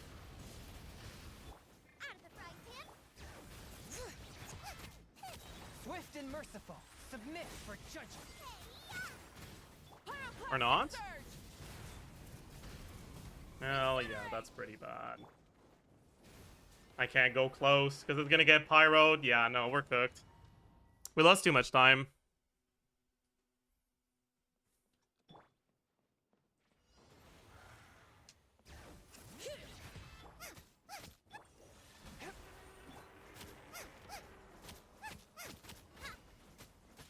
Race you.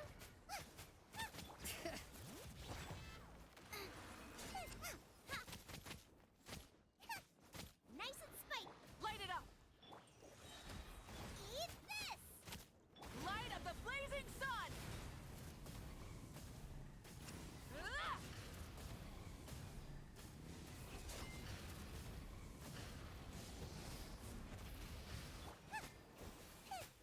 Spirit blade. Attack. You're toast. Wrath from the skies. Incinerate. Incinerate. Incinerate. Incinerate. Rise with the sun. Out of the frying pan. Submit for judgment. Pretty sure we're cooked here. He's gonna teleport now. Surge. Yep. It's just really annoying, man.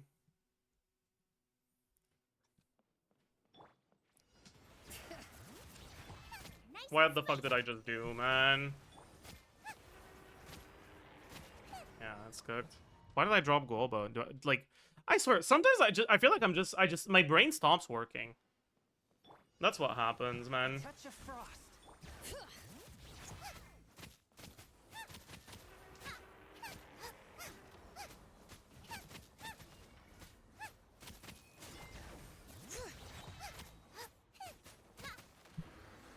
Boba, get them. One with my blade. You're toast. Light of the blazing sun.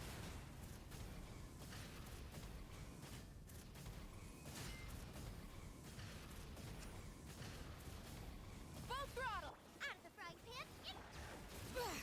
From whence you came. Wrath from the skies. Incinerate. Nice and spicy. Spirit blade. Attack. Eat this. Light of the blazing sun. Incinerate. Yeah, like, what am I supposed to do here? Like, I'm just A cooked. touch of frost. I guess I can't do the Shining Burst here.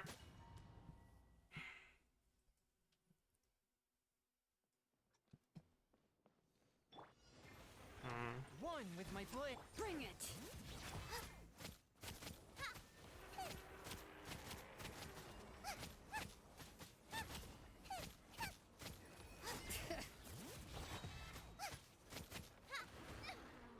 Boba, get A touch of frost. Light it up. From whence you came. your toast. Wrath from the skies.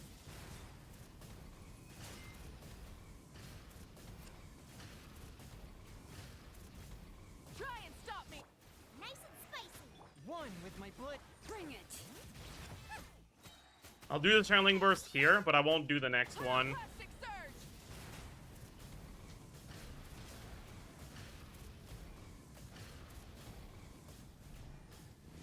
Full throttle. Boba, get them. Oh, fuck. No. Forth my blade. Wrath from the skies. see.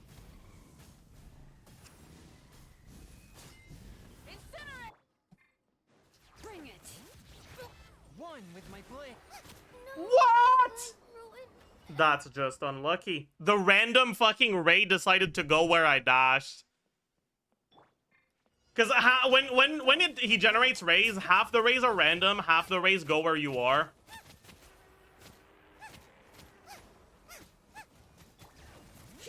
Well, the random one decided to be mean to me there. Rise with the sun! A touch of frost. Eat this. Light of the blazing sun!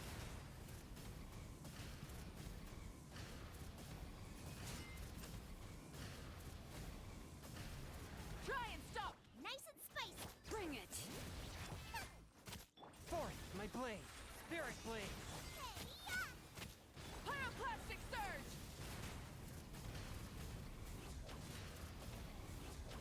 Oh. Full throttle! Boba, get them. From whence you came. Wrath from the skies!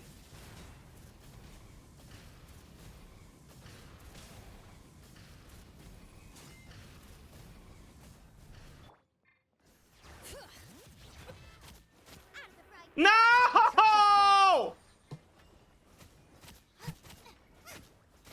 Fucking misclicked. Spirit blade. Bring it. Oh, we're still fine. We're still fine. We're still fine. Swift and merciful. Light of the blazing sun!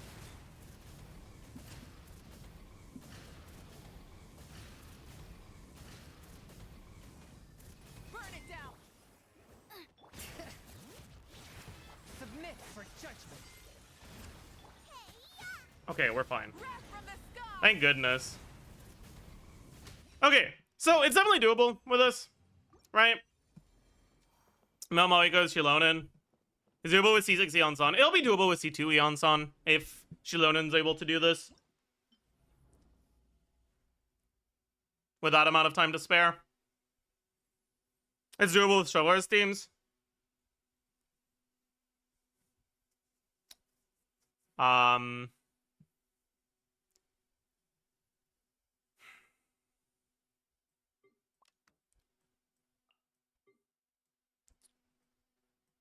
I know people have been doing it with Skyward Spine or Skyward Blade Skirk as well. You can do it with Burning.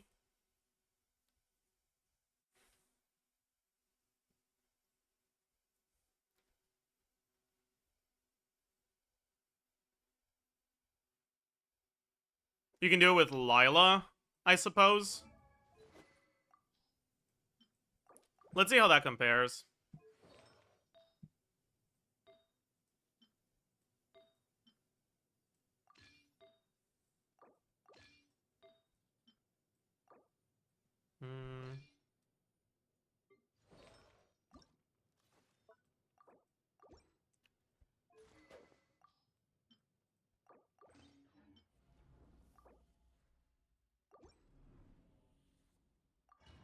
How do people do it with Flynn's? Lunar Charge damage just bypasses the whole mechanics.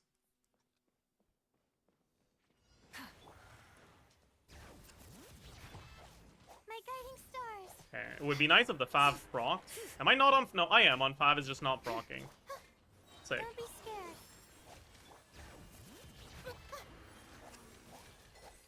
Not now.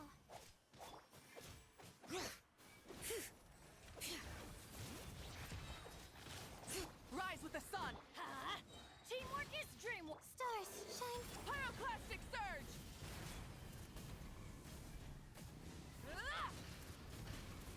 What am I doing? Try and stop! The night is cold. Don't be scared. I'm going in! Wrath from the skies!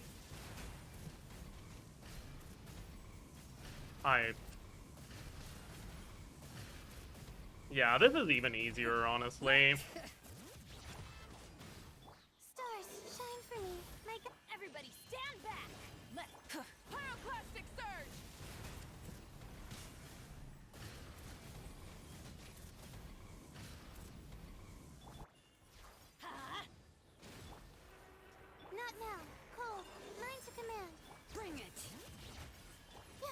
Oh no. Let the mountain's veins boil. My shield broke, so my application went to shit. Stars, shine for me, my guide.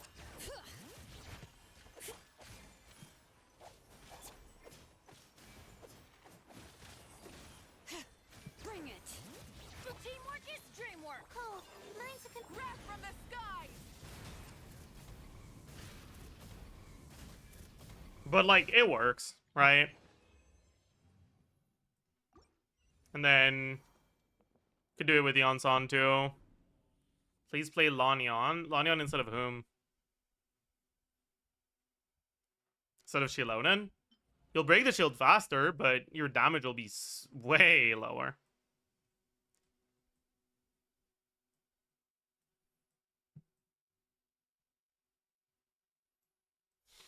Do you think Lila over Sakdauna? I think they're similar. It depends on...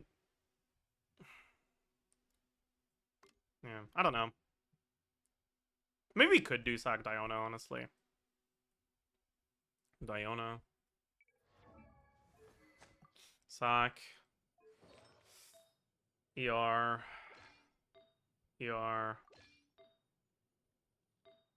ER. Because that also gives EM.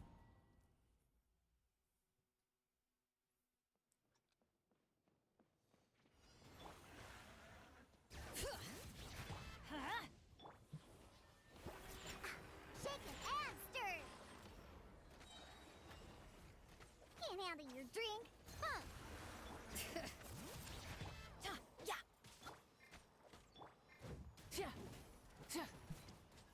Oopsie. Scratch that. Think you can bully me? Bring it. Let's light it up. Everybody's pyroclastic surge.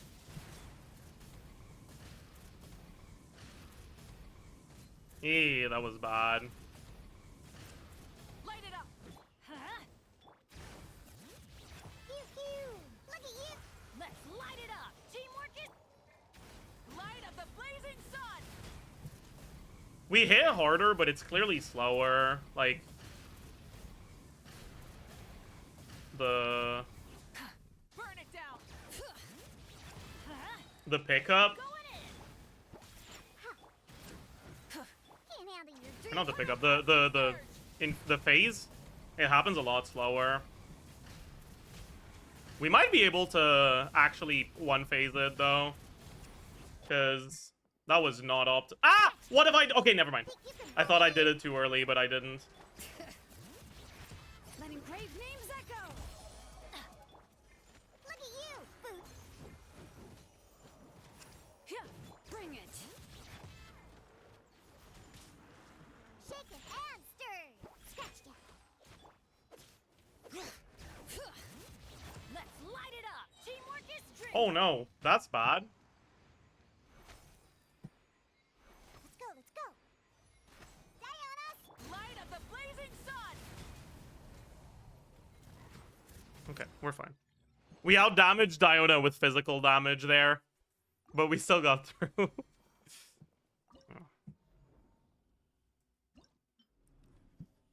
But yeah, you compare how easy this is and like how straightforward it is to Molani shit, and like, yeah, Molani is just not it.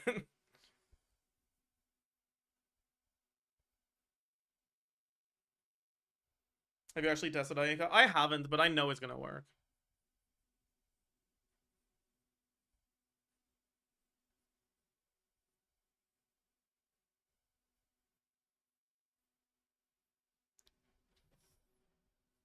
Do you test Skirk? Skirk is only good if you have Skyward Blade, and I don't.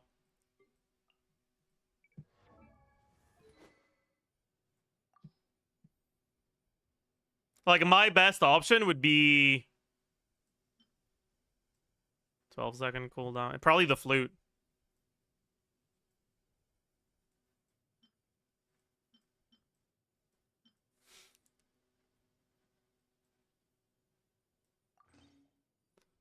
That's probably my best in slot.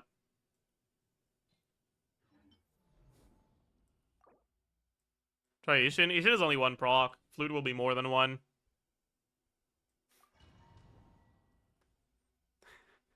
It's a flute angle, yeah. Bring it. Extinguished.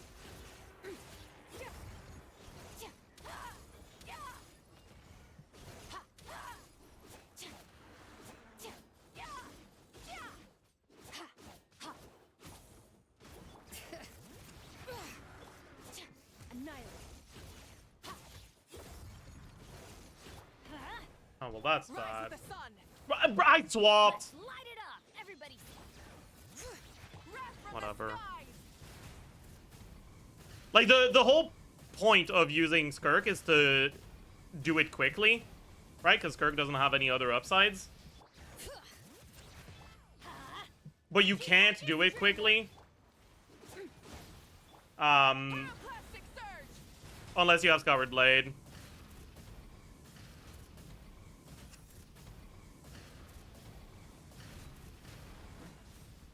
Let's light it up. I'm going in. Wrath from the skies. Oh, that's not good.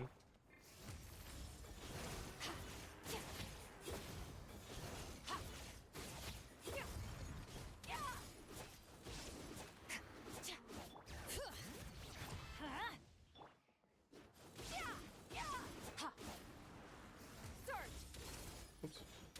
Bro. Okay, I give up. Keep going. Yeah. Missing that burst is gonna be Everybody cooked. stand. Pyroclastic surge. Incinerate. Incinerate. Incinerate. Incinerate.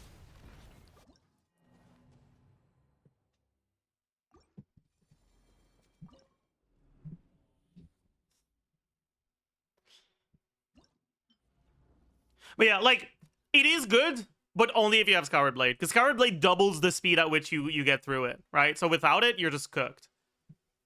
Scoured Blade is basically Crescent Pike, right? Like, that's basically what it's doing. It's doing the same thing as Crescent Pike.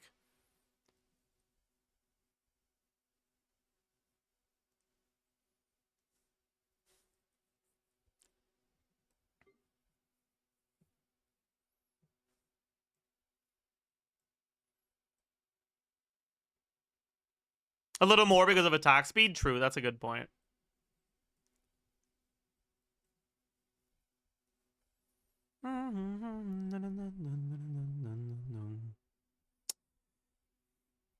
You try any Neuvillette teams? So I don't have Inefa, so I haven't tried Neuvillette with Inefa, but I have tried other Neuvillette teams, and they haven't felt too great. I got through the DPS check here, but Neuvillette against Hera doesn't feel the greatest, honestly. You could also use Escoffier with Crescent Pike. The problem is that Escoffier's attacks are really slow, so Crescent Pike isn't even that good.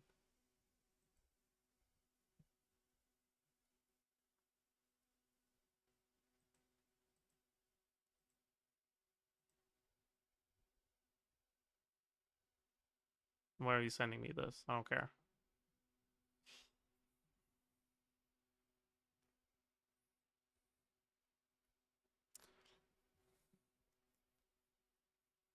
I don't have Klee, so I can't do that. Klee would be very good, though.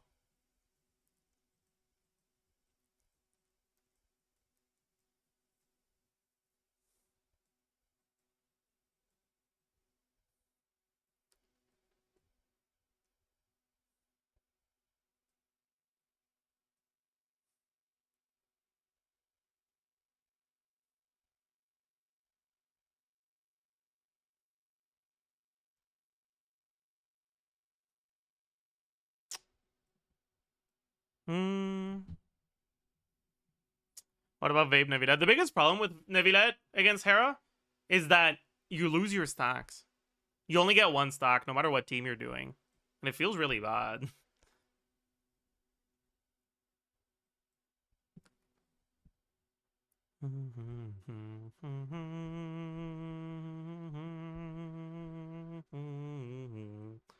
Alright.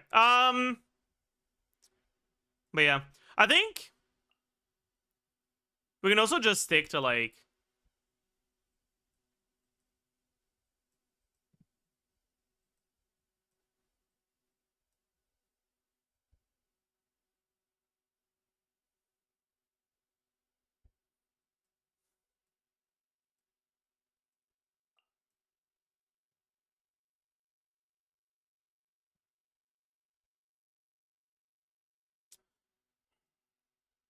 I wonder if we actually need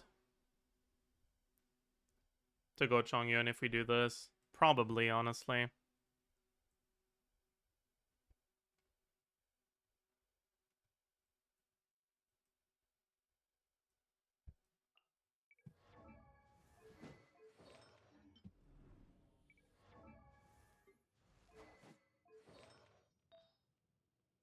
Right, we yoinked that.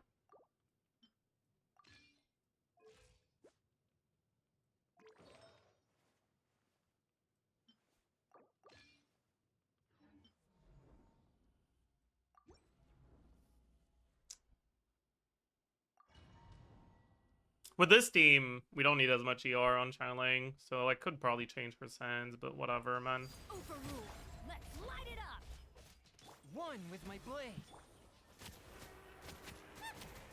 Okay. Fucking RNG.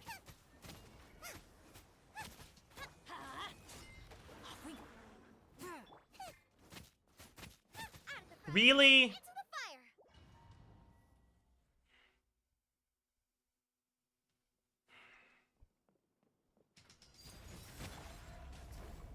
A touch of frost. From whence you came. Let's light it up. Race you.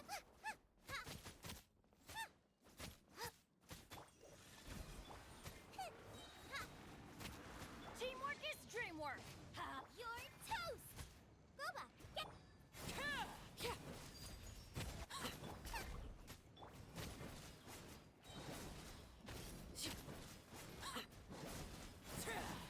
Swift and merciful. Let's light it up. I'm going in. Oopsie. Transfixed.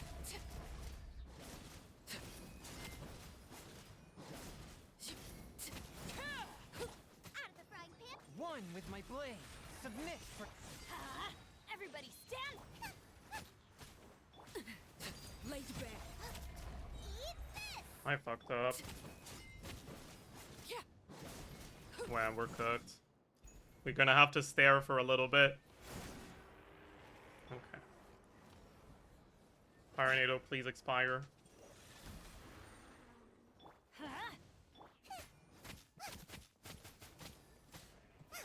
I'm bad. I'm out of stamina too. Fourth, my blade. I'm going in. Nice and spicy. Yeah, this is not good.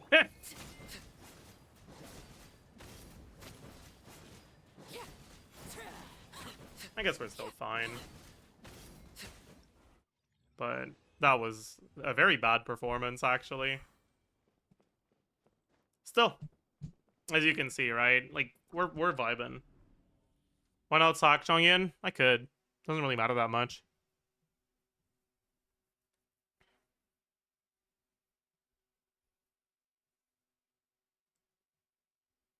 Hmm.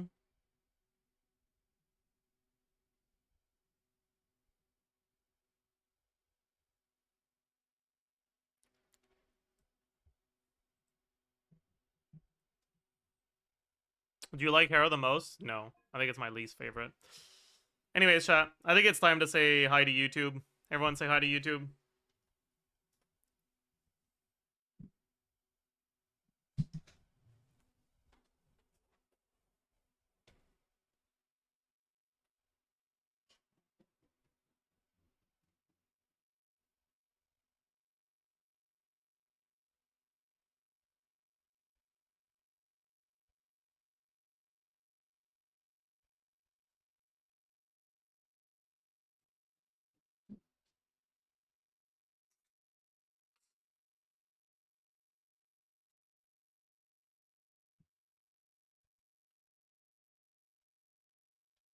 Hello, beautiful people, and welcome.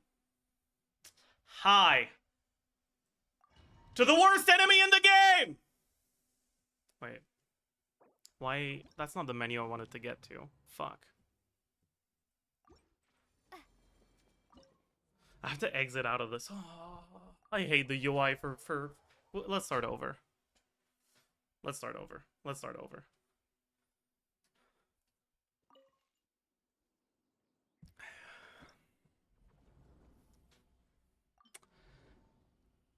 Hello, beautiful people, and welcome.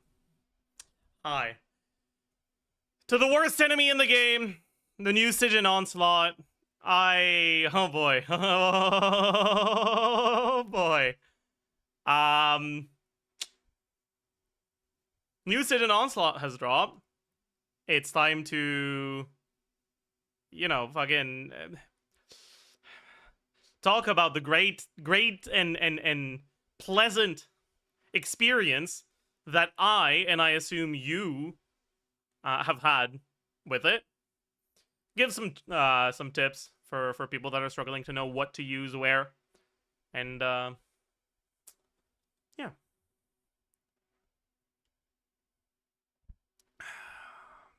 So, what do we have in this Stygian Onslaught? We're honestly gonna start with the two most straightforward ones. We have the Veteran Frost Operative Blood-Soaked Blade. The Fatui Operative, this enemy isn't really complicated. It's just a bit annoying to fight. It doesn't really have any, major team building challenges, right?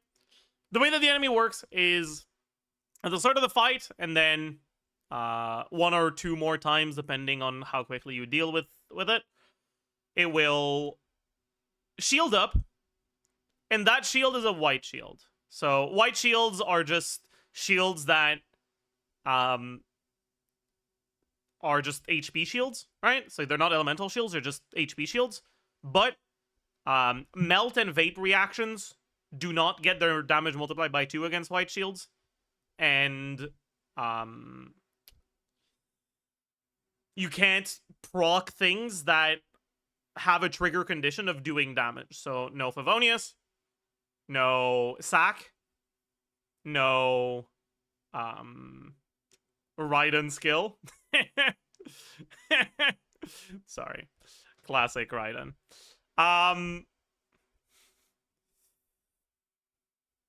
But yeah, its white shield is the equivalent of about 1/5 of its HP, and when you destroy the white shield, it loses about 1/5 of its HP. So rather than thinking of it as a shield, you can kind of just think of it as a phase, because it's not really a shield. It doesn't have more HP because of the shield. Anyways, while it's shielded, it's gonna have 2 major gimmicks. One, it applies Bond of Life to you, and a lot of Bond of Life. That means that characters that can use Bond of Life, like Arlecchino, are very happy. And characters that require healing, like Farina, are very unhappy.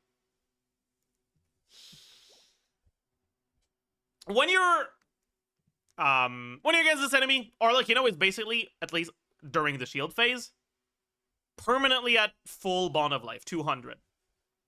So Arlecchino is very, very good against the operative.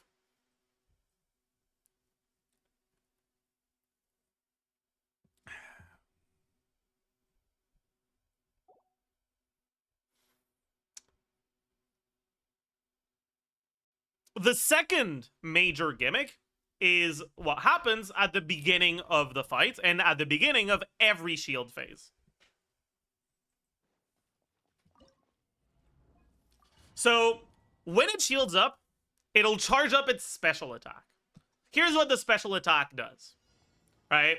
So, it starts, it shields up, it charges up its special attack, targets you, and then she does a 3-hit combo like this, where she teleports to you and does a swipe, then she has a range attack forward, and then she dashes towards you. For this special attack, it is very important to dodge it, because using the special attack, look at its HP bar, consumes HP, but getting hit by it heals it back up.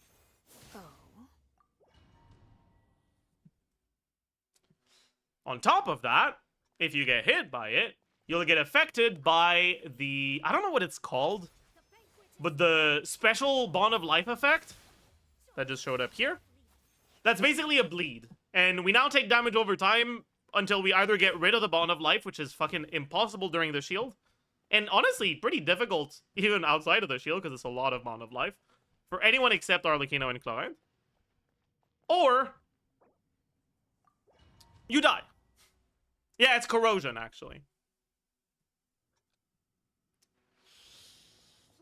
Dodging those first 3 hits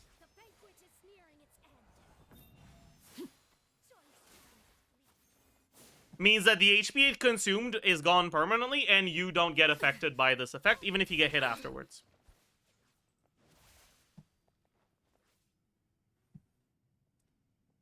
The most annoying thing about this fight isn't really any of the actual mechanics. It's the fact that this operative dashes like way past you on a lot of its attacks. And so most of the time it'll find itself on a wall. And Genshin Impact gameplay next to a wall is unpleasant, because if you swap from a short character to a tall character too close to a wall, the hitbox won't let you, and it's going to be like, no, you're not allowed to swap, actually. But it's not just swap. There's a lot of actions that just get really annoying right next to walls.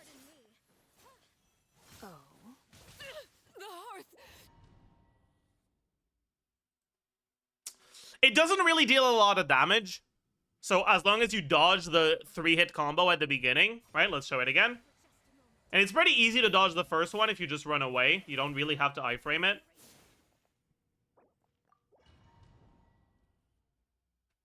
So if you're worried about it, right? If you're not the best video game player of all time, you know, you can just sprint.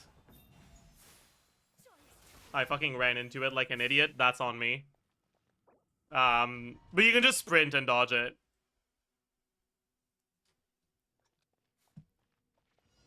Let's show it properly this time.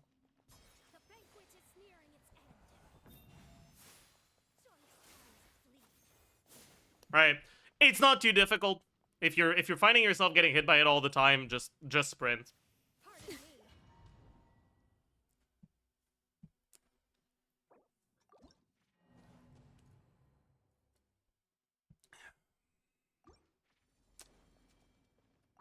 Anyways, once you break the shield, the enemy behaves normally for, I'm not sure exactly how long. I think it's about 20 seconds. It might be 30. And after that amount of time, it just gets the shield again. Because its attacks don't really deal a lot of damage, standing inside of Bennett Burst won't really make you die to melt, but it'll prevent Cryo Aura from being applied to you, and Cryo Aura slows down your attack speed and your animation speed in general as well. So playing Bennett here feels pretty good. Pretty sure the builds are wrong, but we can just...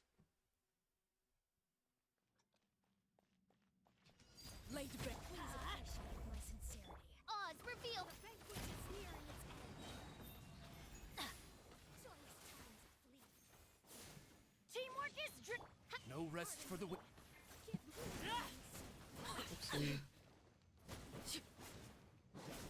Oh yeah, one other tip that I kind of forgot about here. Also, yeah, that's a little sus.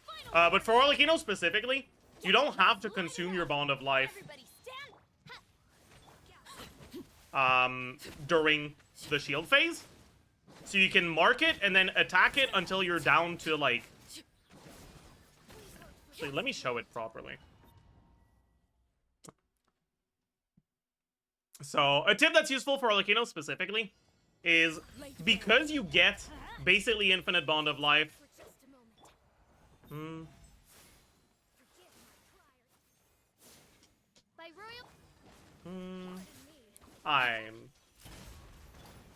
Because you get basically infinite Bond of Life for free, you don't have to claim your bond. And what you can do is you can do something like this. Oops. And then claim it now, reapply. Drop your weapons. Let's light it up. Teamwork is And then you start full bond of life here. And you can claim it again and start and be at 200 bond of life again. And you can basically be at like 150 plus average bond of life. laid bare. Even outside of the shield phase. It's a bit difficult to show it properly while yapping. Please appreciate my sincerity. Please hold for just a moment. Oh, I got hit. It's fine. Chivalrous doesn't need. Stop right there. Let's light it up. Pardon me. I summon. Okay, well, Apologies. whatever. I showed what I wanted to show. But yeah, unfortunately, Klein doesn't benefit as much from the Bond of Life as Arlecchino does. Klein gets like ever so slightly better. Arlecchino gets significantly stronger.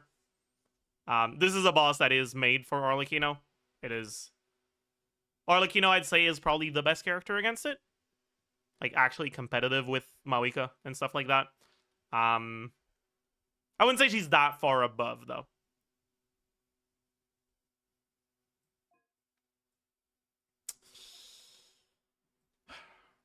Other than that, what can't you play here? You can't do any team that relies on Farina. You won't get any fanfare because you won't heal. Any team that relies on vape or melt reactions as a major part of the team DPS, you won't get against the shield. You can do Hyper Bloom.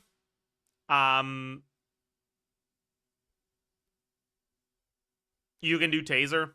You can Brute Force with Skirk, but this enemy has high cryo resistance, so it's more difficult. And you can't use Farina, so the Skirk teams are also worse in general.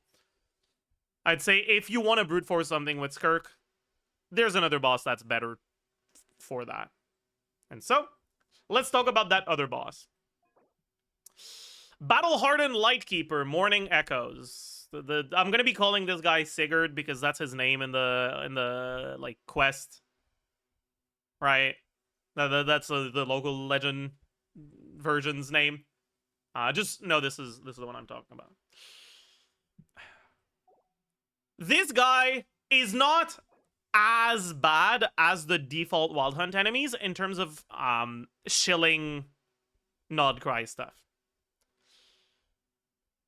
The reason for that is because for the Wild Hunt enemies, if you hit them with an ability enhanced by Ascendant Gleam, you can directly start damaging their max HP from the very start of the fight. Against Sigurd, you can only do that after you've depleted its HP bar once. Which means Nodcry characters will have to go through its HP bar twice. And non-Nodcry characters will be about 3 times.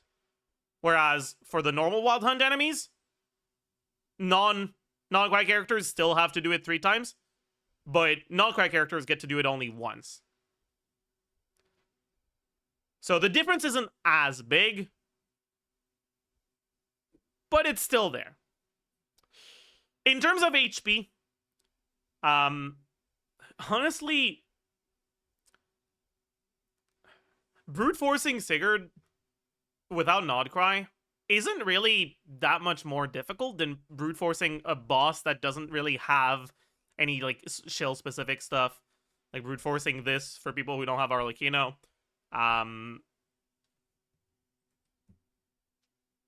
Just doing Aeon Blight Drake, Last Stage and Onslaught. It doesn't really have... Like, the DPS requirement is a little bit higher than... than the default for non-Nodcry stuff. But it's not that much higher. And, well, we're talking about non-Nodcry stuff. So and outside of the Nodcry stuff, there is no other team building requirement.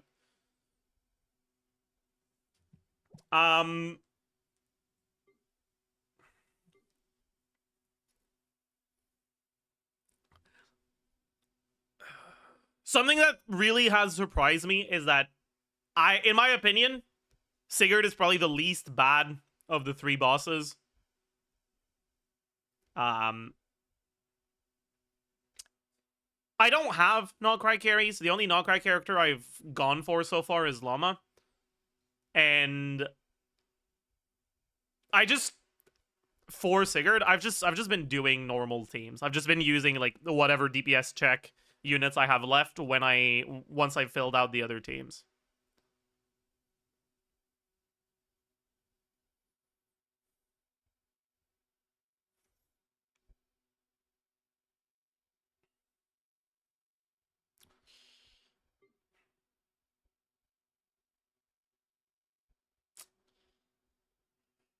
When it comes to more specific mechanics for Sigurd, something I've talked about in my Abyss video when I was talking about the Wild Hunt enemies, but I want to mention again for this.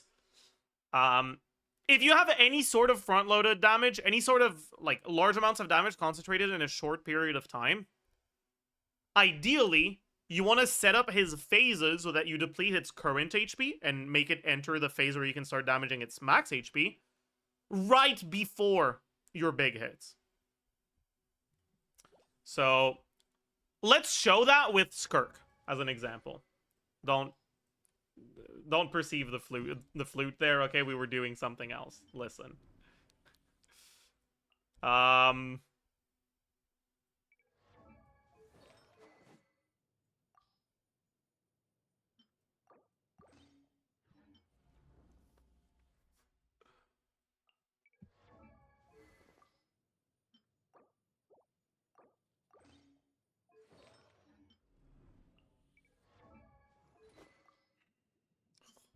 I love gearing.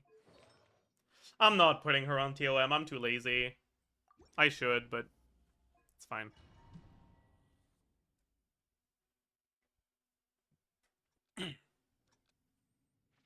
Okay, so...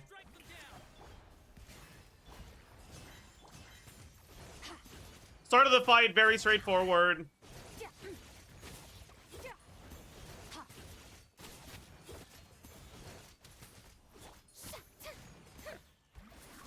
My energy's a little cooked because I think I didn't proc 5 on the first rotation, but it's fine. Okay, so here I look at his HP, and I notice, okay, here if I do normal attacks, I think I'll phase him, whereas if I do this, I won't. So here's what I'm gonna do. I'm gonna make sure I don't phase him, get him as close to the phase as possible. I think it's too much here. Fulfill our path. A little amuse-bouche. Goose on the loose. Shower me with paradise. Annihilate. Yeah, that wasn't very good. I kind of needed to do a little bit less damage. Let's try to show it a little bit better here.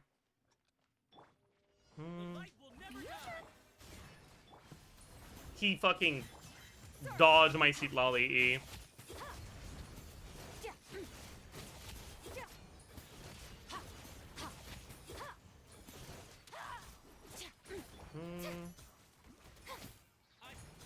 Okay, you know what? Here, I'm not gonna use my Farina Burst.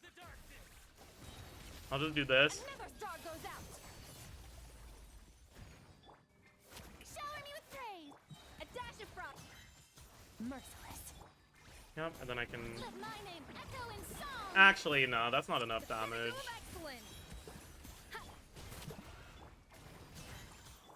Eh, whatever. Into the void. Extinguish.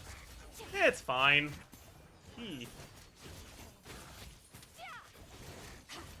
It'll be easier to show against the next down anyways.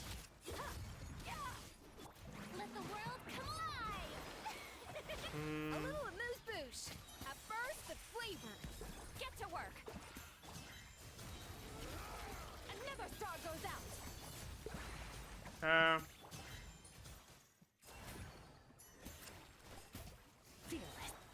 Time to shine. But yeah, so we make sure to start our setup when he's really low on HP, for the current HP, while setting up a big Skirk burst that we can then follow up with normal attacks here.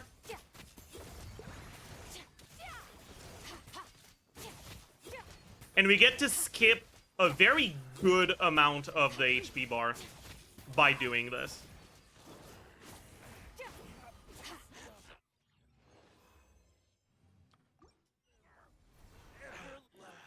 So, again, right, for Skirk, what we're doing here is we are holding our E on Skirk instead of starting the next rotation when we see he's really low on HP. Then we start the next rotation, and we do the rotation that's the same as the Chamber 1 of Abyss one, where you do the big burst, and then you enter the enhanced state.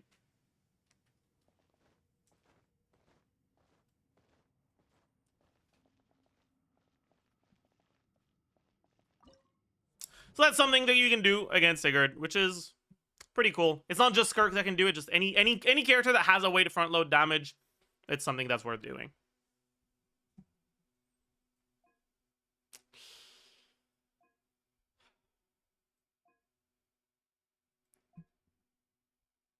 Finally,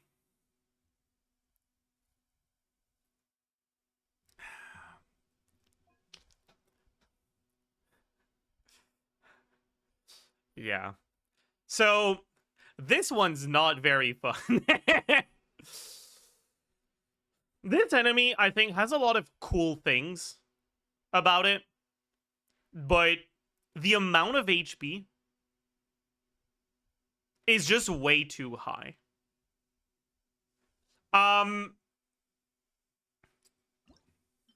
Basically, the way that this enemy works is at the start of the fight, it enters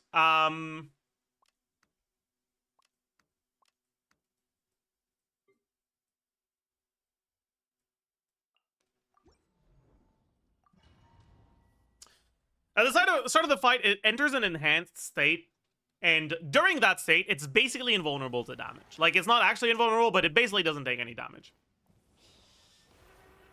During that state, it gets a special bar that fills up whenever you hit it. It hit from literally anything, even physical hits. Physical, elemental, literally everything. Lunar damage fills it up almost instantly.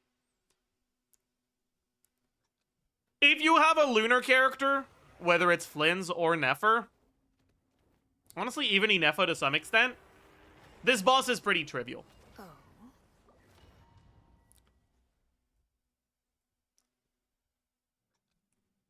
And so I'm going to be talking about non-lunar stuff. Once the bar has been filled up, actually, really good way to show this will be...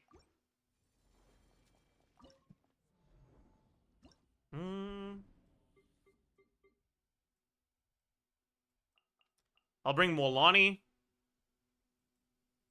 I'll bring Shangling.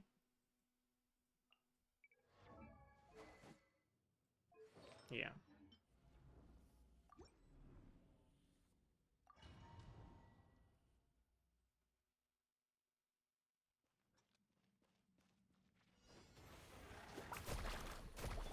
Boba, get them!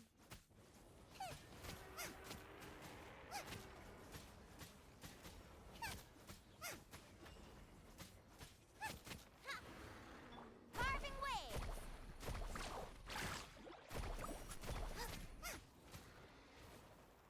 Once it fills up, it gets immunity and permanent aura of whatever element did the most damage, not the most amount of hits. That's why I was using Molani here. I vaped one Molani Chomp, and it was enough to outdamage all the normal attacks and Guoba. And because Molani did the most damage, it gained Electro immunity and permanent aura.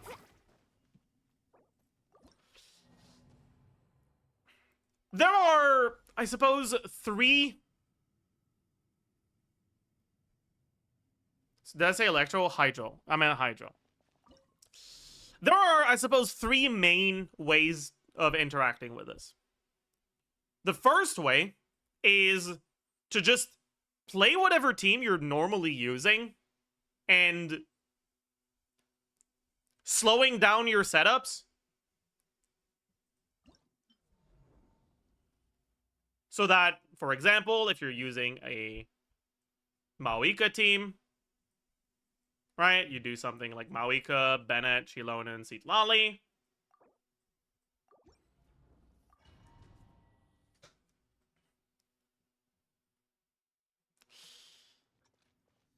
Just not hitting the enemy with too much pyro. Trying to just get through it with Citlali. Normal attacks, Shilonen normal attacks, whatever. Suffer the wrath of Eatley.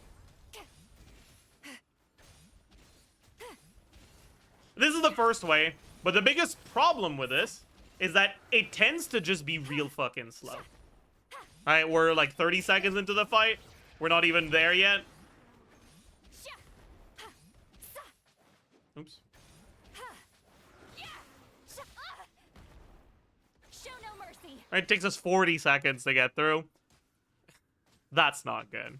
There are some teams that can do it a little bit more quickly, right? Citlali's not the best at filling this up. And you could also be using Sac Frag to make that a bit faster. But it's still not ideal. That's the first thing you can do. If your characters are fucking, like, omega well invested, you might be fine. Anyways, doing something like this. But for the sake of you know, understanding good strategy, this isn't something you should do. The second thing you can do is adjust your team to try to fill it up as quickly as possible, no matter what element, but have one or two like big hits of the element you want. So, for example, you can do something with like Molani, and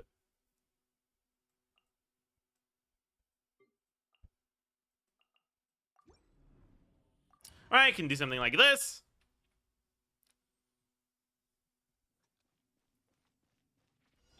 I hope my builds aren't too sus. They might be real sus, though. Burn it down. Alright, make sure that we have full fighting spirit on Maoika when we burst.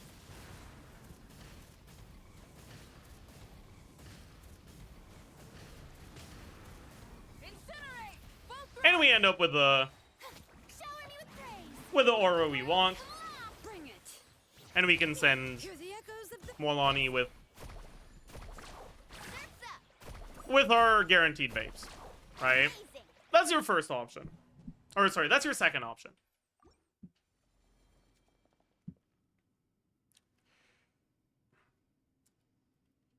This tends to be a fairly solid strategy, but there's often a lot of ways that it can do wrong, or that it can go wrong.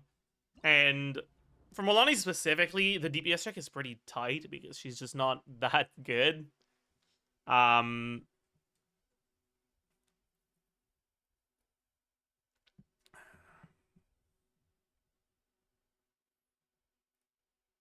But it is what it is. And finally, the last way of going about it is to cheat. We're learning how to cheat today. There's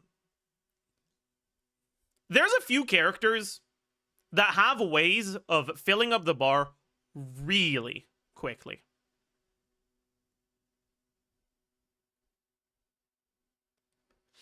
Ayaka's burst and charge attack spam has a lot of hits. So, something you can do. I don't have Ayaka, so I can't show it here. But you can bring a normal Maoika team, but instead of Citlali, you bring Fav Ayaka on full ER. You can also use units like Chongyun that give characters infusion with fast attackers. But honestly, what I would say is like the biggest highlight here is 2 weapons. I guess 3 weapons, but the third one doesn't really have any users that care about it that much. Crescent Pike, Skyward Blade, and to some extent, Skyward Pride. There's no real Claymore users that attack fast enough for it to be all that good. So, not too sure about Skyward Pride. I guess you can use it on Mawika, right?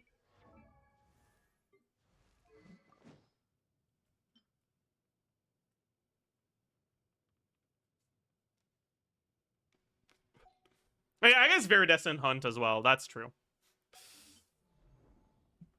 Weapons that give you additional hits. Additional, like, numbers on screen. The more of them, the better. Because those weapons just make things twice as fast.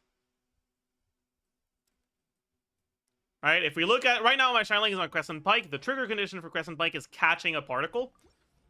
So, let's look at how quickly the bar fills up when I don't catch a particle versus when I do. Alright, so when I'm not catching particles... It's not the fastest, not the slowest. It is what it is. When I am catching particles... Wait. You can see it's a lot faster. Let's light it up.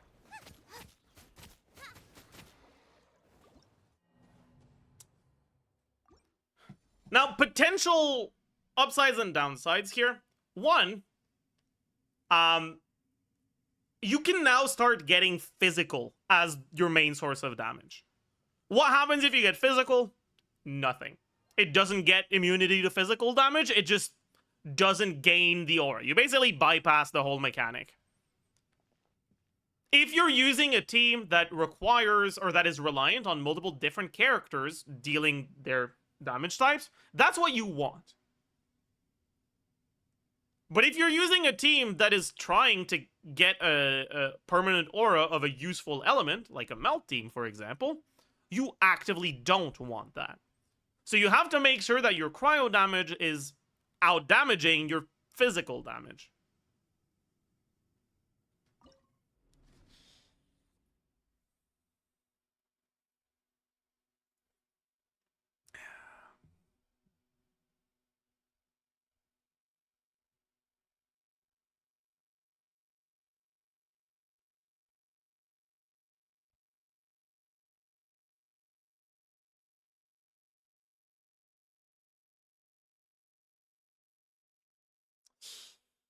There's a few things you can do for this, right? You can bring Chongyun with Crescent Pike.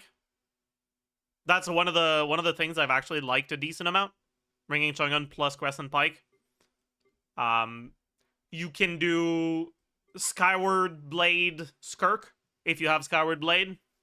And she gets through it pretty quickly.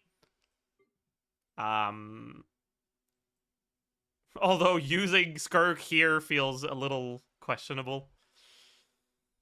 One thing I want to highlight specifically is Fischl. And I realized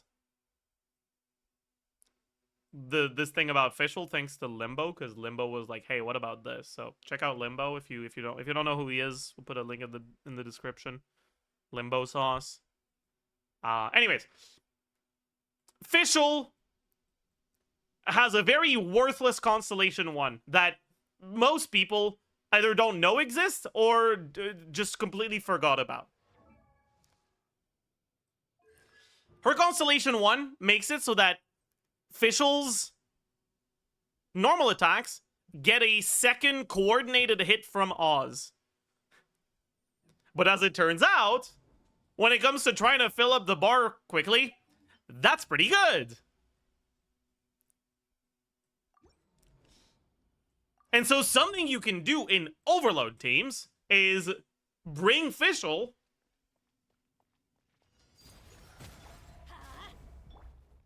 and just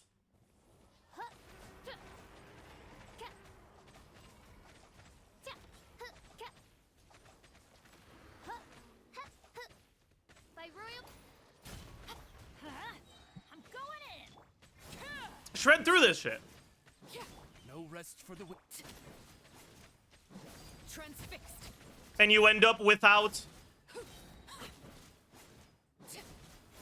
whatever. Pitiful.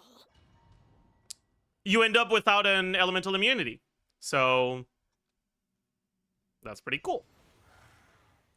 You can also, if you have enough damage on your chevreurs, try to get your chevreurs' damage Final warning.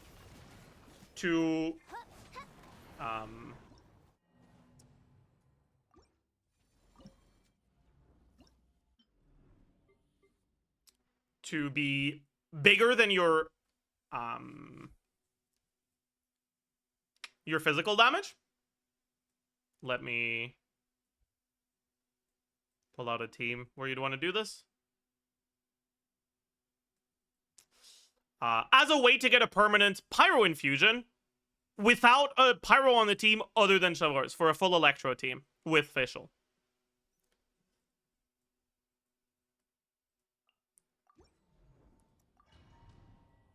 You might need to build chevreurs for damage if you want to do this, though. Stop right there. Oops.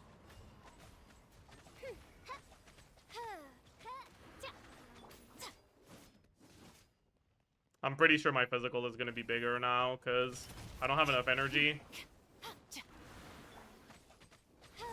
Yeah, that's a physical. Vods, reveal thyself. But if you build a like full damage chevreurs with a bunch of ER, you still get about 20% attack from her passive instead of 40. But you get to bring Fischl here on an electro team for overload. That's another thing you can do. Anyway, honestly, okay. Another thing you can do is you can just abuse a few very obscure characters that have a lot of hits that I think people very often tend to forget about. So if we want to get a melt team,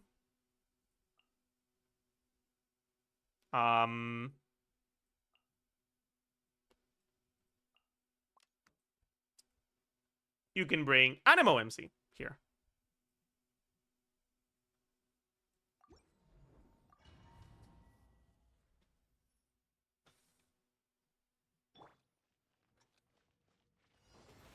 Get to work.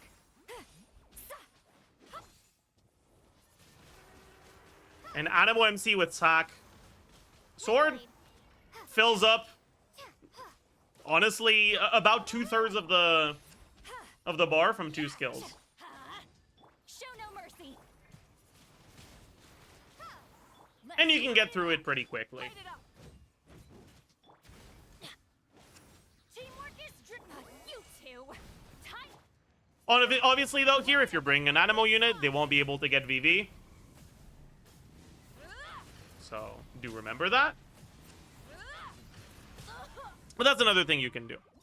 What I've preferred doing for these pyro carries and melt teams has most of the time been bringing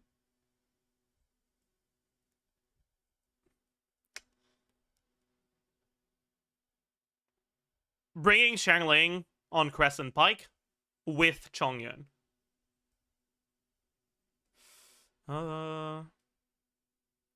It doesn't have to be Chongyun, right? You can bring a character like Escoffier or even Citlali, for example. Let me fucking... Dude, where the hell is she? There she is. As long as your cryo damage is outpacing your physical damage, you'll be fine. But I actually really like Chongyun here because the cooldown reduction just makes the Maoika bursts line up very, very well with the amount of time that you have against Hera before it does the mechanic again. Which, by the way, it does the mechanic a second time into the fight after about a minute.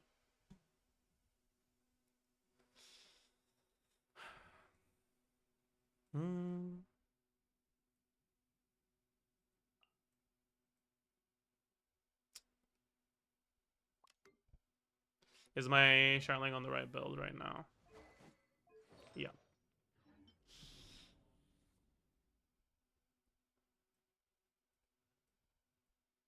I mean, who's someone else we can bring? I'm not a huge fan of bringing Citlali here because I feel like it's hard to make Citlali out damage the Crescent Pike.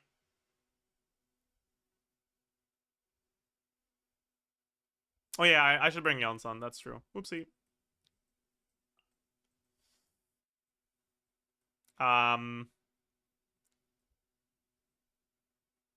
And one of the nice things about Chongyun is that you also get less physical damage because those physical hits from the normal attacks themselves are replaced with cryo.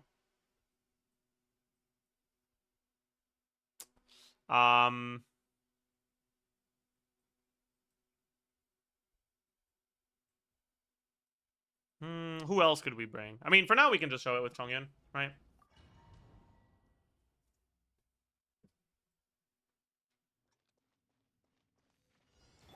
Let's just generate a bit of energy here. Swift and merciful.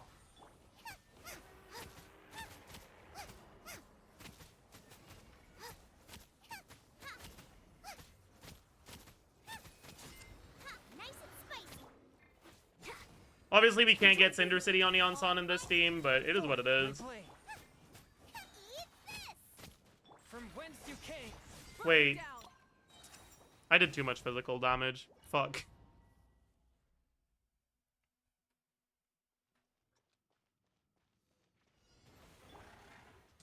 Quick as a flash.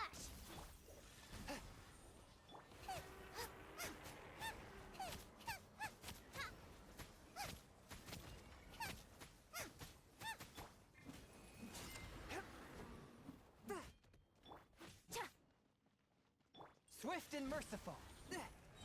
Spirit blade. Faster. There we go. Out of the frying pan. Rise with the sun. You're toast. Wrath from the skies. Incinerate. Alright, and we've got these nice, like, 30, 40k Pyronado hits going on. One with my blade. Submit for Controlled breathing. On. Light of the blazing sun.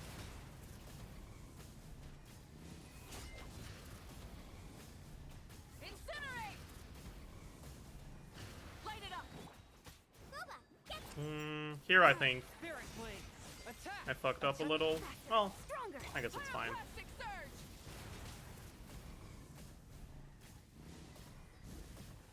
Incinerate.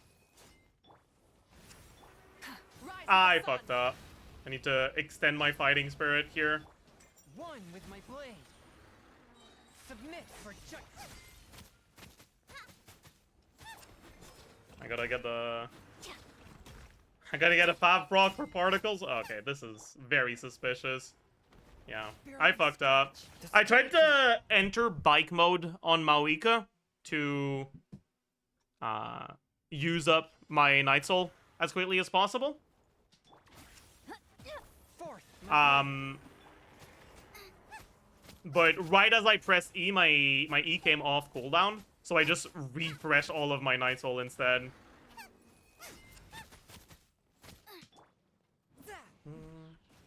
One with my blade. Spirit blade. Nice and spicy.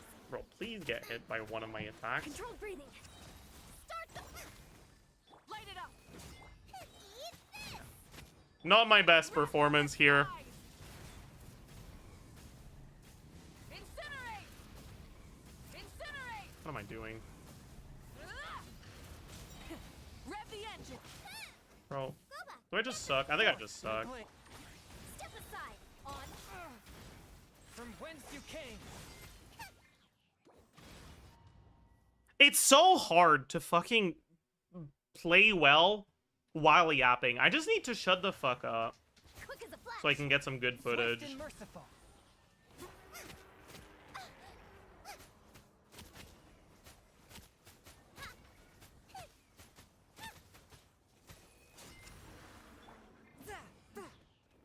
Submit for judgment. Out of the frying pan. Form first. Start. Rise with the sun. Try and stop me. Pyroclastic surge.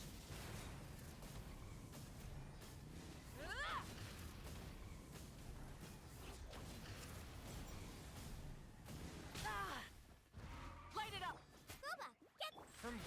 came, one with my Controlled breathing. On. You're toast. Wrath from the skies! Incinerate! Incinerate! Nice and spicy. swift and merciful. Start the. That's not gonna. It missed. Stay out of my. I'm not happy. Spirit blade. One with my blade. Classic, I guess.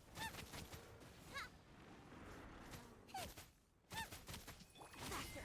Stronger. From whence you came, Out of the frying pan. a touch of frost. Light of the blazing sun! Ah!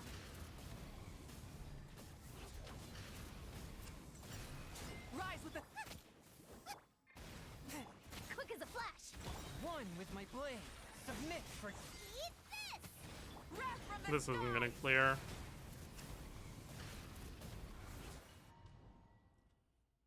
I'm upset. I'm upset. a touch of frost.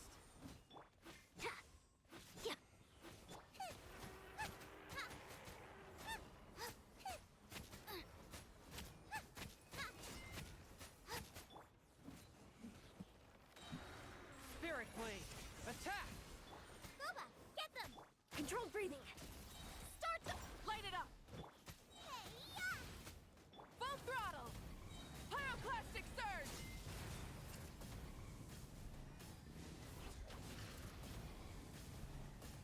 What am I doing, man? Nice and spicy. Forth my blade. From whence you came. On my. Oh, well, that's Light of not the good. blazing sun!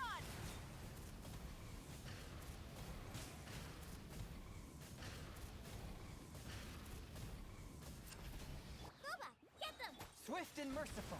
Submit for Faster, stronger. Start the. Eat this. What am I doing? Now I'm gonna have Pyronado going during the thing.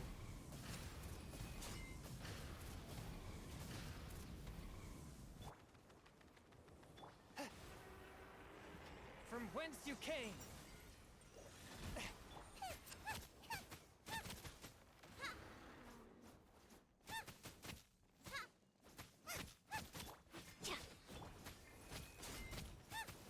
Out of the frying pan. Let's. Spirit blade. Attack. Light of the blazing sun!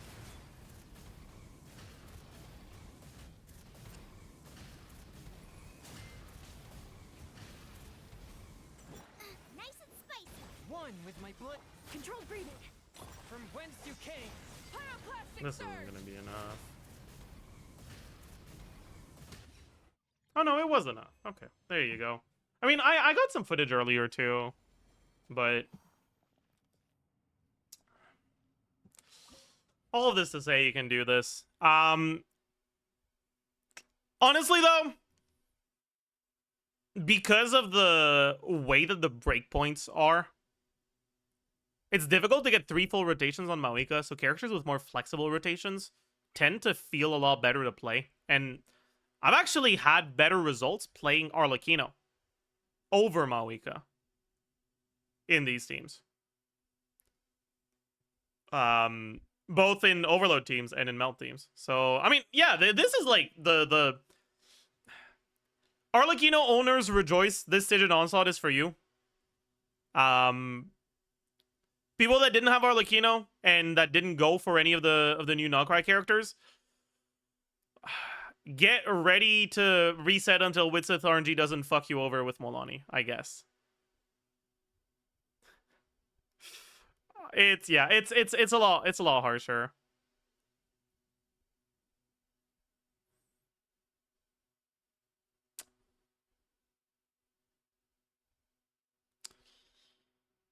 But yeah, that's pretty much it for the video on the Stygian Onslaught. I haven't liked it very much. I think that Hera has really cool mechanics, but the fact that it does the like stall phase twice, and that it also just has like 8 million HP, I think it has.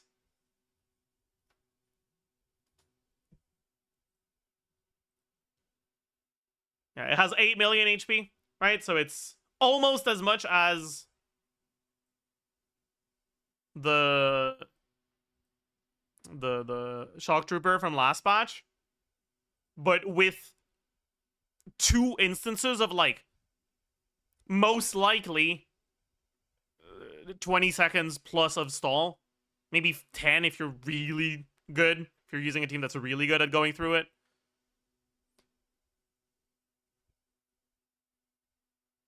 Basically, this boss is kind of cooked because it has too much HP / it doesn't lose any HP when you deal with its like mechanic. All other like bosses that had stalling phases, when you deal with the mechanic, they lose HP, right? So, I mean, biggest example is the operative in this Siege and Onslaught. It has a shield for about 1/5 of its HP, but when you break the shield, it loses that HP. It's not actually stall, it's like fake stall. Same for this. It gets a shield, but when you break the shield, it loses HP. This one just doesn't, and it makes the DPS requirement feel so high. I mean, it's not just, it doesn't just feel so high, it is high. Like, if you include the stall phase, this is the highest DPS check we've had. And it's really bad. There are not that many teams that can get through it. But characters that can really abuse the mechanic, or characters that have a way to benefit from stall, like Arlecchino, who can let the first Bond of Life cook while you do your phasing, tend to feel pretty good. Anyways, as usual, hope you enjoyed, hope you learned a thing or two, and I will see you guys in the next one. Bye, YouTube. All right, let me tell the editors. Recorded SO video.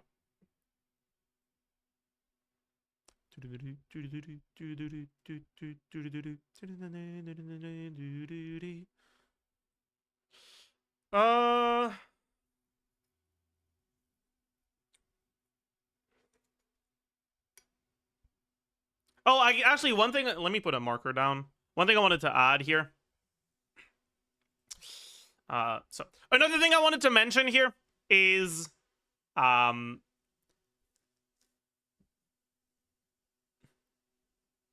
few of the characters that are generally not really viable or not really seen too much in melt teams because their application is too fast, so they can't be sustainably reacting. For example, Lenny, and to some extent Hu Tao, I suppose, can be played in melt teams against the Hera and are pretty solid. My fucking worthless, pathetic Lament Lenny gameplay actually got it clear with Lenny. And if you've ever seen me play a charge attack character, yeah. Yeah. Anyways, but yeah, that's that. Okay, do I want to do anything else today? I don't know. Honestly, not really. I think I'm kind of done for the day.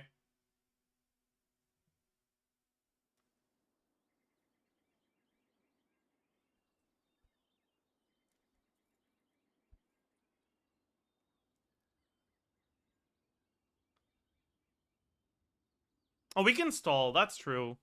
I'm down to stall.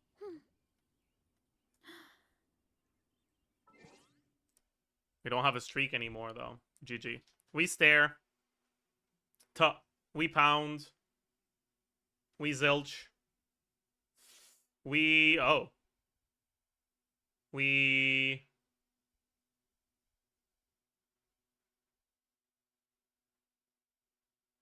Is lay the word? It is. I did not know that was a word. Bet. Words on either side of blank what blank? It is what it is.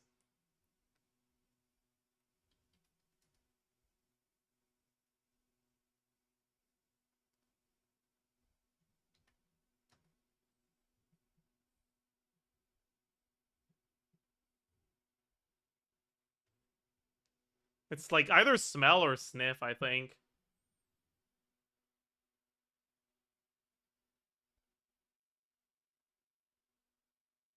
It's sniff.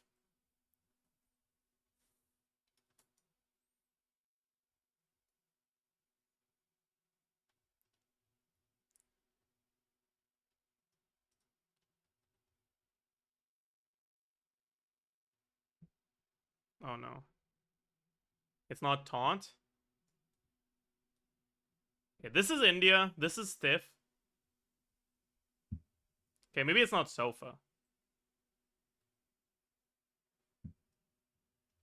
It has to be taunt. Pillowy? Soft? Okay. Alright. Alright. Alright. Wait, I didn't do the angle. Wait, we gotta do the angle first. Oh, wow, that's a small angle.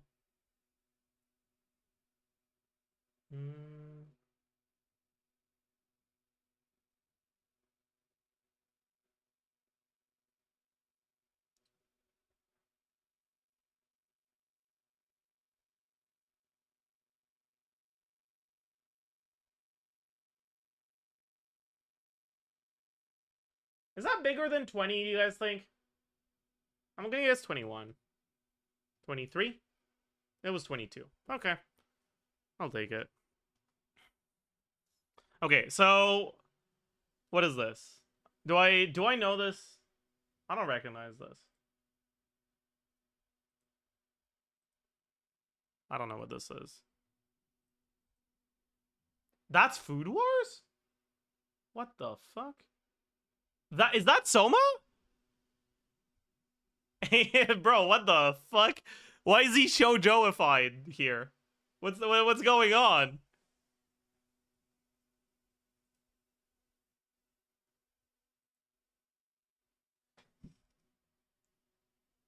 Huh?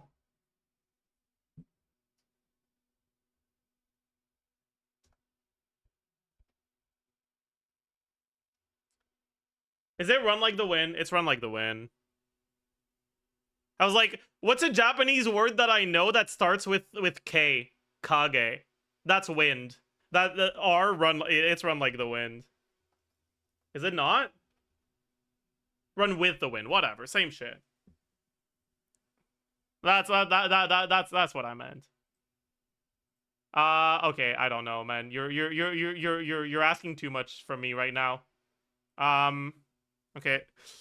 Can I look up the special character for Star? Wait. Maybe okay. If I select this and then I delete the rest. Okay. Maybe we maybe we can figure this out then.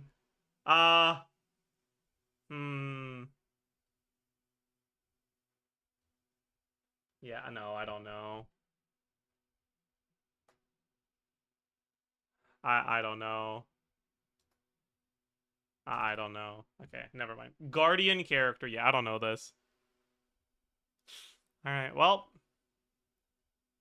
Okay, well. I feel like I definitely am supposed to know this.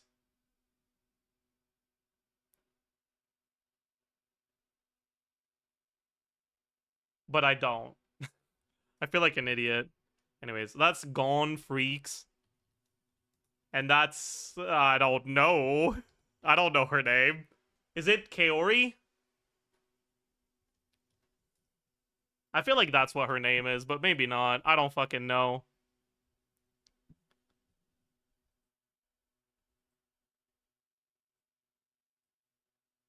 Yeah, I don't know the other ones. Chat, is it Kaori? And if so, what's her last name? Because again, I'm not. Her name is April. True.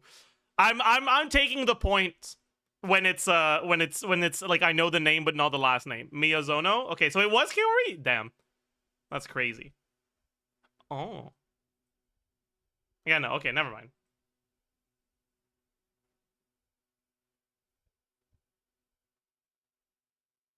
Is that the guy from Dress Up Darling? No, right? Maybe? Dude, I don't know what his name is.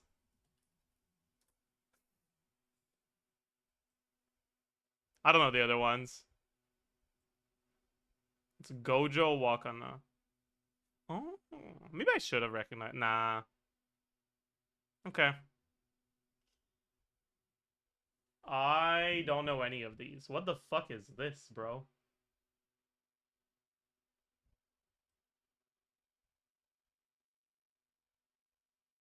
Also, what is this? I don't know. Yeah, okay. I don't know any of these. That's cooked. Alright, chat. Help me now. Baki? No. Older, better. Not manga. 2016 drama suspense. Not as good as ReZero. 2016. What came out in 2016? Steins Gate? I don't think that came out in 2016. Little Busters. What the fuck is Little Busters? Okay, bro is yapping. It's probably an original. Osama game?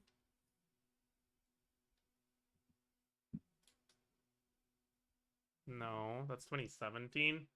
It also seems to be very bad. Ajin? Is that 2016? Maybe it is, actually. It is 2016. That's crazy.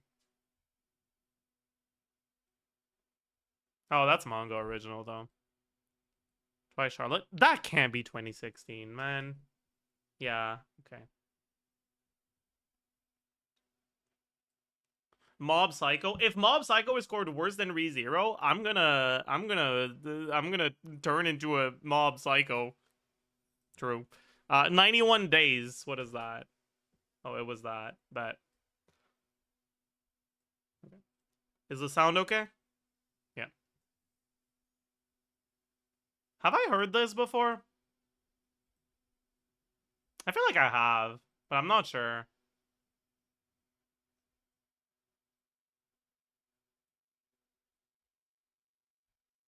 Is that Noragami?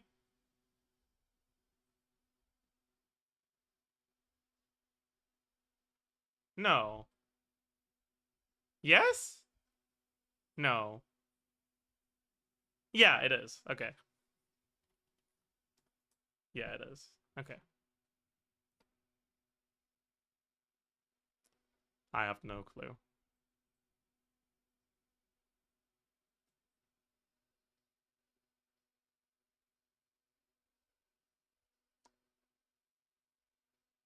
I have no clue what the fuck is going on here, man. The Tatami Galaxy. Yeah, I don't know what that is. Cooked. Okay.